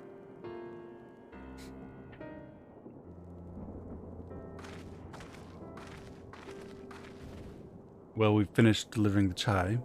I do believe everyone has a piping hot cup. 1 of 3 fish. It's good that I only sold 1, because now there's 2 for the baby. I could almost believe there's a magic at work, how their tension fades with every sip. Let us pray that Palakistan has seen the last of those transformations, at least for now. They're still at risk, as every village in Thavnir like as not. Still, I trust we can leave this place in the care of our friends from the Radiant and the High Crucible. Shall we return to Radzatan? By all means, do not let us keep you further. There are still many who have need of your wisdom and strength to deliver them from this terrible calamity.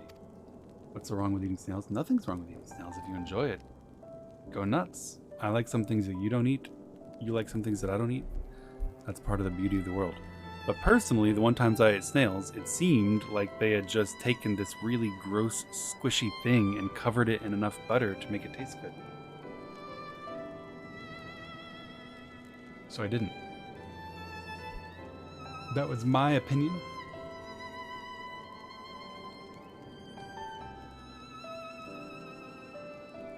Yeah, that's cooking. What they ought to have done is stuck the whole stick of butter in the oil and thrown away the snails. Then it would have been fine. Grasshoppers? I've never had grasshoppers.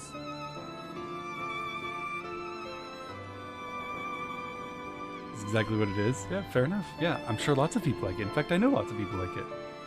I just don't. There are things I like, there are things I don't like. I don't like squash. There's no rational reason for it, but squash, pumpkin, and sweet potato all taste really bad to me. I didn't choose to be this way. I don't control it. I was born not enjoying squash, and it's not my fault.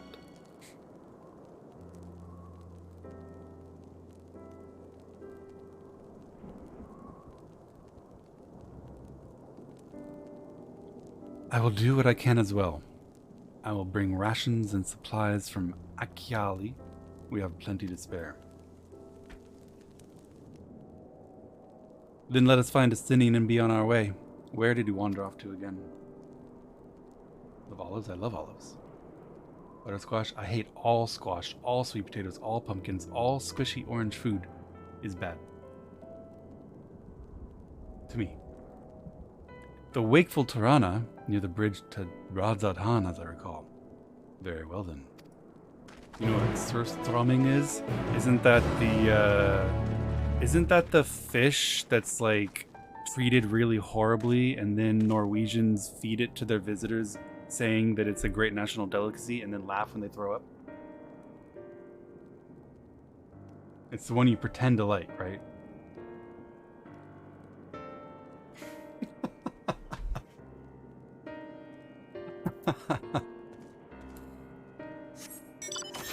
Yeah, I've heard of it.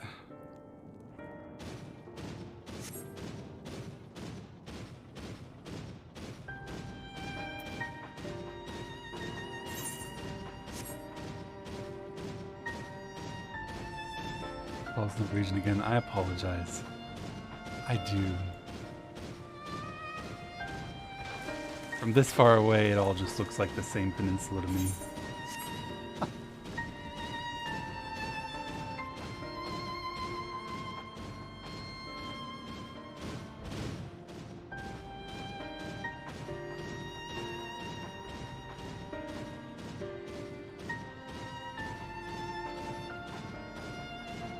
Does it die to a rabbit? No. I like fruit. I like vegetables. I like fish. I like seafood. Alphino told me everything. Full glad am I to hear the people are safe. Likewise, you'll be pleased to know I found no evidence of lingering beasts in the jungle and ruins. 'Twould seem we finished off the last of them. Trying times yet lie ahead for the people of Thavner. Fortunately, they have a wise and benevolent satrap to shepherd them through. So hideous.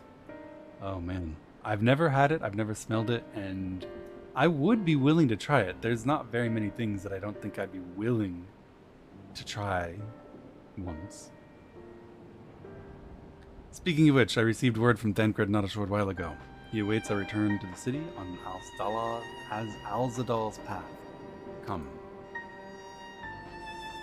You like fish loaf? No, Robin hates Archon loaf. Robin cannot stand Archon loaf.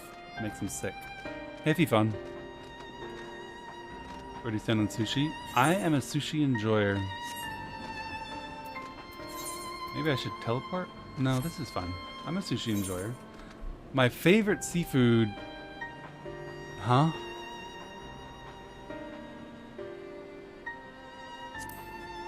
My favorite seafood is probably shellfish. Oysters, crabs, lobsters, clams, things like that, yeah? But I also, I enjoy fish. Roasted, grilled, doesn't really matter. Raw, it's all good. Sushi's good. Poached. I was trying to think of the word poached. I couldn't remember it. You hate snail but likes oysters? Yes. Oysters are delicious. They may very well be like they're a top 3 food for me. Maybe top 2. Oysters are phenomenal. You know why? Because they taste good without half a pound of butter.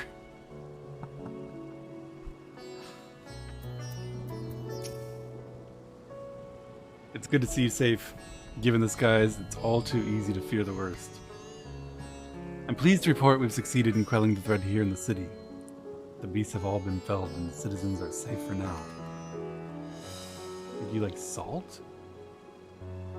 Why do you think that? What did I say? I said fruits, vegetables, seafood, oysters. Oysters are raw. I don't put any salt on oysters. Are oysters naturally salty? Maybe.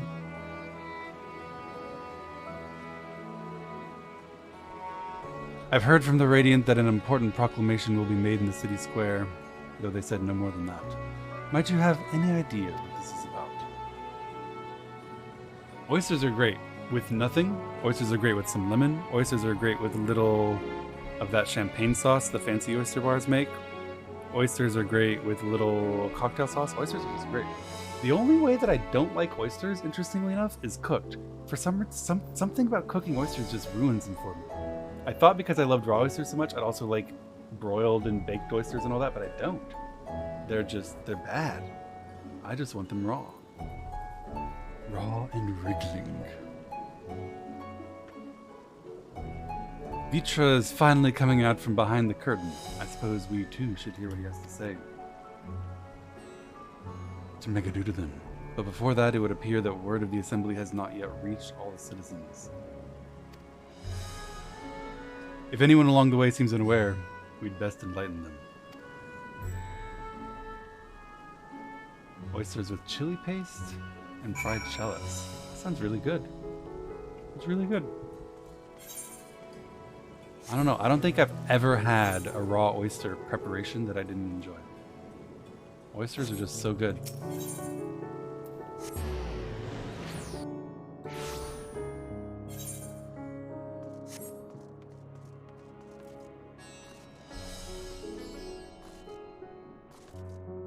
I like sushi. Cooked fish needs to be fried in batter and served with tartar sauce.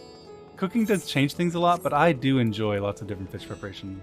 I like sushi, but I also like, you know, broiled, baked, sautéed, poached fish. Fish is good.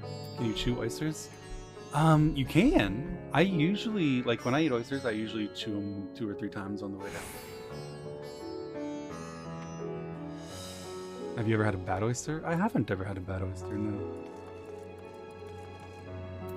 I can only imagine how bad a bad oyster is.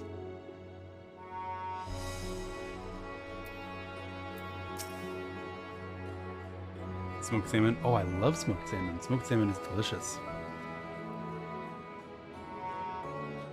Kimbap is better than sushi. I don't really know what kimbap is.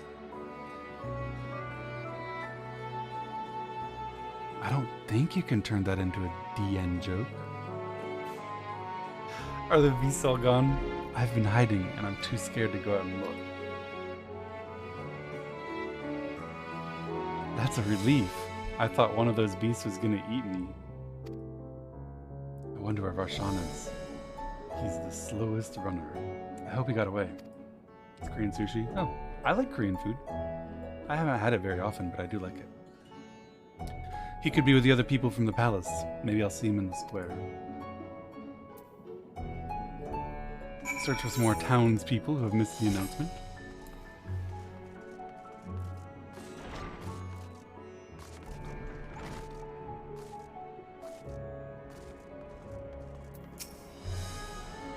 Leave me be, please. I swear to you, my flesh tastes absolutely terrible. Thai food? I have enjoyed some Thai food, yes. Greatly enjoyed it. Thai, Korean, I've had both of those and enjoyed it. I had Vietnamese food at once, and it was fairly good. The 2 times I've had like Indian food at a good restaurant, I didn't really like it very much. Mostly because I just don't enjoy the flavor of curry. Can you handle spice? Of course I can. I love spicy food.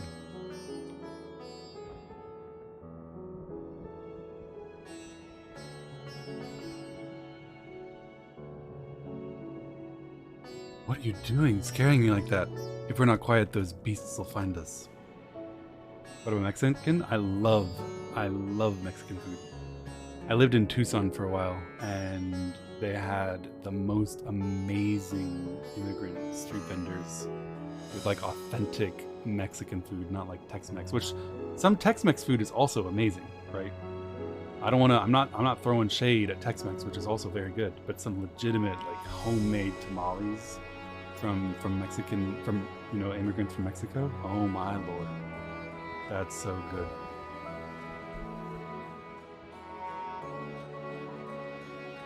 The square, you say? That's where the satrap was killed.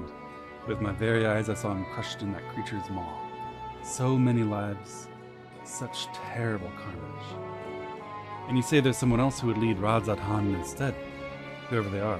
If they say anything to sully the memory of our beloved satrap, I'll make them regret it.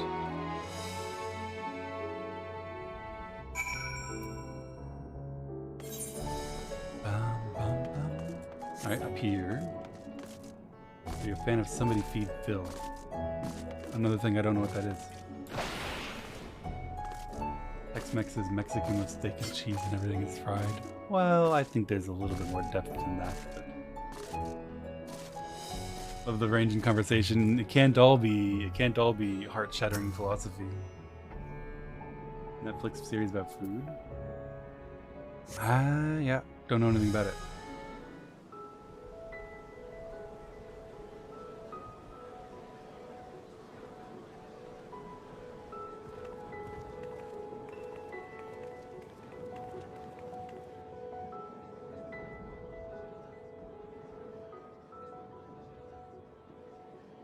Look! Someone's coming! Such delicate piano.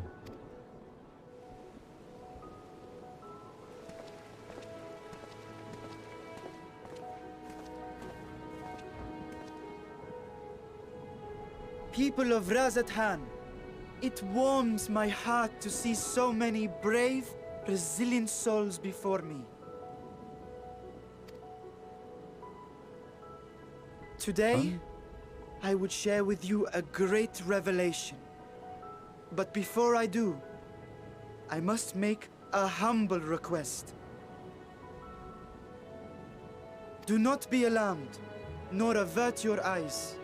See the one I unveil for who he is, and know that he means you no harm. This music.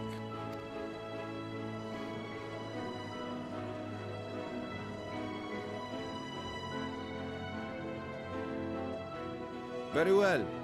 I dare say it can't be worse than the horrors we've already seen.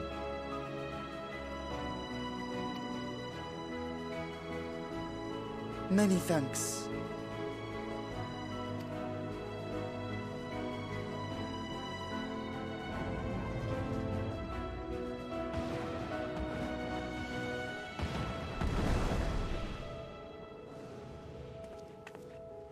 A dragon!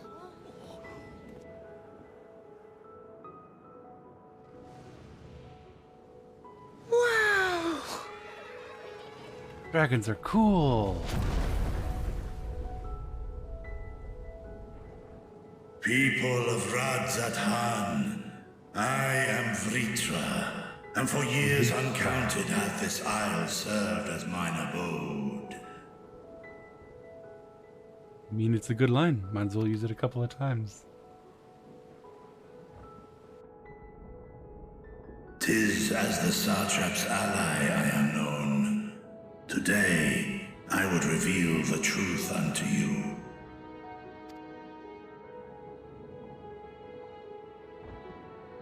Let us hope they accept him.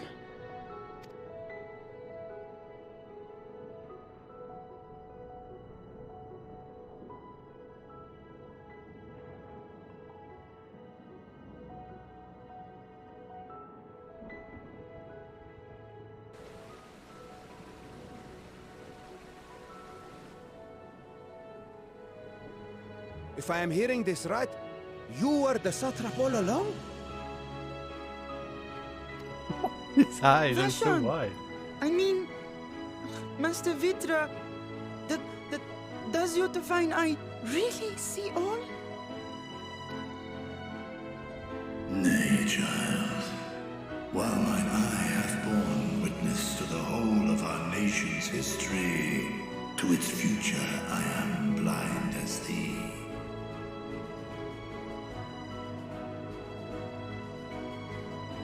Mine eye.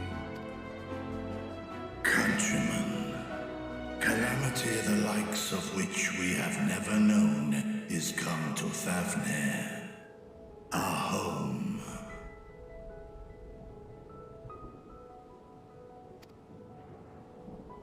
Friends and loved ones have been taken from us. I too have lost my closest confidant. Puppet. But also I take it back. He was a puppet in terms of government, but you also clearly cared for him. The dragon was very sad when Estinian told him that he died. Ahawan loved this land and served it with dignity till his dying breath. A nobler satrap there will never be. For so long, I lacked the courage to face you.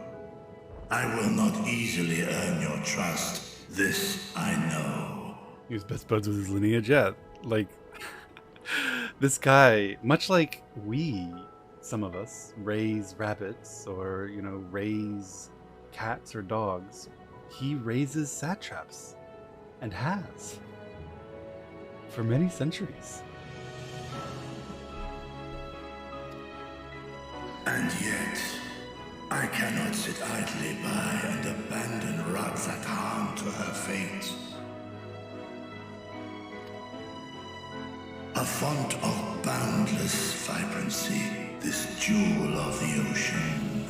Since time immemorial, hath she glittered with every color imaginable.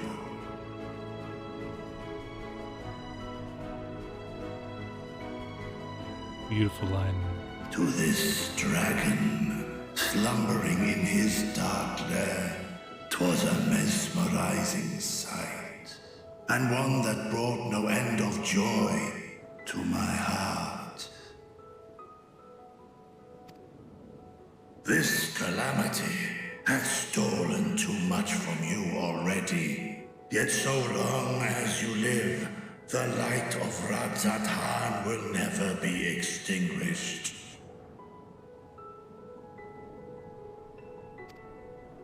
I pray you let me watch over it. Over you.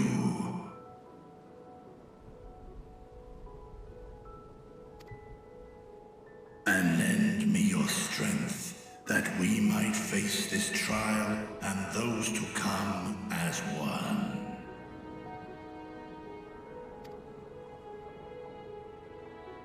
I do not know you, dragon, but I thank you for speaking the truth to us. What do you mean you do not know me? I said only a few moments ago, I am Vritra, and long have I made this isle my abode. As divinities, both Manusha and Riga once joined together. So too do I believe that hand in hand, we can overcome this ordeal and welcome an era of peace.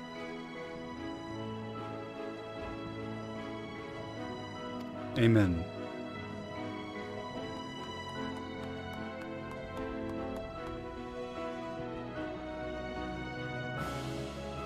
A sight that would have surely brought a smile to Azael's face.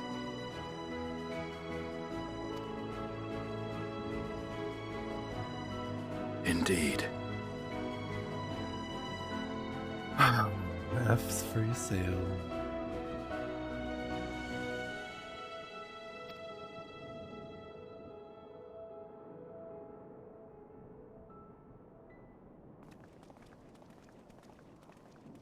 Low blow. No, I think it was a good reminder that Ysael devoted her life to bringing humans. Excuse me, but I must speak with the satrap at once. Toward a positive relationship. It's good.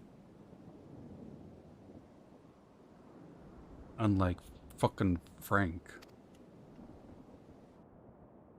Father. Told you not to call me that. Don't say it.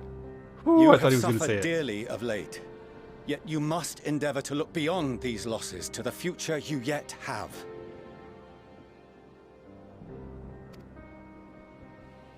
On behalf of the Forum of Sharlayan, I come with a proposal by which you, the people of Radzat-Han, might be saved. I say again, I must speak with your satrap.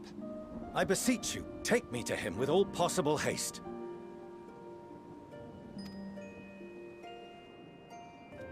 I am satrap here. Speak thy proposal. All present shall hear and judge.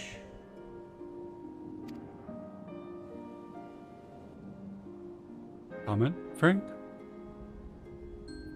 If I have given offense, then I apologize. First, allow me to share with you what knowledge we have of the phenomenon responsible for your woes. The final days. 'Tis an affliction of stagnancy and rot, sown into the currents of the star. Though the first prominent manifestation was here, in Thavner, it will invariably spread to every corner of the world. The Forum was forewarned of this apocalypse several centuries ago.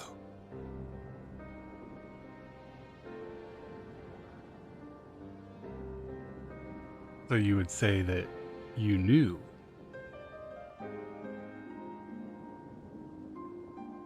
You would say that there was a conspiracy to keep it secret?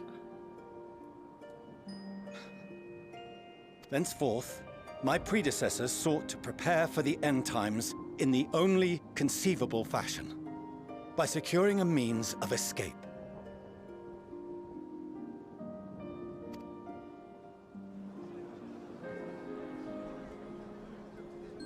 Escape this star? What madness is this? approach is by no means madness. With the coming of the 7th Umbral Calamity, the true nature of the Red Moon, Dalamud, was revealed. That it was an artificial construct of ancient Alag.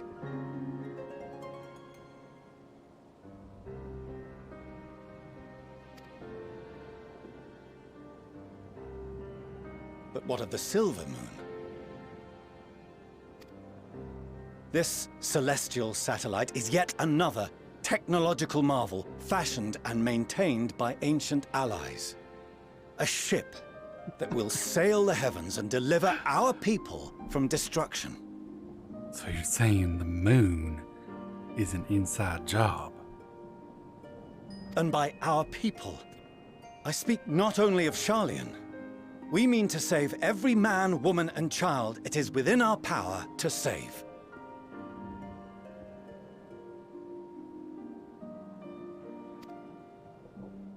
Including you, our dear friends of Radzat Han. Recent events necessitate adjustments be made, and quickly, but we can and will escort you safely to the moon. So now we need to turn to the woman over there who was like, I don't know you. And I want her to be like, I don't know you. But if I understand correctly, what you're telling me is the planet is turning us into monsters. And if we get sad about it, we turn it into a monster. But it's okay because our king is a dragon and the moon is hollow and we can fly away on it on a ship crewed by bunnies.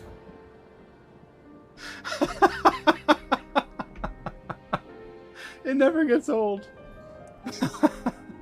You want me to believe this?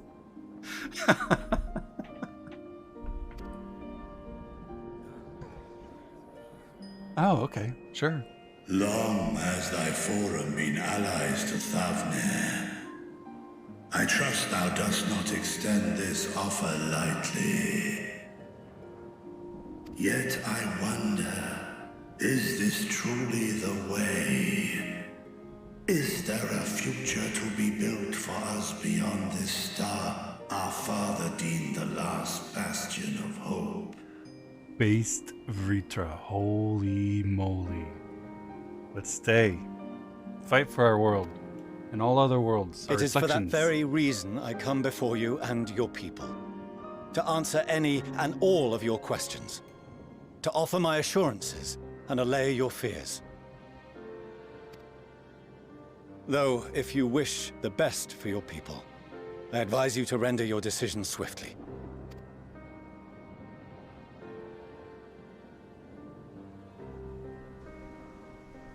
Show our friends to Megaduta.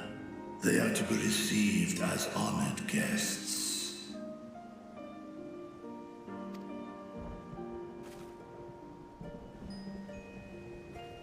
Worry not. Whatever decision is reached, your paths shall be yours to decide.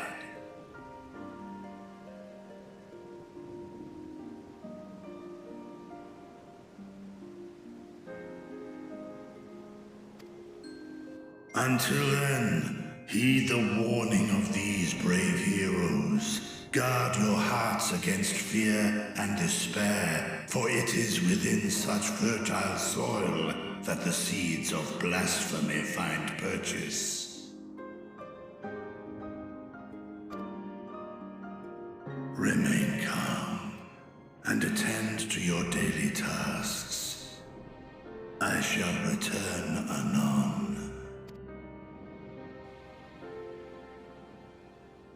We'll do as you say, Master Vitra. We believe in you.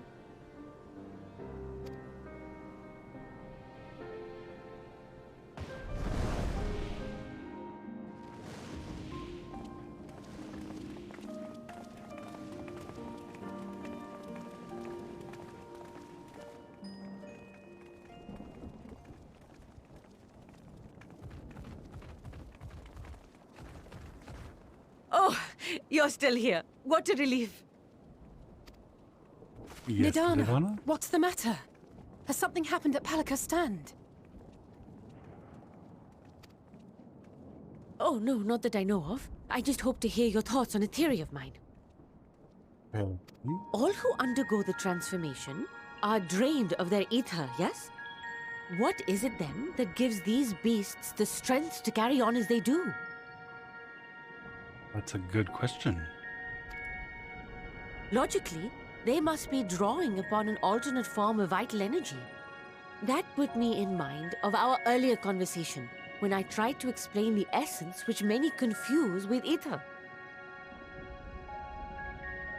I remember that. Akasha. Yes, I remember. The unseen gift bestowed from on high.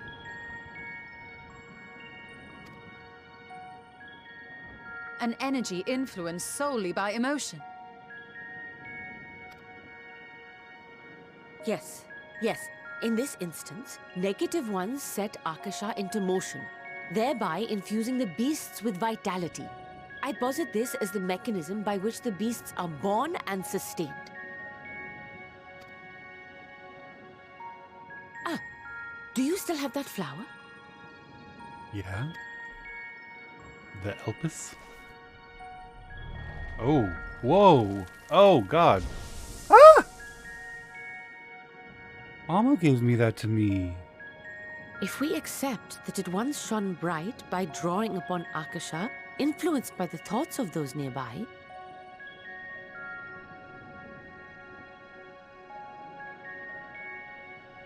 It's your fault, Nadana. If I hadn't taken it out, it wouldn't have disintegrated. She doesn't even care.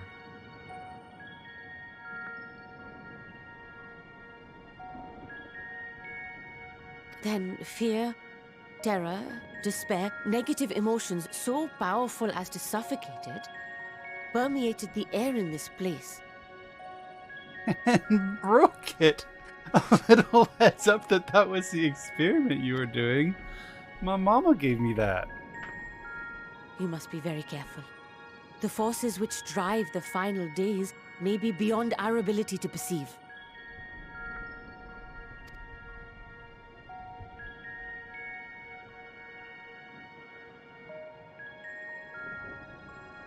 Sorry, I didn't mean to scare you like that. At any rate, I will continue my research into Akasha. Do temper your expectations, however. There are sadly few detailed studies upon which I may draw. Formulating a new theory as you have is itself no small feat. I wish you well in your endeavors, and pray you take care. Yeah, yeah. You stay safe as well, yes? Till next we meet. And we will meet again.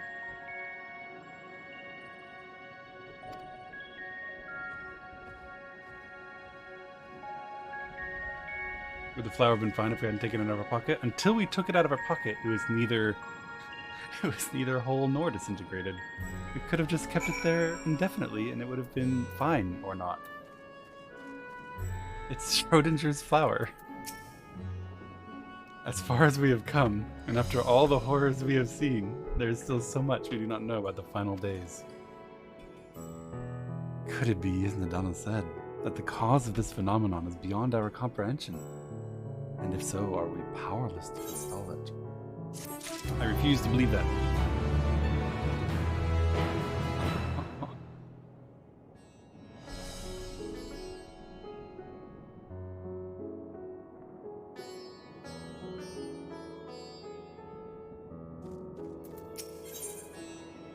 Frizzle Schrodinger, I know. Schrodinger! I forgot about Schrodinger. That was a cool story. Greetings, honored scions of the Seventh Dawn. I have a message from His Excellency the Satrap. Brave scions, you have my gratitude for aiding my people in these most trying of times. Alas, matters here at Megaduda prevent me from meeting you all in person. As a token of my appreciation, I have arranged for a feast to be held in your honor. May it nourish you in preparation for the trials ahead. Such are the words of Master Vritra. The feast he speaks of awaits you at Merid's Mahan. Pray make your way there whenever your business here is done. We thank you for your kindness. Indeed, I was hoping we might find a place to discuss our next course of action, and that seems an ideal venue. And to you, Robin Gilson, there's someone we'd hoped to introduce to you in particular. While I am loath to detain you further, might you spare a moment of your time? A personal invitation, knowing full well your services are in the highest demand right now. This must be important. Worry not. We'll save some food for you, so take all the time you need.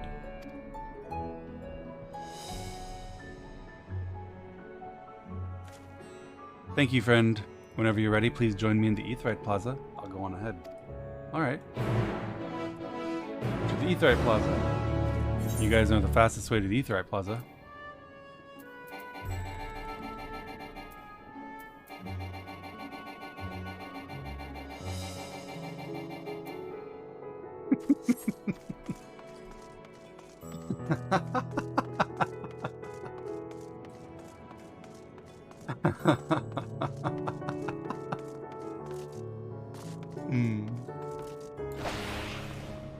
Not allowed indeed. Can't attune. I'm sure another attempt will help. Listen. The TV doesn't work, you kick the TV. The button doesn't work, you push it again.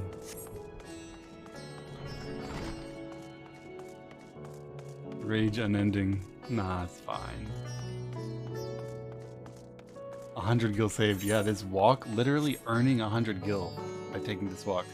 And who among us would not do that all day if you could earn 100 gil every time you took that walk? Everyone. None of us would do that. How's Endwalker? Endwalker is extremely good. Access to the Aetheryte, you see, there has been restricted to a select few ever since the tower first appeared. Yeah, I know. We sincerely apologize for the inconvenience, but it was deemed too dangerous to permit the free movement of visitors at a time of emergency, a risk we could not take. In light of recent developments, however, the Satrap has decided that such restrictions would only hinder our efforts to combat the final days. As such, I would encourage you to attune with the Aetheryte before proceeding along the corridor.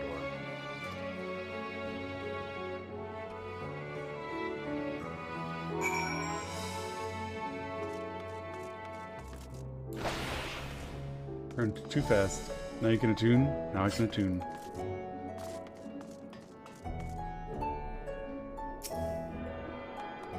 The second one of the day.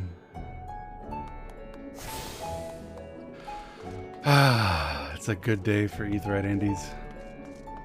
A very good day. I guess I can also probably teleport there.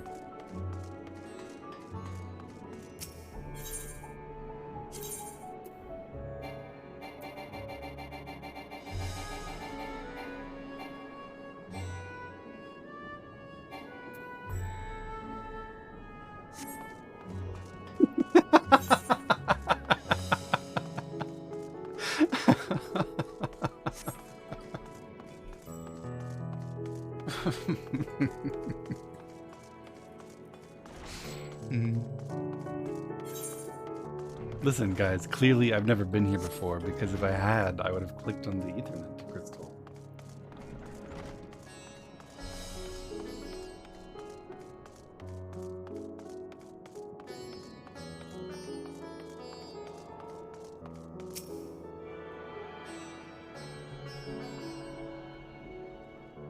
Man, actually spoiling you guys.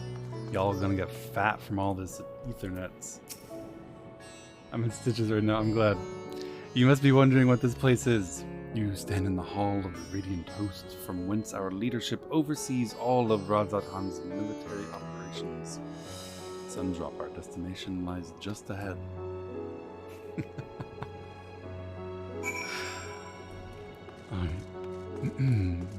Speak with the Radiant Host soldier. A Doman delegate. An Alamegan delegate, an Uldan, Gridanian, and Lomitsin delegate. What's happening here? Oh, music. Welcome to Sundrop. Without further ado, allow me to introduce you to Oh, so you're the famous Robin Gelson, eh? I knew at the moment you stepped through the door. You've the look of one who's walked through hell. Shirabot, please. We're speaking to the Satrap's honored guest and a savior of our people. Can you not show a modicum of respect? What disrespect is there in paying a fellow warrior a compliment? We're all friends here, or will be soon enough. More formally then, for the benefit of my countrymen, it is a pleasure to have you with us, O great champion of Eorzea, scion of the Seventh Dawn, warrior of light, and all-around good egg, I'm sure.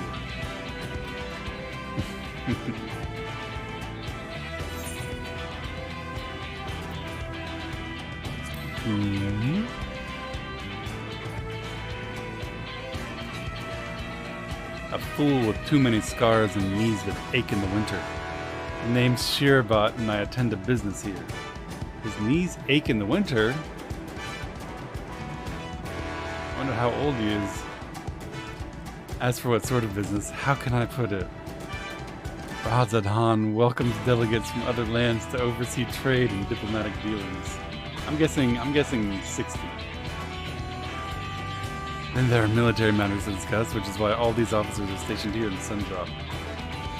I imagine you're more than familiar with each of the nations they represent, yes?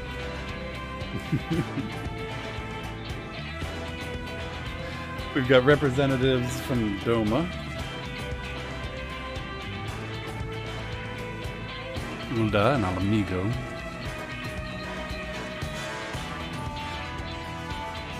Limsa Lamimsa,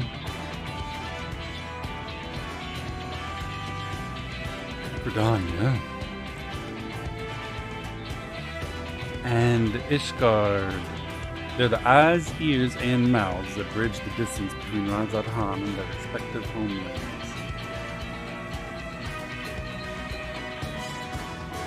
We've used this brief respite to share the details of our plight with our overseas counterpart. And wouldn't you know it, all of their leaders requested a few words from you specifically. You're a man in high demand, eh? And so would you mind regaling us with your own account? Indulge us before you indulge yourself. Sure.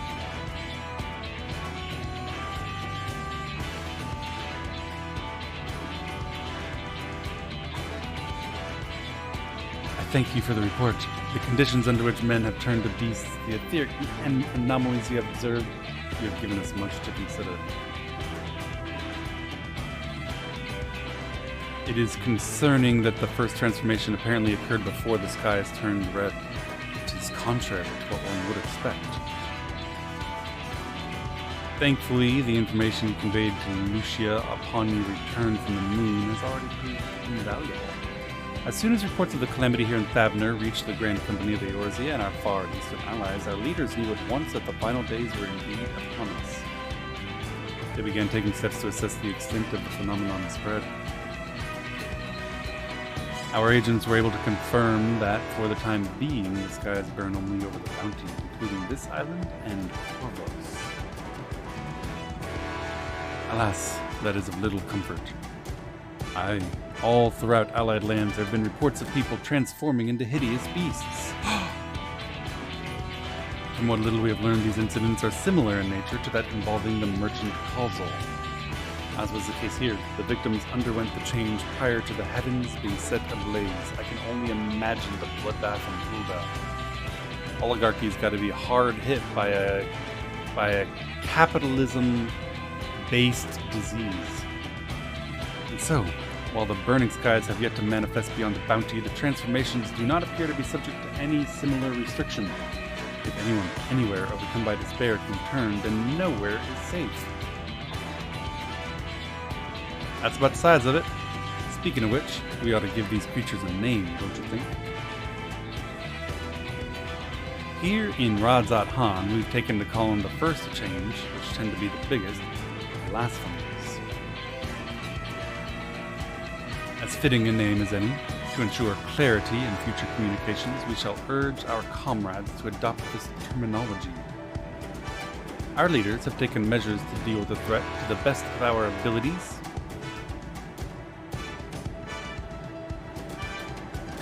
Aye, Each nation has assembled their own groups of elite soldiers to put down these so-called blasphemies and their spawn as and when they appear. At the same time, they're doing all in their power to put the people's minds at ease and prevent panic and fear from spreading. That said, brave souls with the strength and fortitude to fell these terrible fiends are not easily found. Not. Just so, and it is for that very reason that we turn to you. Pray lend us your strength and help us slay the blasphemies that plague our homelands.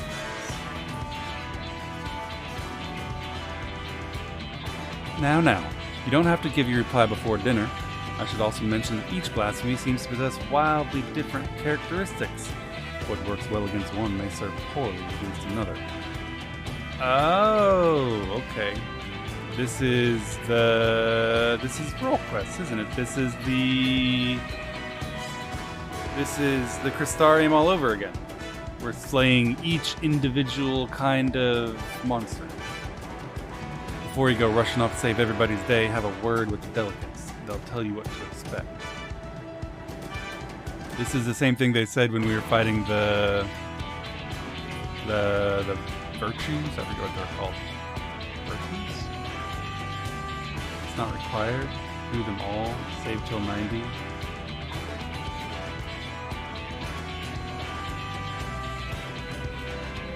Yeah, the cardinal virtues, that's right. Sin Eaters, also true.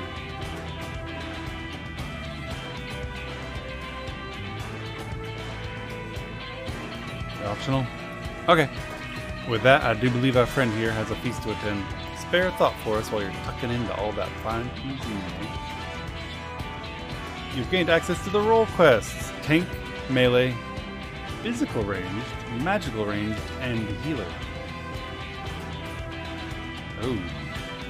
Well, definitely not doing them yet then. To undertake these quests, speak with any of the delegates in Sundrop and agree to help defeat the blasphemies that plague their respective homelands.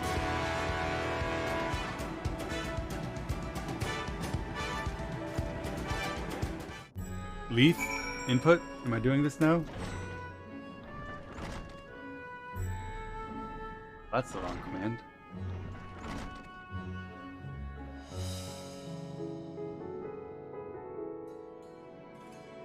Nope. Alright, good. That means I can just level a dancer later and do them all.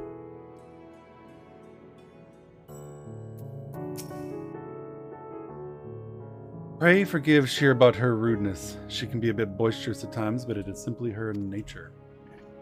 Anyway, my apologies for keeping you from your hard-earned rest. You will be rejoining your companions, yes? Do you know the way to the Mayhain? Robin will be a pretty dancer. You should level Machinist. Not a bad idea. Robin would also look great with a gun. Glad to hear you're becoming familiar with our fair city. You'll be pleased to hear that all drinks are on the house, so order whatever suits your fancy. And with that, I must return to my post. On behalf of all the Radiant hosts, I thank you and your friends once more for lending your strength and courage to Rods at Hom. We stop here to do 2 requests for an entire day in its agony. I believe you, I trust. We shall endeavor to fight the good fight to the end, that we might honor Ahawen's legacy and serve Master Vritra well. You have my word, the efforts will not be in vain.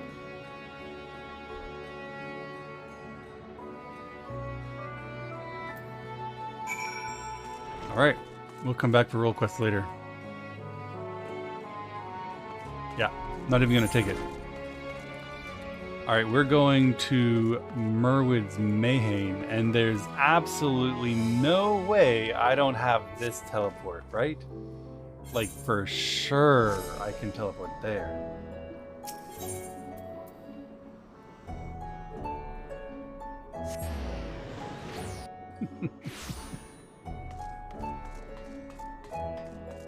That would be beyond the pale.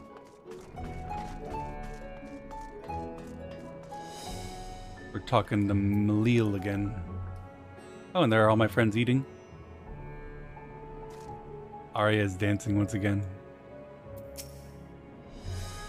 Welcome. When the satrap asked us to entertain a party of honored guests, I was wondering who it might be. This is a lovely surprise, to say the least. Why did I hope for you not to have it? There would have been no excuse. I've been here before.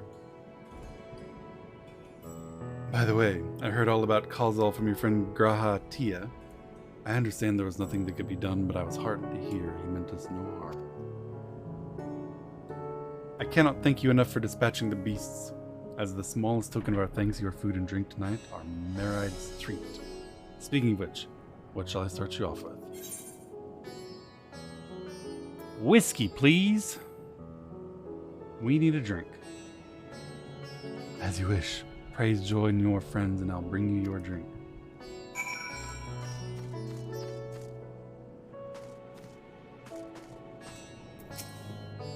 Welcome back. Whatever did the Radiant want with you, pray tell?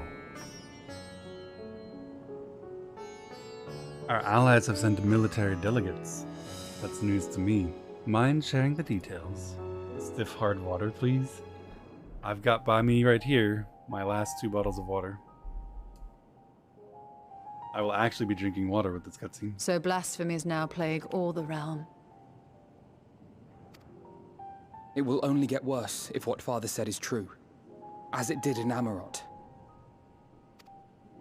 If that's our model, then shouldn't we expect the effects to grow more severe as it feeds off its own spread? Yeah, sounds remarkably like a disease. It could spread very quickly, an epidemic. As if people transforming into those monstrosities wasn't bad enough. If the flora and fauna, if the land itself turned against us. No one would survive.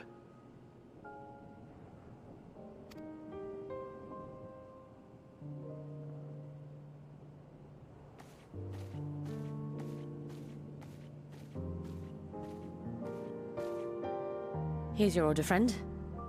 Wow, that is a big drink.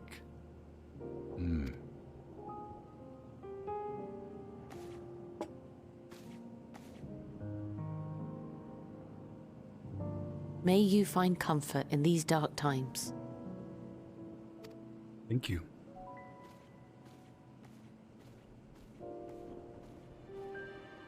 Where do we go from here? If there's one thing we've learned, fighting blindly and simply reacting to what comes will accomplish nothing. React Andy's in shambles. Reacting accomplishes nothing? Nothing? We must find a solution that addresses the fundamental cause. Before our strength is exhausted, before this crisis spirals out of control. Is there something, anything we've overlooked? If there is an answer, Hydaelyn herself will have it. 'Twas she who bound Zodiac and forestalled the final days. Yeah. Alas, we have heard naught from her since the Tower of Babel. Whether she cannot or will not speak, I can only speculate. Yeah, she had to use Kryl as a vessel, or avatar. And Kryl is weakened. Even the flower she gave us is no more. Yeah, thanks for that, Nadana.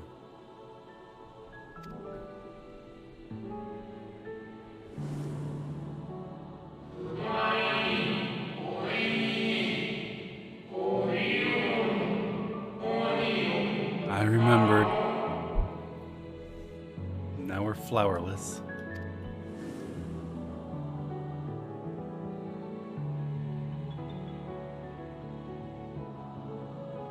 So advised the Watcher. But what could be the significance of that name? It is entirely unfamiliar to me. To me as well. It meant something to the ancients, though. In our time. Most surely. Yet I do not recall a single mention of it in the records of Anida.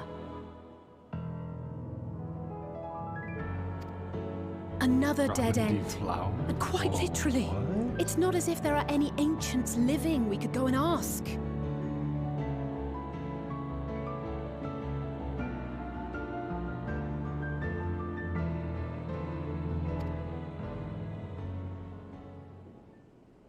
Not alive as such, but not quite dead.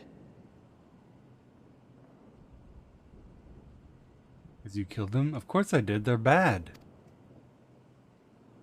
Is he talking about Hythelodius? But I thought they went when Zodiark went. Elidibus.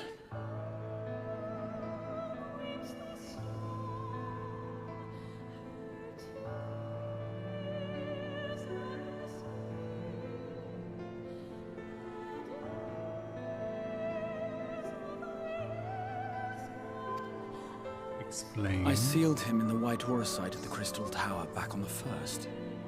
Yeah. Contained within that reservoir of ether that maintains it, ether that is returned little by little to the sea, naught may remain of his soul. However, if part of it lingers, we might be able to speak with him there.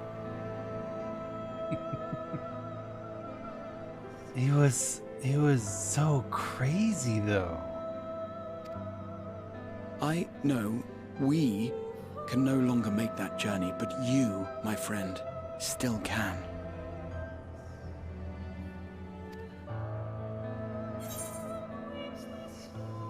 Yeah, I'll say hi to Reen.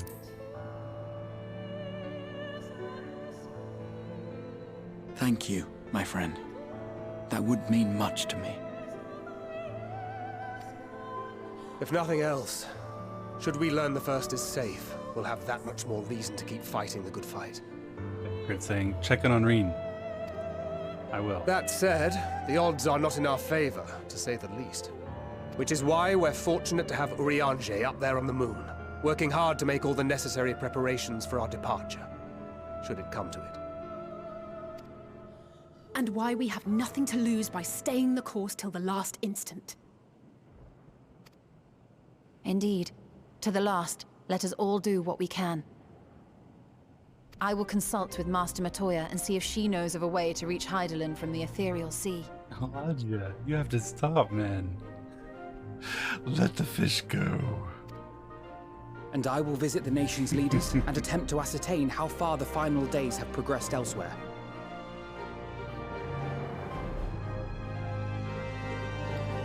Keep me abreast of your findings. I can seek out and slay the worst of the immediate threats, if only to slow the spread. God, Estinian is so cool. Tell me what to kill, and I'll kill it. Unease, terror, despair. Try as we might to suppress them, these emotions will return to harry us time and time again. But when they do, remember this. Your friends and loved ones are out there somewhere, sharing in your struggle. You are not alone.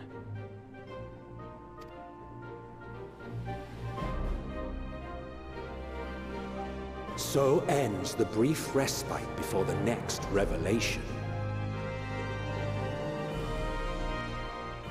Yes, so much left for you to see. Where beginning ends, and end begins.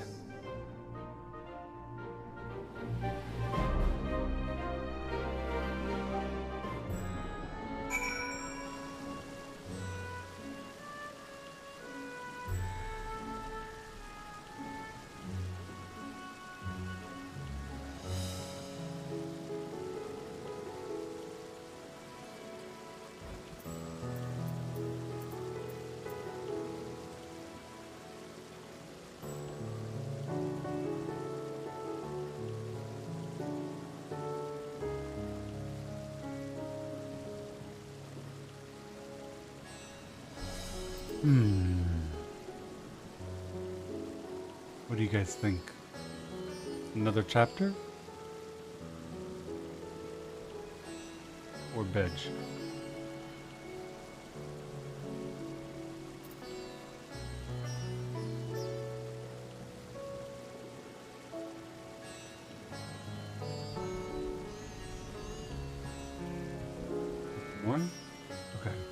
You're not allowed to stop here. Oh my. It felt kind of like a stopping point, but I believe you. All right, we will keep going, but first I'm going to go to the bathroom and gonna get another bottle of water because I'm almost out of water. We stop here for a brief commercial interruption. Back in 2 minutes.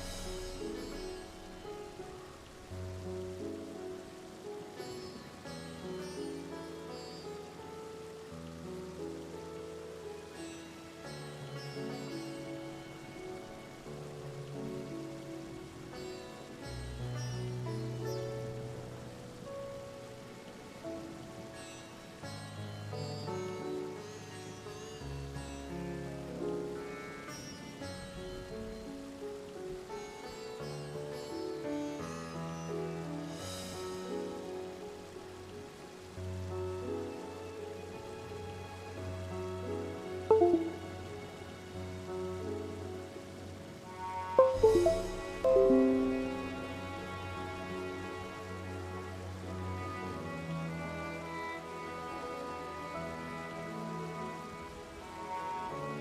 one of you guys just plug in your phone?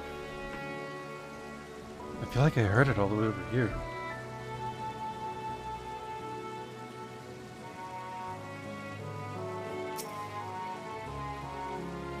Now then, is there anything we've forgotten to mention? Are your arms and armor in good order?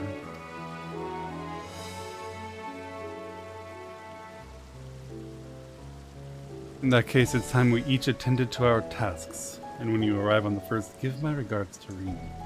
Tell her I miss her.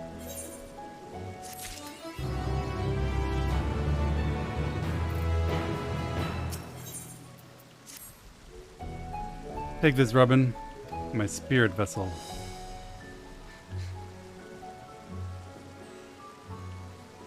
Empty now, of course, but it should allow you to operate the tower's systems in the umbilicus. If even the smallest fragment of Lidibus's essence remains, it should be possible to locate it. As for access to the umbilicus, pray seek out Lena for assistance. Chances are she still stands watch at the Extensor Gate. Should she or anyone else ask after me, tell them I am living my life to the fullest, that I am happy, hardships and all. Well, we had best be on our respective ways. God's willing, we will see each other again before long.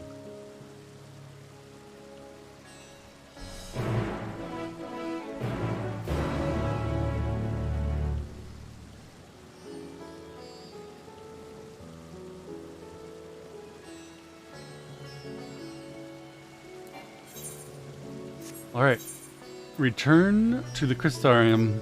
It is time to go home to the place that was home away from home.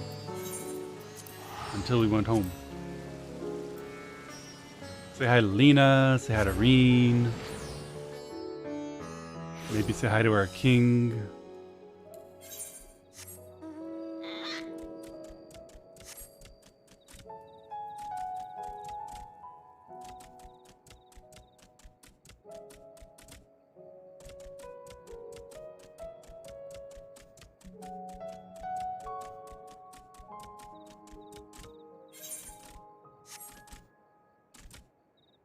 Flying?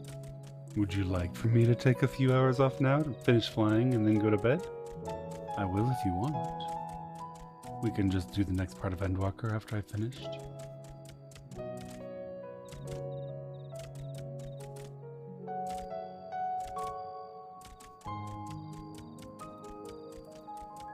Do it, coward. You know I won't.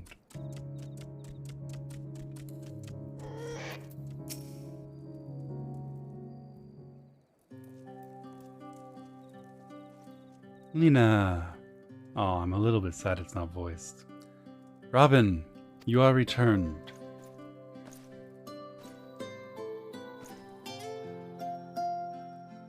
Have you been well, you and the others? Things are hard, but we're all alive.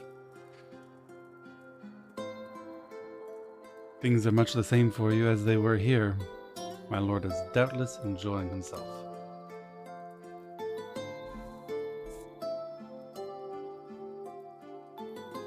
He said this to you, these exact words. To know that he is happy fills my heart with joy. Thank you, Robin, for taking care of him. When next you see him, please tell him not to overexert himself.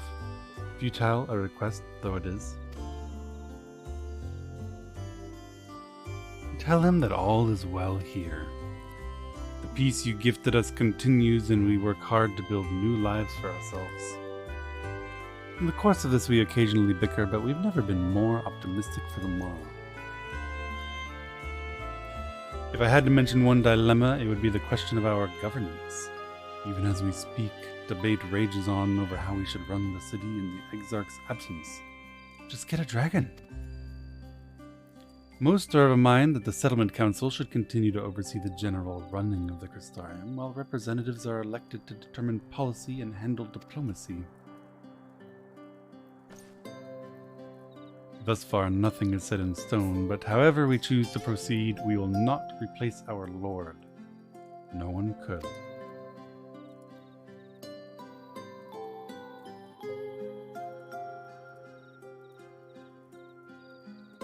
Have we recently observed any unusual phenomena? No, I can't say there have been. Curious that you should ask me this question, though. Some days ago, Reen came and asked the very same. She was rather unsettled, in stark contrast how cheerful she's been lately.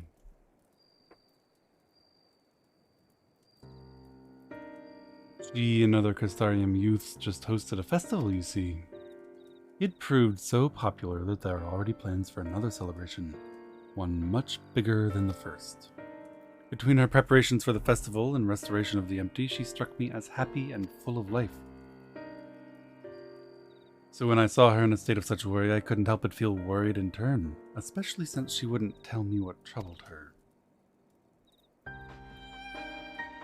I dare say she would be more willing to confide in you. May I ask you to broach the subject with her? Of course.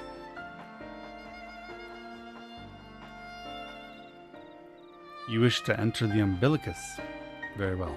I shall fetch the key at once and take the opportunity to find Reen. Please wait for me in the city, in front of the Cabinet of Curiosity, shall we say? I'll be as long as soon as I can.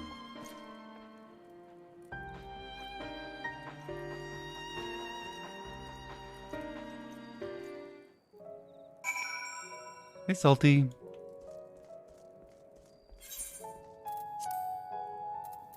A lot of gear. Maybe I should open some of it.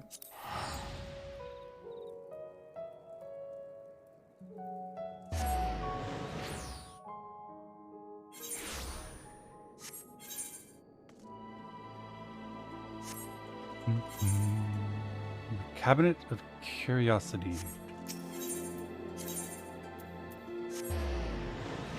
Classic Lemon, thank you so much for the sub. I really appreciate it very, very much. Ball 4, thank you for the sub. Kalia Gray, thank you as well. And Anonymous with 10 gifted subs. Oh, and Penny with a sub as well. Thank you all very, very much for the support. I'm glad you enjoyed the stream. The following event cannot be skipped. You may wish to cancel any pending Duty Finder registrations.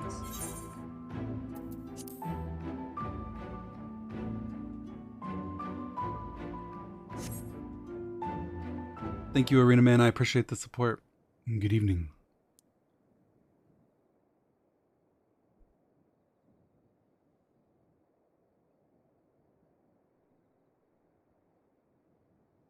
You probably hated it. I doubt I noticed. I was watching Netflix. Do my old eyes deceive? Is that truly Robin? Hey, it's Beck-Luke. It is. Full glad am I to see you hale and whole, my friend. What a wonderful surprise it is to have you back with us, and at this most opportune time. In case you haven't heard, we're planning to produce a tome chronicling events from the Flood to the Knight's Return. For this project, we intend to draw upon records kept by the world's peoples. Historical and contemporary first-hand accounts will be the centerpiece of the tome, but yours would be the one to crown them all. I've been asking to contribute a chapter on the soul, a subject that is key to understanding much of your endeavors. In the course of developing the spirit vessel, I gained valuable insights into travel beyond the rift, knowledge that will allow me to attest to your existence and deeds. Oh wow, he is excited. There's no end to the questions I would ask you, but if you could indulge me just one for now. In your quest to restore the knight, you faced many a formidable foe. Among them, who offered you the greatest struggle? Titania, Vothri, or Hades?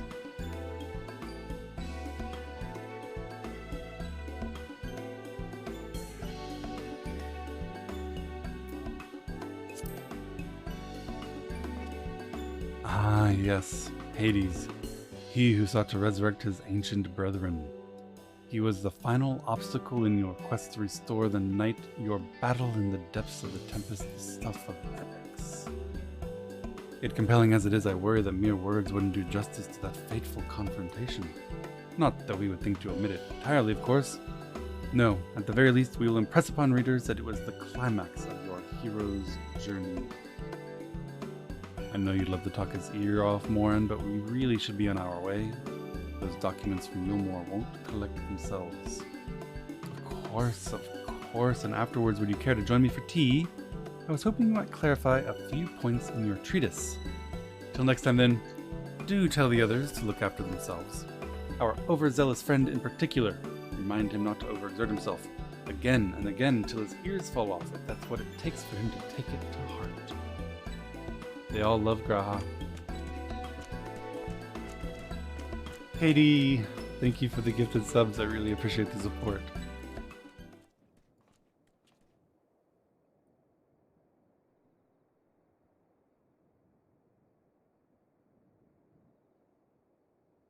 Is that the Warrior of Darkness? Oh, the kids!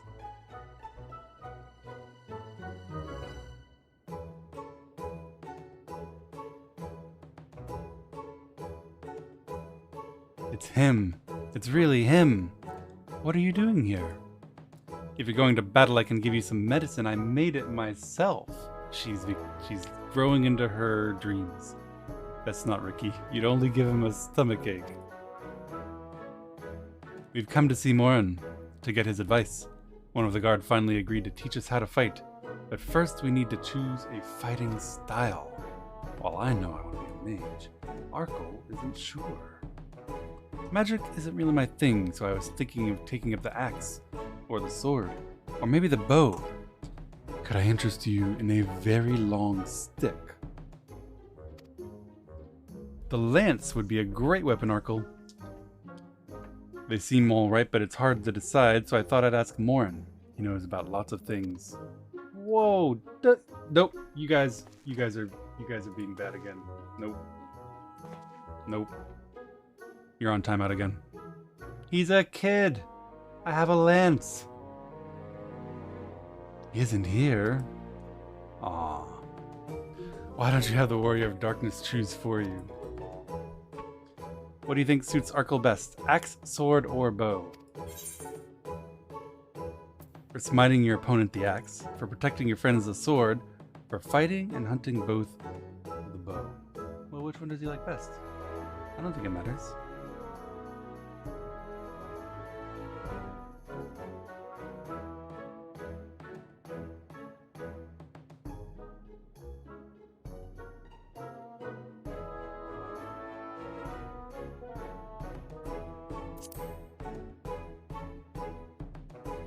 The axe. If you took up the axe, you could be just like our good friend Ardbert. Ardbert, the Warrior of Light. I love that tale. Let's borrow the book today. It's really popular, though. I hope it's still there. Thanks for helping me decide, Warrior of Darkness. I'll start with that style and maybe try something else later on. And when I get really strong, I hope to have a bout with you.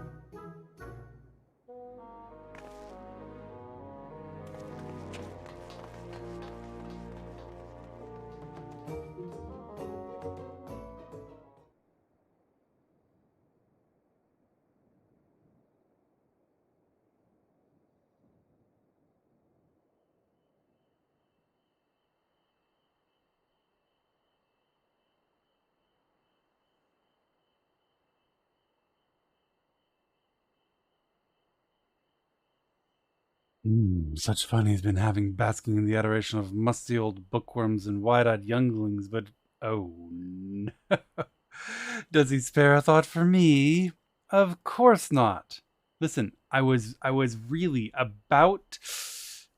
about to come. Oh no. I waited and waited and waited, but he won't so much as acknowledge the presence of his beautiful branch, even though they're right here. Such a heartless thing our sapling is. cold and cruel and heartless.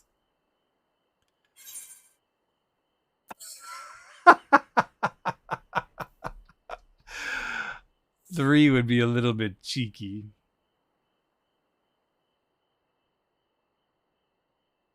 Are we heartless? Not heartless. Heartless? Not heartless.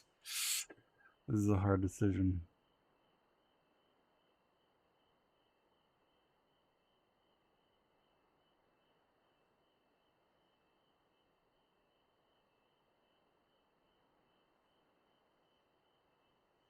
I'm not heartless.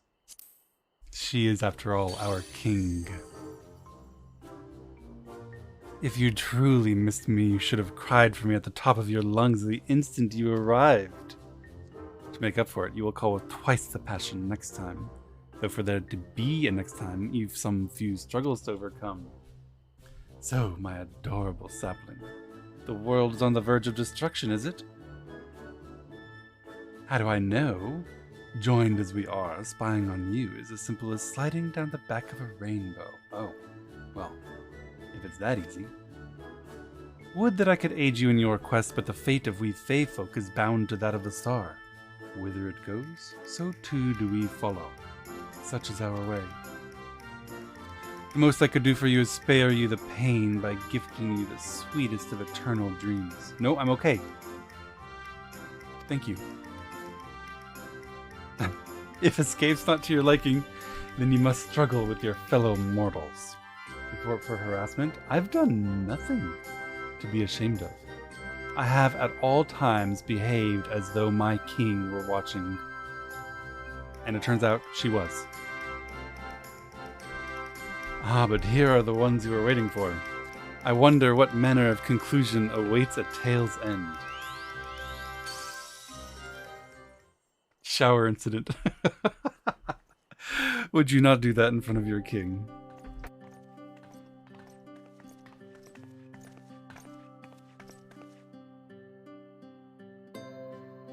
My apologies for the delay.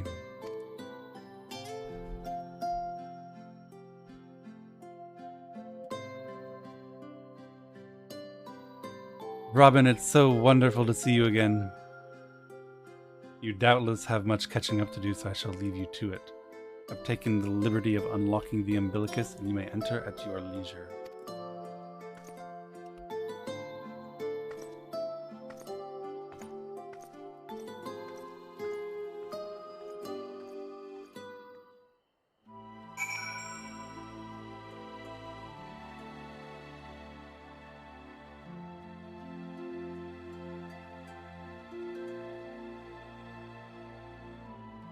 Things I could do with those.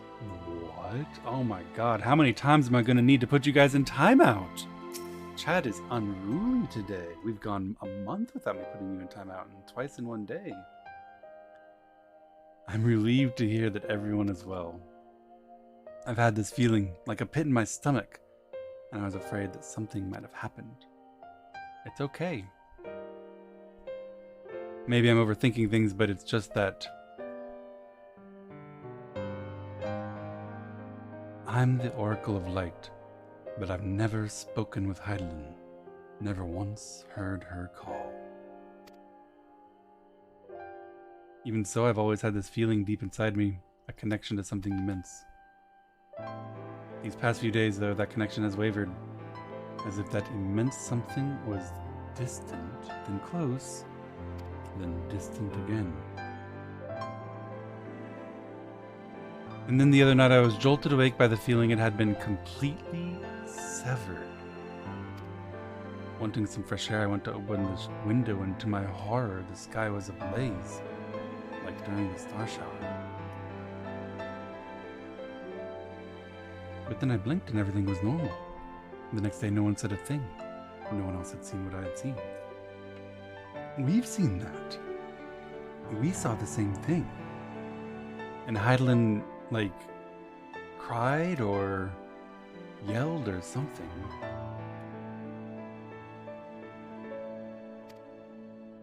As far as I could tell, nothing was out of the ordinary. I began to wonder if it was a figment of a half-remembered dream. Robin, what aren't you telling me? We had the same dream, child. I have to know, please. It doesn't matter how terrible it is. Of course we have to tell her. She's alone here.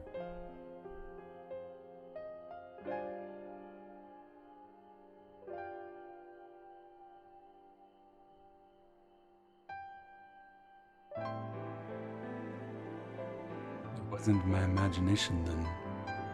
The doom we witnessed in Amarat has come again. I can't believe it. Sena, enjoy your rest. Thank you so much for hanging out. And hey, Elia, good evening. Like I told you before, all is well here in the First, so don't worry about us. Please, look only to the threat before you. We're fine right now, and even if we weren't, we've learned how to survive. Should the final days reach us here as well, you may be assured we won't go quietly. If I might recommend having a closer look at your moon.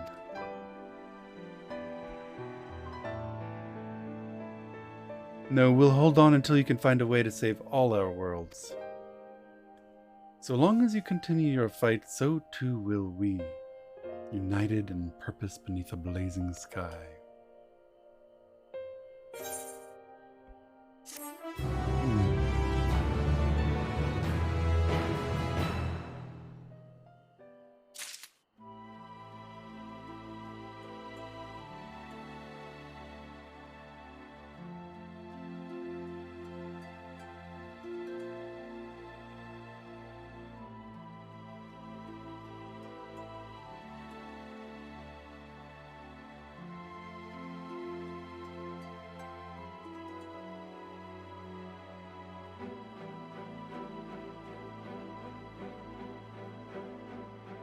Okay.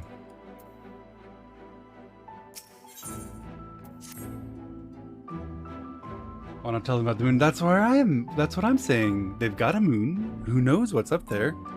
Like, honestly, in a world where our moon has a primal in prison and a bunch of bunnies driving a spaceship around, why wouldn't you just take a look at all the moons? Just in case. Just in case. You never know what you're going to find. You're headed to the umbilicus to consult with Elidibus, right? I'll do some consulting of my own and speak with Lena, decide how we might best prepare for the final days. So it's farewell for now, but we'll see each other again, I'm certain of it.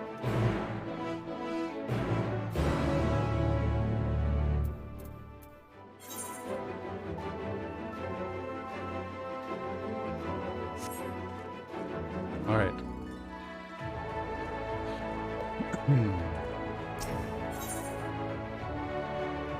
It's good that she's doing well.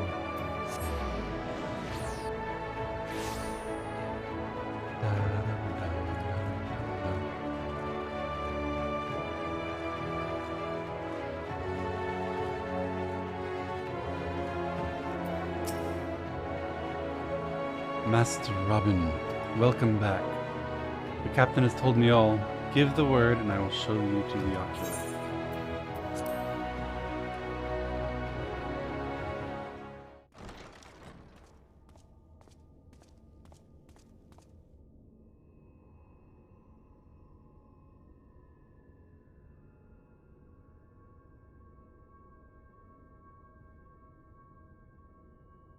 Huh? Just memories, right? Good, okay.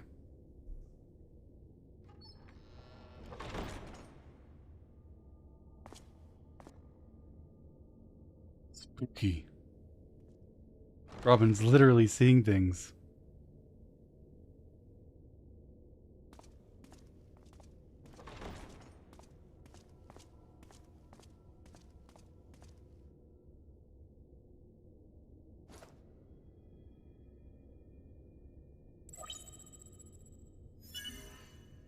Biometric authentication complete.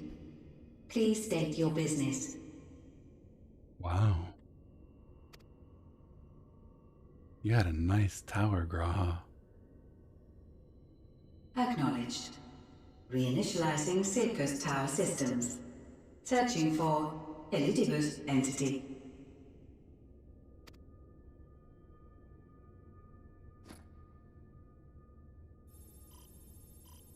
So nice that there's an AI to help Robin out, because imagine if he had to actually go through the Target computer himself. located in subterranean core power accumulator. Projecting image.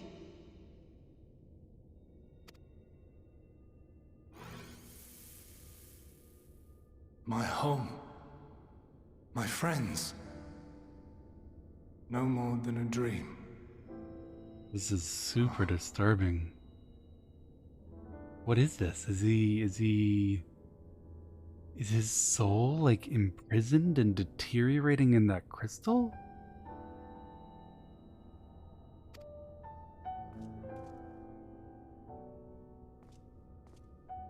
Good lord. You. Why have you awakened me? I no longer sense those places beyond, or Lord Zodiac. You must explain all. Well, here's the thing, Elidibus. You know we were enemies, and I know you tried to kill me, and I know I tried to kill you, and I ruined your plans of making your friends alive again, but now, what I'd really like is if you could help me keep my friends alive. What do you say?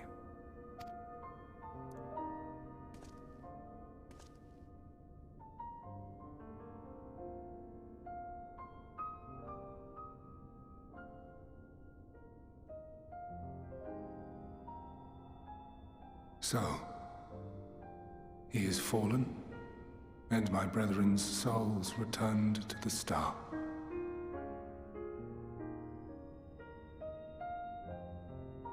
Kind of puts a different note on their sacrifice from before. This whole calamity and sickness in the ethereal currents, transforming our people into creatures whose souls have been destroyed and can't return to the ether, and this whole time they were in a kind of a limbo, unable to return.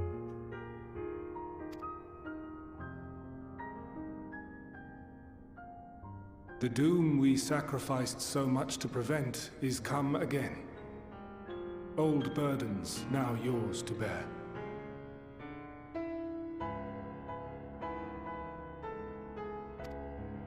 But if this is Fandaniel's design, then I, as Elidibus, have a duty to fulfill. I think what he's saying there is that it's his fault. As Fandaniel's manager, I'm literally complaining to the manager right now, and it's his fault. Your unsolicited act has restored to Wait, me am I some Karen? few memories of the convocation. It wasn't my fault. Your employee broke the world. I need to speak with the manager.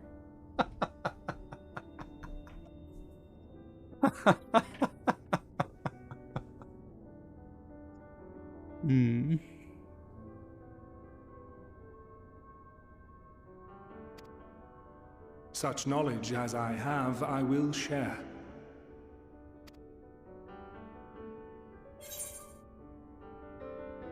I'm not gonna say sorry. You made me do this. I do this not for you. I merely perform my duty, as I have ever done.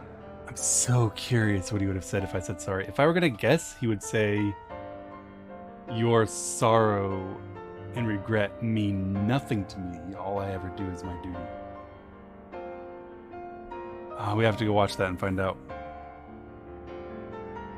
Regrets it? No, I don't. I'm not gonna apologize to this guy. This guy had the most based response ever when we were about to fight him, saying, "We are enemies. Our goals conflict. Fight is inevitable." And I'm like, yeah, pretty fucking based. Let's do it. Where to begin?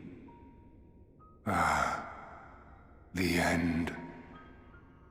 Your understanding of what caused the final days is consistent with our own.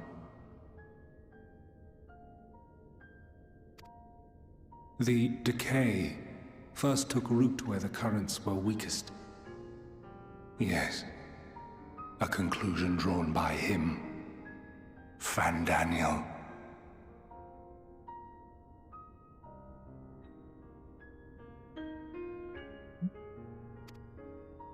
Not the him of here and now, but as I knew him, long, long ago. Having shed light upon the phenomenon, he dedicated himself to devising a countermeasure. Were it not for his knowledge of the Celestial, we would never have made the connection, and thence forestalled the final days.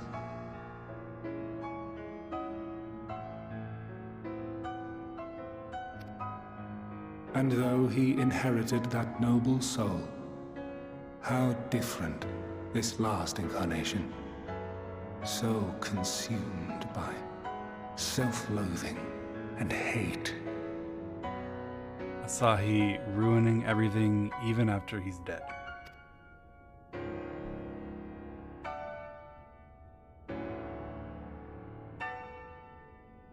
Elpis. Yes, the name is familiar to me. Yet I know it not as a flower, but a place. Guys, I know about Emon. It's a little joke because he's wearing Asahi's face. Chat, chill a little bit, yeah? A testing facility for determining which of our creations were fit to be released into the world.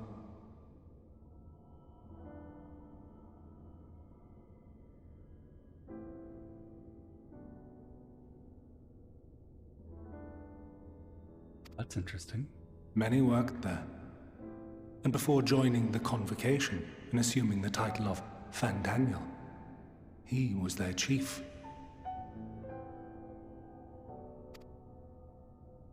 He was Hermes.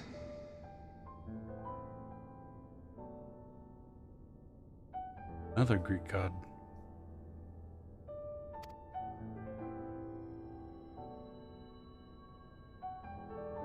That is all I know.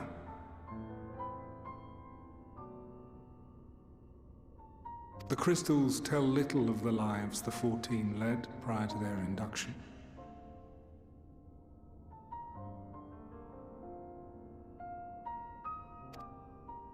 Elpis itself would tell even less. Nary a ruin has survived.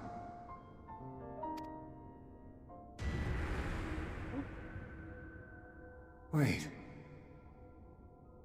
I saw you there. In Elpis. Zine? Or me? I did not. But I did.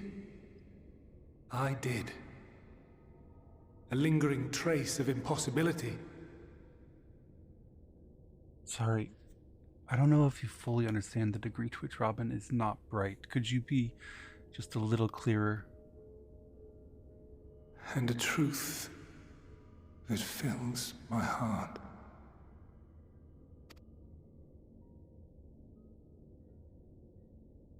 See? My memories remain clouded, I fear. However, they have revealed to me one possible course. You must travel to Elpis, to the time when Hermes served as its chief. In glimpsing the Exarch's memories, not only did I make his summoning magic mine own, I also mastered the workings of this tower. Which, having absorbed my empowered essence, now harbors an abundance of energy.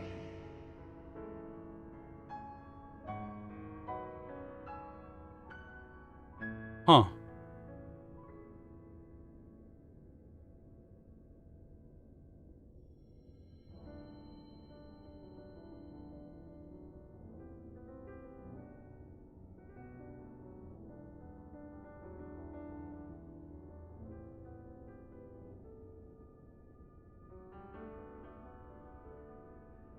Well,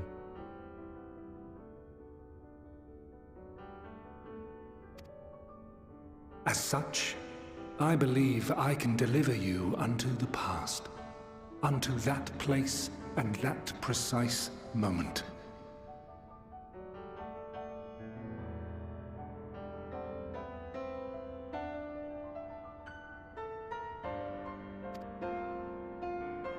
Given the eons that must be traversed, the gateway will not be fully formed.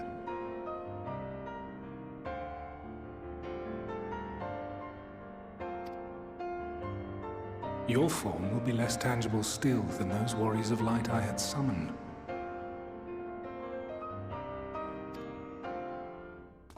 In all likelihood, none will be able to see or hear you.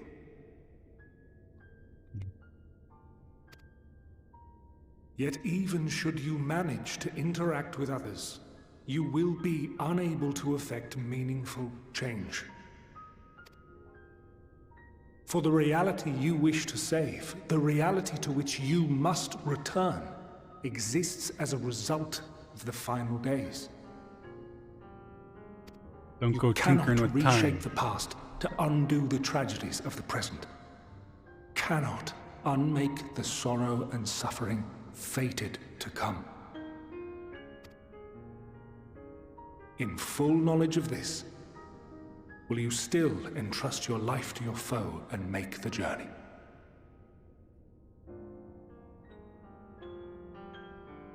It occurs to me that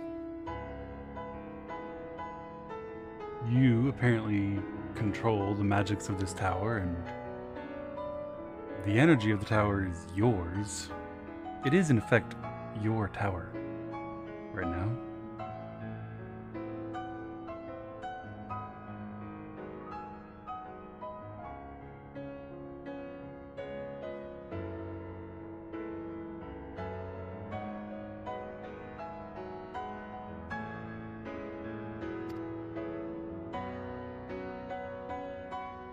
Elidibus juice about to send us to the past. Very well. I shall cast you unto the river of time. Let this be my final act.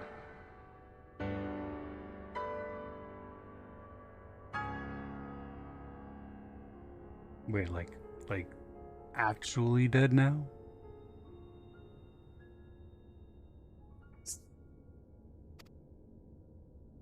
You must input the commands. I no longer have the authority. First, you must reconfigure the systems, that the tower's ether may be channeled for the magic. The tower's ether, though, is drained from you after we put you in prison. Thanks.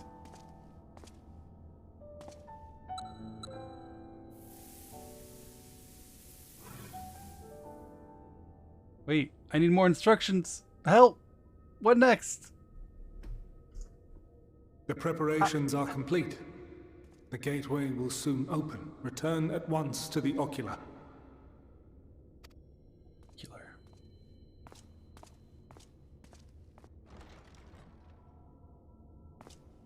Surely this hasn't all been an elaborate hoax and way to get revenge on me by sending me out of this world. All appears to be in order. The ether flows unimpeded. The magic should consume every last mote of my essence. Why are you surprised?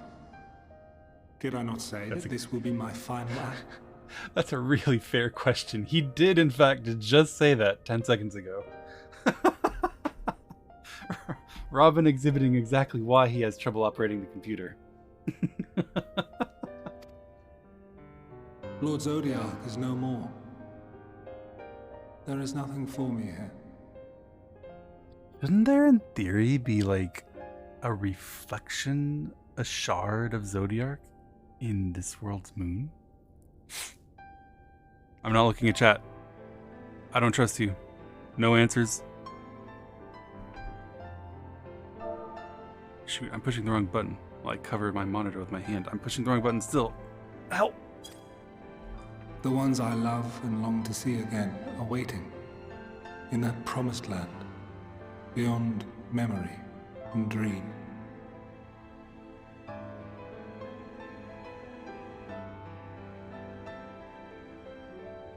At the very least, even though he was my enemy, I do hope that he's able to rejoin the ethereal flows and experience whatever that mixing of essences entails that was spoken of. Now go, warrior of light. Go, and do not look back.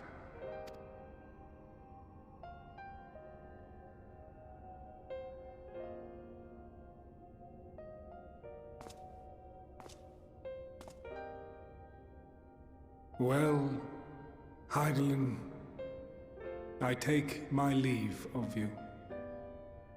Yours is the mantle of the last of us. May you have the joy of it, the burden, and the solitude. It falls to you now. You and your champion to save our star.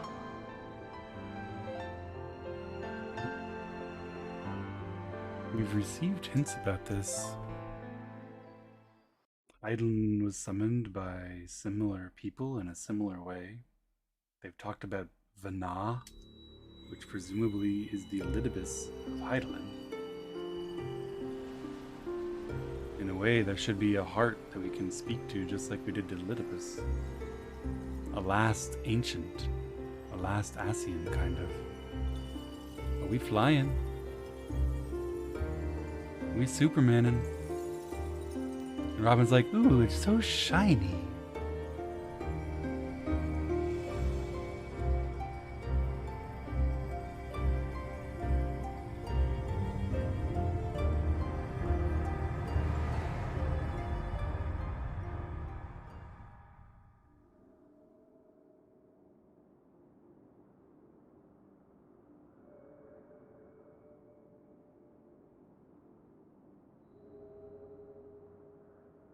We a ghost. Oh wow, we super ghost.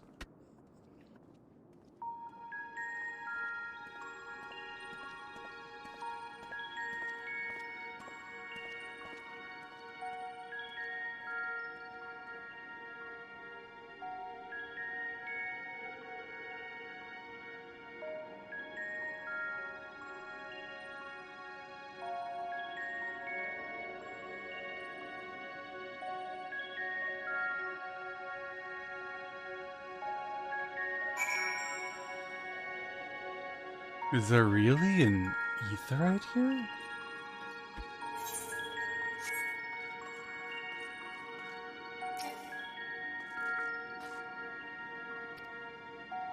The device is reminiscent of an Aetheryte. Perhaps it is possible to attune with it.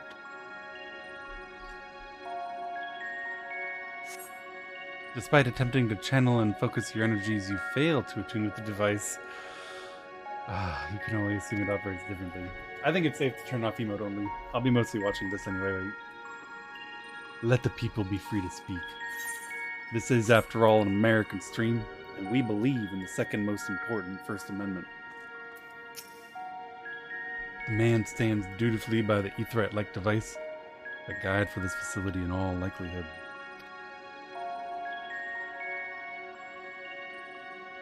You attempt to get the man's attention, but if he sees or hears you, he gives absolutely no indication.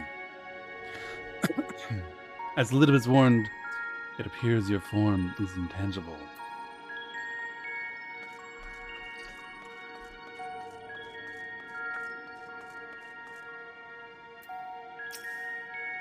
This is the right place, yes? Propylian? Maybe? Judging by the woman's words, this facility is... I love this inward text that Robin has. Ooh, Aetheryte. Attune? Aw. Hey, person, get attention? Aw. She just called it Propylian. I think it's called Propylian. Robin's inner monologue is every bit as beautiful and inane as he himself is. You attempt to gently prod the woman to attract her attention, but feel nothing, and it seems neither did she. We love Robin, regardless of his native gifts, or lack thereof. It's not about what we have, it's about what we do with it.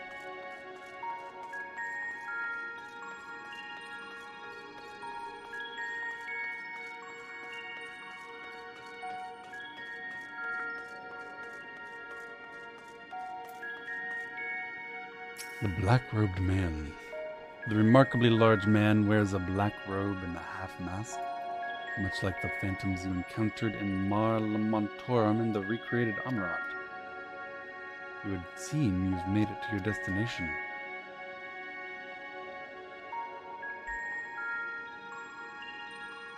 You gesticulate wildly and shout all manner of greetings and obscenities, but the man does not so much as glance in your general direction. Do I have buttons? Nope. We just jumped and turned backwards for nothing. Can't flip.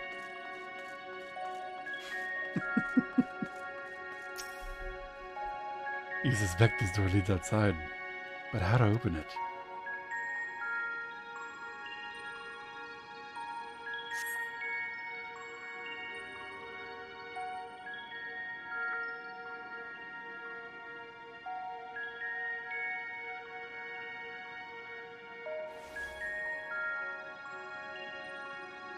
And here we are, Elpis.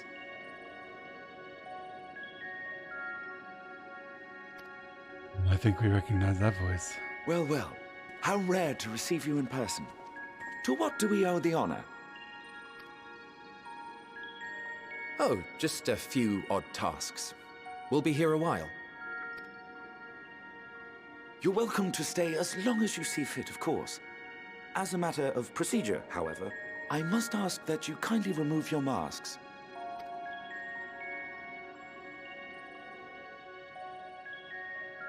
Come now.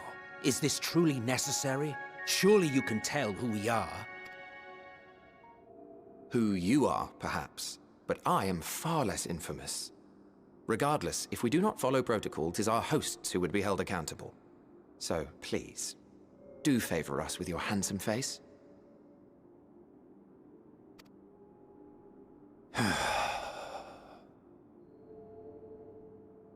He was very fond of sighing in the short stories, too.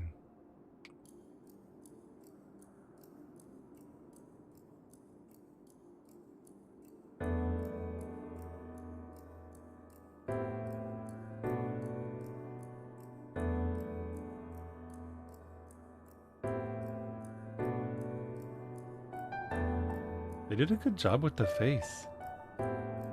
It's very reminiscent of his human form. Satisfied? I thank you for your cooperation. I think you are free to go about your is business. better looking, though.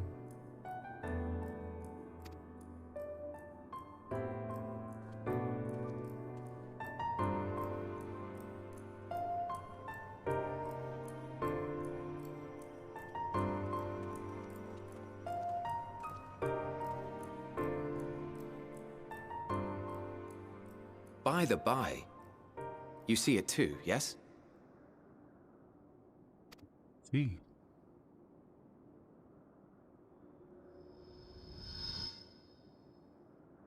I haven't the foggiest what you're talking about. Nothing. That's odd.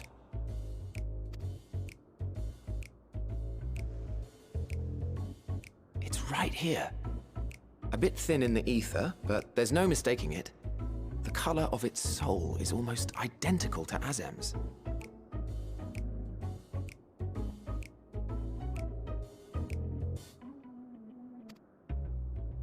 Do you suppose he created it? Rather unusual for a familiar to have a soul, though.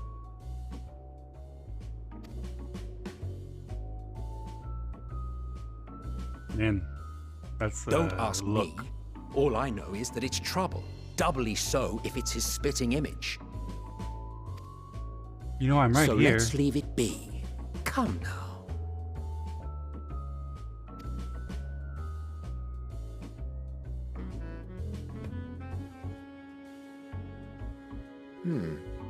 It's trying to say something, but it's literally too intangible to form words.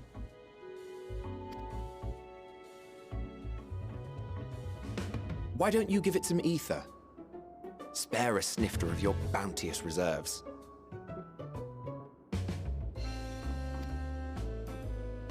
I don't want an ether infusion or transfusion from Emmett. Who do you take me for?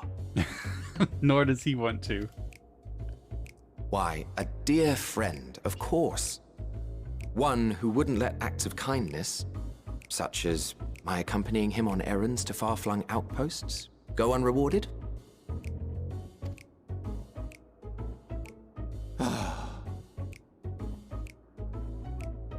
Sigh.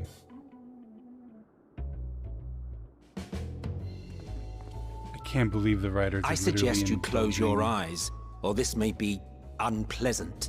I can't believe the writers are indulging all of you. I can't believe they're indulging all of you. They actually like Emmett? Yeah, we don't know why. We made him this really bad guy who did really terrible things, but they all love him. They think he's hot? Yeah, they really do. Do you think they like it if we let him fill us up? Fuck. They're indulging you guys.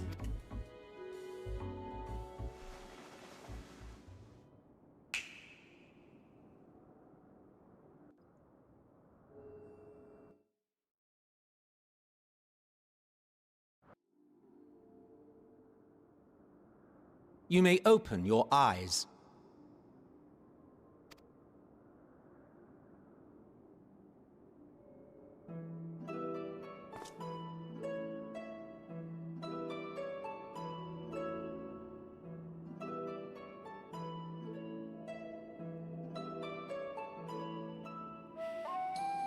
Oh, you even adjusted its size.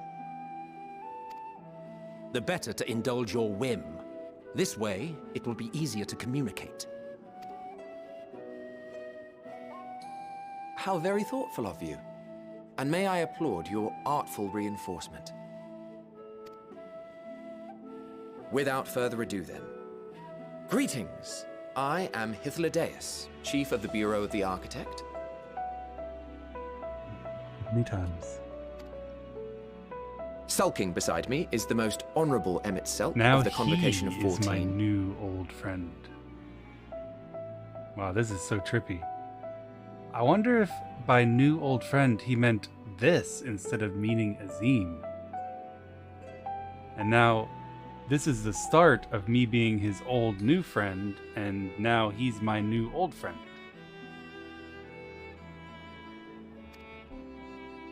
And how might we address you, my new friend? My new friend. He said it. He did mean this. He absolutely meant this.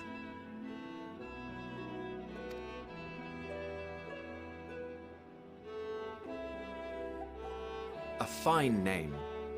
And I'm pleased to see you understand our words. So, tell us, whence have you come? The thinness of your essence suggests you weren't created here.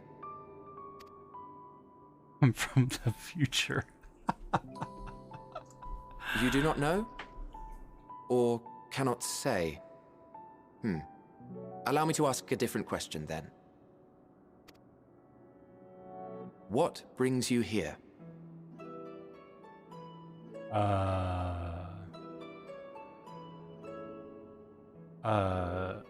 Oh yeah. Trying to figure out what Van Daniel is doing. I forgot. You were actually too pretty and it blew my mind away.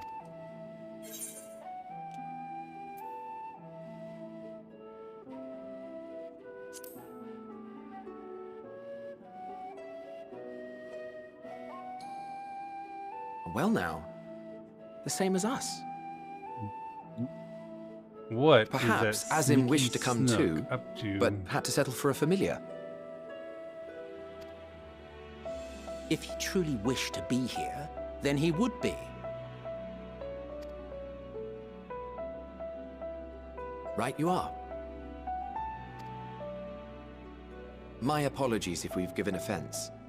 The two of us can discern the color of souls, you see, and yours happens to resemble that of a friend. And with your purpose matching our own besides, we jumped to a hasty conclusion. We are here to speak with Hermes, the chief overseer of this facility, which we also intend to tour in order to gain greater insight into the man's work. We, I say, though this is Emmett Selk's charge. I am here only to serve as his guide. And I should be happy to serve as yours as well, by way of an apology for the misunderstanding. Okay, cool. Wait, are you suggesting that we bring it along on official business? This thing we know next to nothing about? All right. I don't actually object to it because, let's face it, Robin is very difficult to gender. But think is not okay. If you harbor suspicions, better to keep it close than leave it to its own devices. Wouldn't you agree?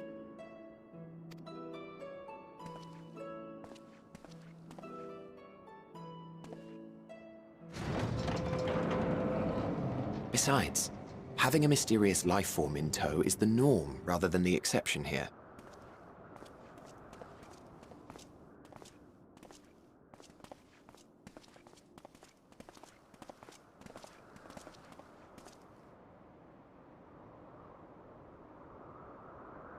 Welcome, my friends, to the testing ground of creation at Heaven's Edge. Elpis. Elpis. Man, looks like flying might be useful here.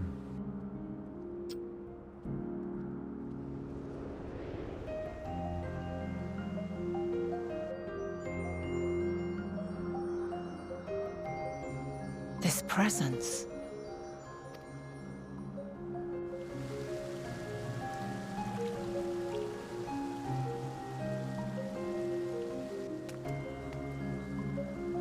Hermes!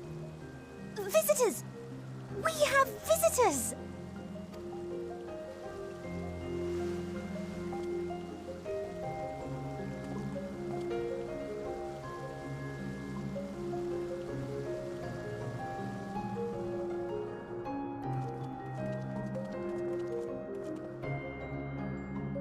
What secrets are you hiding, I wonder?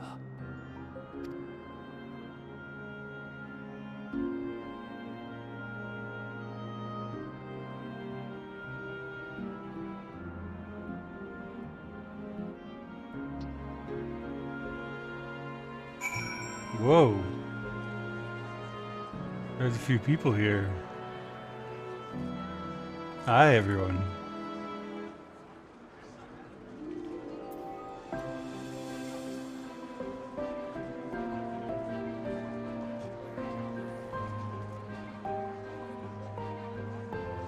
They're all in robes.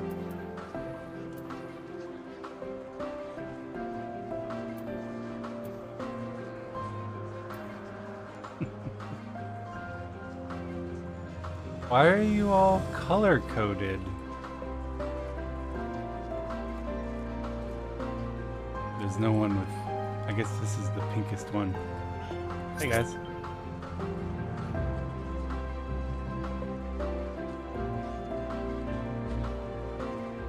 Can I hang out here?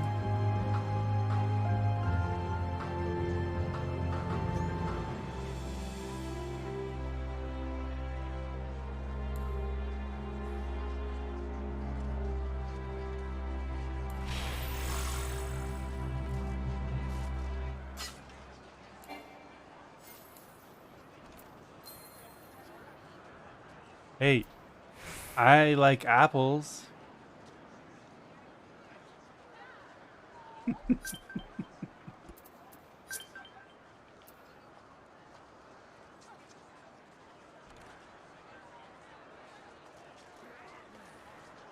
This is really cool, my friends. This is very cool.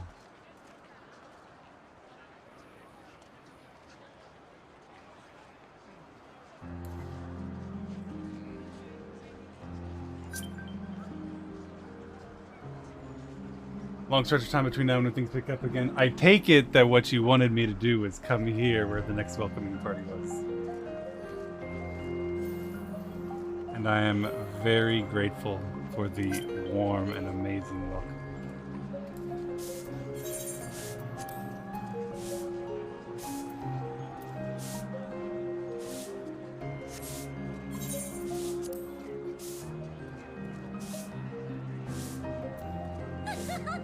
I want to do our picture. I want to do a picture with this as our background. What do you guys think? Yeah. I'll be here. I think there's room behind me for Rose. I think I'm gonna sit though this time.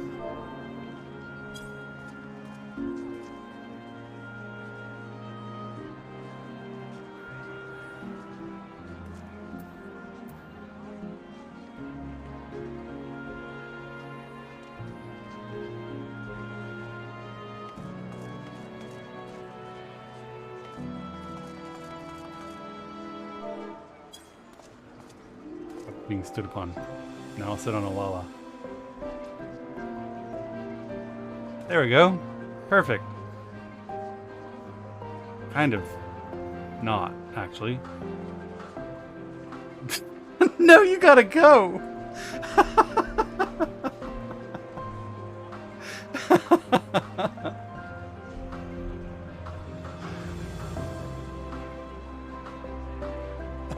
Oh my god. Alright. Alright. We're gonna have a nice picture. I think I've got everyone in it right now. That is a beautiful background.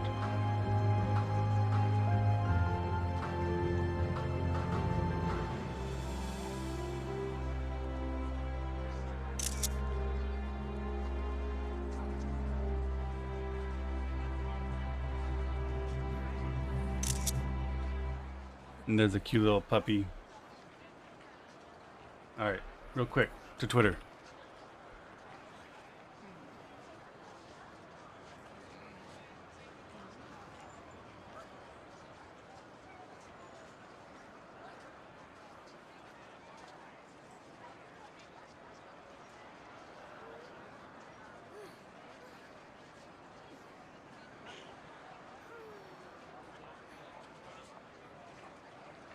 There we go. Thank you, my friends. I'm very happy to see you all here. I'm very happy to be experiencing this world with you.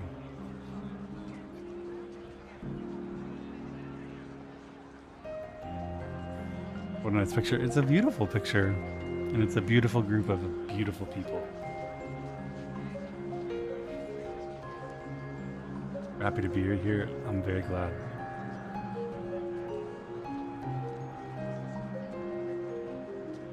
Imagine a party happening in a WoW zone. Yeah, I mean, I can't. This is a very, very special community and a very, very special game. And I am eternally grateful to be a part of it. Will there be Final Fantasy tomorrow? There will. It'll be exactly like today. So we'll be doing World of Warcraft Mythic Plus keys from 6 in the morning my time, 1 p.m. EU time, until around 1900 Central European time, and then we'll do MSQ the rest of the day. Then on Monday, because Final Fantasy is down and because I've been streaming a lot, I'm going to be taking a little break. The stream will be on around 11 a.m. my time, which will be 6 p.m. EU time for World of Warcraft re-clears. But this time, unlike last time, I'm not going to promise that I won't do Final Fantasy after. If we finish the clears early, then I'm going to play Final Fantasy after. But tomorrow Mythic Plus into Final Fantasy. And then here's the exceptionally good news, my friends. Monday is the last day of keys for a week. Starting on the 5th, the only WoW I'll do is raid. Any day we don't have raid is a day that I will play Final Fantasy all day long. I'm very excited, I must admit.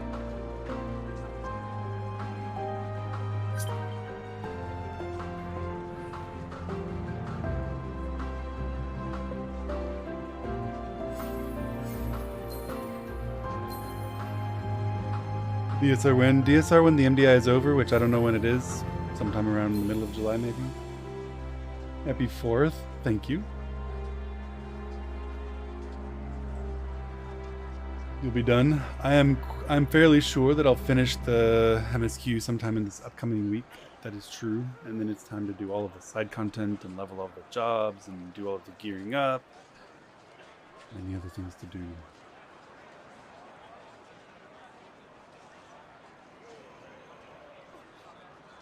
Excited. That is a beautiful flower in a heart.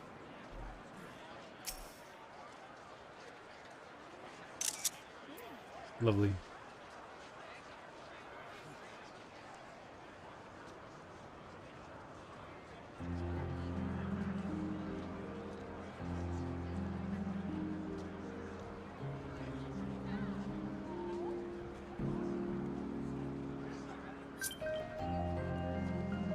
Thank you for the streams. Thank you all for enjoying the streams. Thank you for hanging out today. Today and yesterday were both exceptional days for MSQings.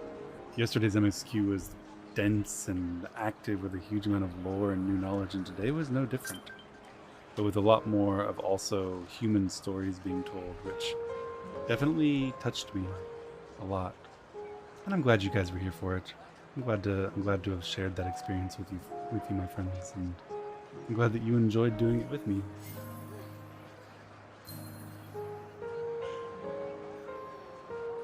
Did you tune before you leave? It'll still be there when I log in tomorrow.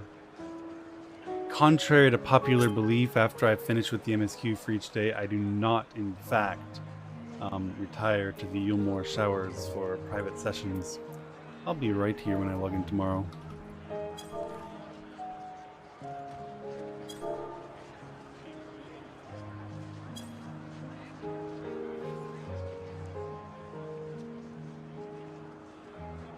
Pre-watch for 12 hours? Yeah, that's true.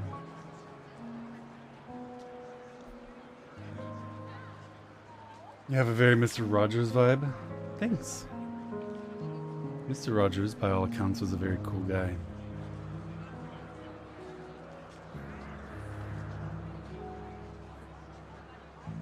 Great streams. Thank you. I'm glad you guys enjoyed it. I certainly did too. It's 5:50. It's basically a 12-hour stream. This is, I guess, this is kind of a weenie stream. This is a fairly short stream. And I apologize to any of you who feel disappointed. I'll try to do better on Sunday. But this does seem like a very good stopping point. We have nice music. We have good friends. A break point in the story. About to start some really cool exploration because we're here in a time before history to us. And a people before people like us. Lots to learn. Alright, my friends. Thank you for an amazing day. Thank you so much for an amazing day. I hope you all enjoy your Sunday. Have a wonderful weekend. Those of you for whom the Monday is a national holiday, happy 4th of July.